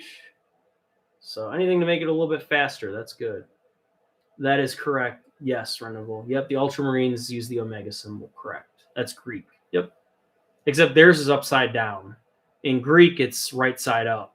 So it's like that. But Ultramarines, it's upside down. But it is the Omega symbol. That's correct. Yes. So kind of cool. I'm going to guess that's for a U for Ultramarines. It's Greek, and they're like, I mean, they're supposed to be Roman-esque. So yeah. How interesting. All right. Well, it is really late. Oh, it's 12 in the morning. Oh, gosh, I should go to bed. Oh, Neo's almost done. Nice, dude. Awesome. You'll be posting that by tomorrow, I'm sure. Excellent. Yeah, I'm getting closer with this Chaos Lord. So I'm glad I was able to do a little bit of work with him, and I'm still getting used to this camera, so I apologize. Again, this is brand new. I just set this up today, so I got to get kind of used to like having it in focus and then the zoom and like making sure my angles are good and everything, because I do want you guys to see what I'm working on and how I'm doing it. Like you saw me paint this little Pantheon star right there, just some of my detail work that I can do, you know. Um, and just like techniques that maybe I could use that might help you, or maybe it's just calming, right? It's just me painting things and then you're just painting things, you know, and it's just kind of like we're hanging out together, but virtually. So, um, but I really appreciate you guys. I really want to thank you for this awesome stream. Um, I will be calling it here tonight. It is pretty late. I got to get going to bed and I got to wake up early tomorrow. I always got something to do, right? So, but thank you again for everybody who hung out with me tonight. Like seriously, from the bottom of my heart, thank you so much, guys. You guys are awesome. You make this much better. You really do. See you, Travie Patty. Thanks, bro. Cool, Neo. Yeah, thank you guys, and thanks for bearing with me while I'm getting my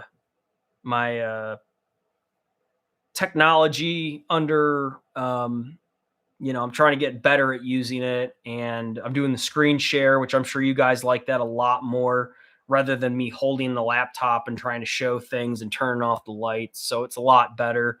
I'm really happy with the setup, and I really look forward to doing more streams with you guys, of course. And now I have a better way of doing it and presenting stuff a little bit cleaner, more professional, right? So that's my goal, and I finally am reaching that. So it's getting better. Yeah, I need to appease the machine spirits. Absolutely. I got to get the incense. I do have a little incense thing. I could like use that like before I even started. I'm like, praise the Omnissiah 0011001110. Just fucking pray to the machine spirits that it blesses this stream. Yeah, candles and robes and hymns. Yeah, exactly.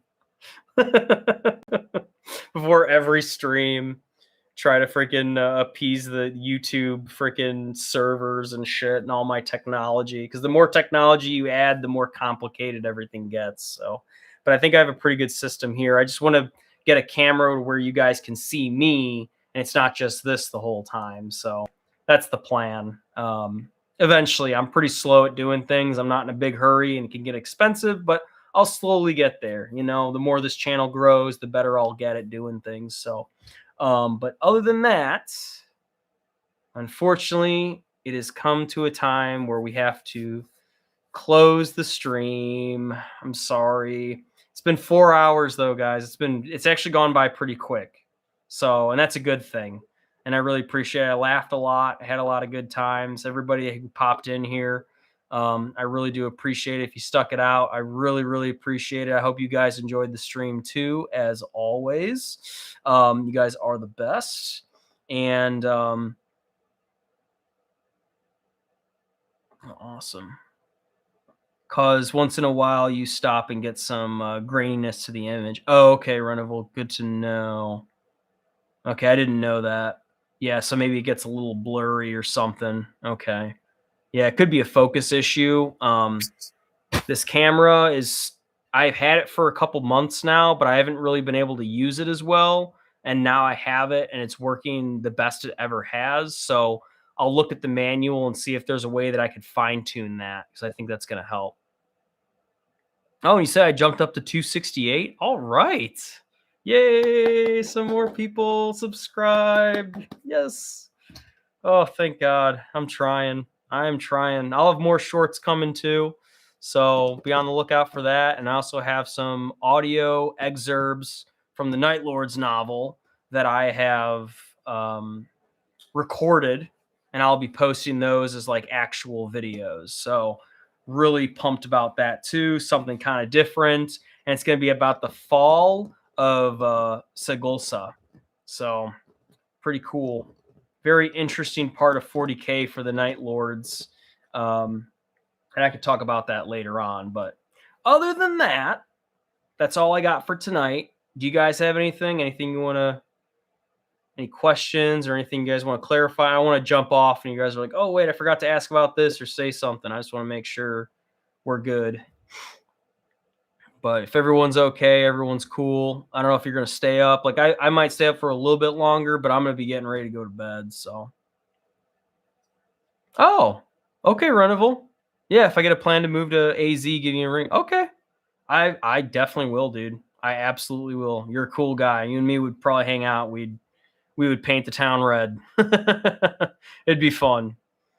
And by playing 40K. That'd be cool, man. Yeah. Oh, that'd be dope, man. You could introduce me to some of your 40K friends, you know? Because we'll be moving there. It'll be a couple of years, like 4 years from now. But hey, you never know.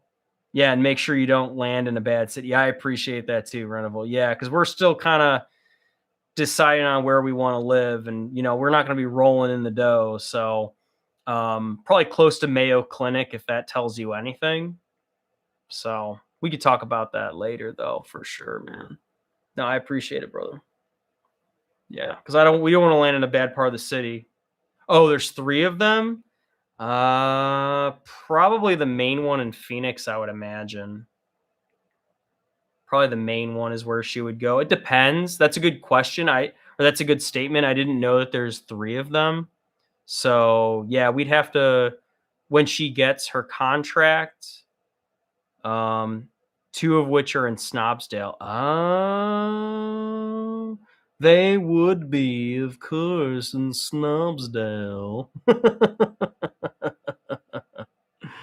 Okay, that's good to know. Yeah, she might even go there because it just kind of depends on the location. And we will have family in Cave Creek.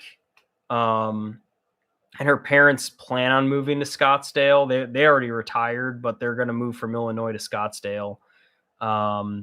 They still have they have a big bridge to cross before they can get there. So, I mean, they are not even done packing yet, and they're still selling a lot of the things, getting rid of things. So it's going to be a hot minute till they go anywhere. So, do not go to Glendale. Never big red zone. Okay, good to know. I appreciate that, man. Okay, yeah, we don't want to go in the middle of nowhere, but like we don't want to be in a bad area too. I don't even go there. Oh shit. Okay. Ooh, damn. That's a shame. There was bad city. Okay, good to know about Glendale. Like rent is really cheap. Yeah, so it's also in the south side of Chicago. Doesn't mean you want to live there, bro. If you like gunshots like fireworks every night, then I guess so, but oh yeah, we're at a point where all our cities are merging. Yeah. Because the expansion, there's so much development there. Yeah, dude. I know. So it's kind of interesting. So, I mean, more than likely we'll probably live near Snobsdale. But we'll see. Looking like the Dread movie. Yeah, dude. Freaking Megalopolis. Freaking Mega City, Mega Block 1. Yeah, dude. Every time I go to Arizona, whenever we go for family, we drive from the airport to Cave Creek. And every time we roll through, there's like new buildings being built. I'm like, holy shit. Like, even since I've been visiting there for the past 8 years, 9 years or so, like it's just been development on development on develop. It's just booming like crazy, dude. And all the people who left California to go to Arizona, all the people who left Illinois to go to Arizona because those fucking states suck and it's really expensive. And then, yeah, exactly, dude. You know exactly what I'm talking about, Runival. Yep. Exactly, dude. Yeah, a lot of people. Like Illinois had a mass exodus, and like me and my wife were a part of that. Technically, we got the fuck out of there. Yeah, they're trying to turn us to Cali or Chicago. Yeah, you don't want that. You do not. I know, dude. Oh, God. I am of the same boat as you, dude. I'm the exact. You and me are like the same person when it comes to that. I'm like, do not California or Chicago where we live. Like, please, God, no. Yep. I want to build a larger wall against Cali. Yeah, I know, right? Like, stop, go away. No more fucking hippies. No more freaking yuppies. No more fucking tech bros. Oh my God. No more fucking druggies and like just all this, like I do a little bit of weed and stuff, but like I'm not like, fucking or all these Democrats that think that they have the answer to everything, and sometimes it just makes things worse. So they don't have the answer to everything. I don't think the Republicans do either. But it's just it's very complicated, man. Yeah, sticker saying don't California, man. Yeah, exactly, man. No, 100%, man. I would be the same way. If it was me and I lived in Arizona, I would see all these fucking California license plates and go, oh, fuck. Oh, no. They're all leaving because it's too expensive and the crime rate is so high, or it's just like they don't do anything about the crime rate. That's even different. Like Cali's just like, oh, you could just shoot up on the sidewalk. No one cares, like fentanyl's everywhere, homeless people everywhere. It's terrible, man. It's horrible because California used to be such a beautiful city or state, it used to be so beautiful. And like my mom told me when she was a little girl or when she was in high school, like people go to California because it was so fucking cool.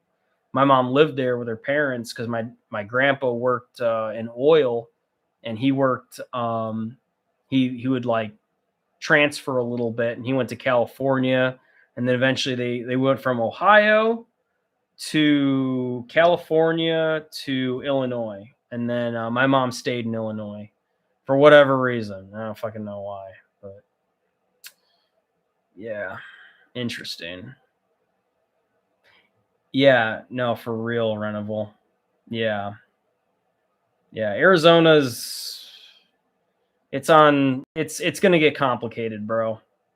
I know the traffic is so bad there too because all these people moved there, and it sucks because me and my wife are going to be moving there, so like I don't want to be that guy, but like at the same I don't know. I'm not one of those people. I'm not one of those people. I want things to get better, not worse. I'm not like, oh, let's just accept everybody and everybody can come here and, everything's sunshine and rainbows and butterflies. No, it doesn't work that way. The money comes from somewhere. Yeah, I know, Renable. Yeah, dude. That's so, man. That's how I felt about leaving Illinois because I hate that state. It sucks because like Chicago's such a cool city, but like just the crime and the corruption, which is real, and just the amount of shit like politics and just so many things that I've seen, even me living there, it's just gotten worse. And then the Democrats will be like, oh, everything's perfect, everything's fine. It's like a dumpster fire. And they're just like, this is fine. This is great. This is what we want. We're spending millions of dollars on projects that never get finished, and all that shit, man. So you and me are definitely of the same kin when it comes to that. But yeah, it sucks, dude. Yeah. I mean, Arizona isn't like my top of the list where I'd want to move, but like more than likely it's probably where we're gonna go. Just because it makes sense because of her family, because of her job, and we don't want to go to Florida. So, because that's where the other Mayo Clinic is at. Or we might stay here. Who knows? We might stay in Minnesota. I don't hate it here. It's not that bad. Contrary to popular, it's not the best. But it's not that bad. Could be a lot worse. And it's pretty calm for the most part. So, and it's not perfect. Don't get me wrong. And I'm not going to talk too much about it. And then Reneville said I was Green Party of Independent. However, when I saw that they lack a spine to fight when they got cheated, I had to change parties. Yeah. So they get cheated out of the vote, or, you know, that bullshit. Yeah, they will never allow third party to like hardly ever take over. We lived in Kentucky when the first libertarian, we got libertarian representation, which is technically what I am. I'm a libertarian. As much as it's like, oh, it's impossible to be a full libertarian, or it's never going to happen, it's impossible. But like, I don't know, I like the ideas of it, and it kind of resonates with me personally. So I'm not right, I'm not left, I'm kind of in the middle too. But it just sucks when they get cheated out of votes, and I know exactly what you're talking about, bro. Yep, yep, yep. It's frustrating. It's very frustrating. Yeah. So, but we'll talk later. We'll talk later, you and me, man. Maybe we could do like a video call or something one of these days. Just shoot the shit, dude.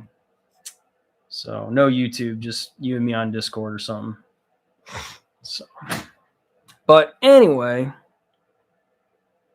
I could go on hours about it. However you need. Yeah, I appreciate it. Yeah, I gotta go to bed.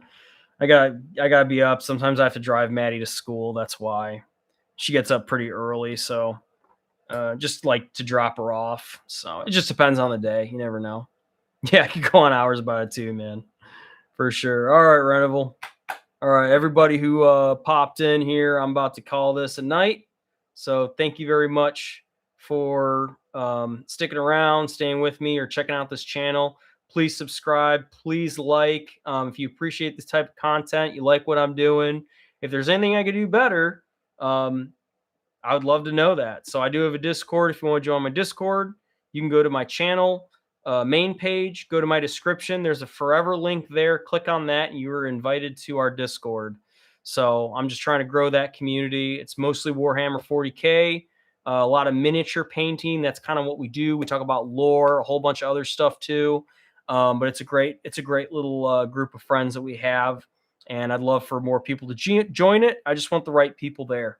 So, but other than that, everybody, please have a good night. Thanks for tuning in.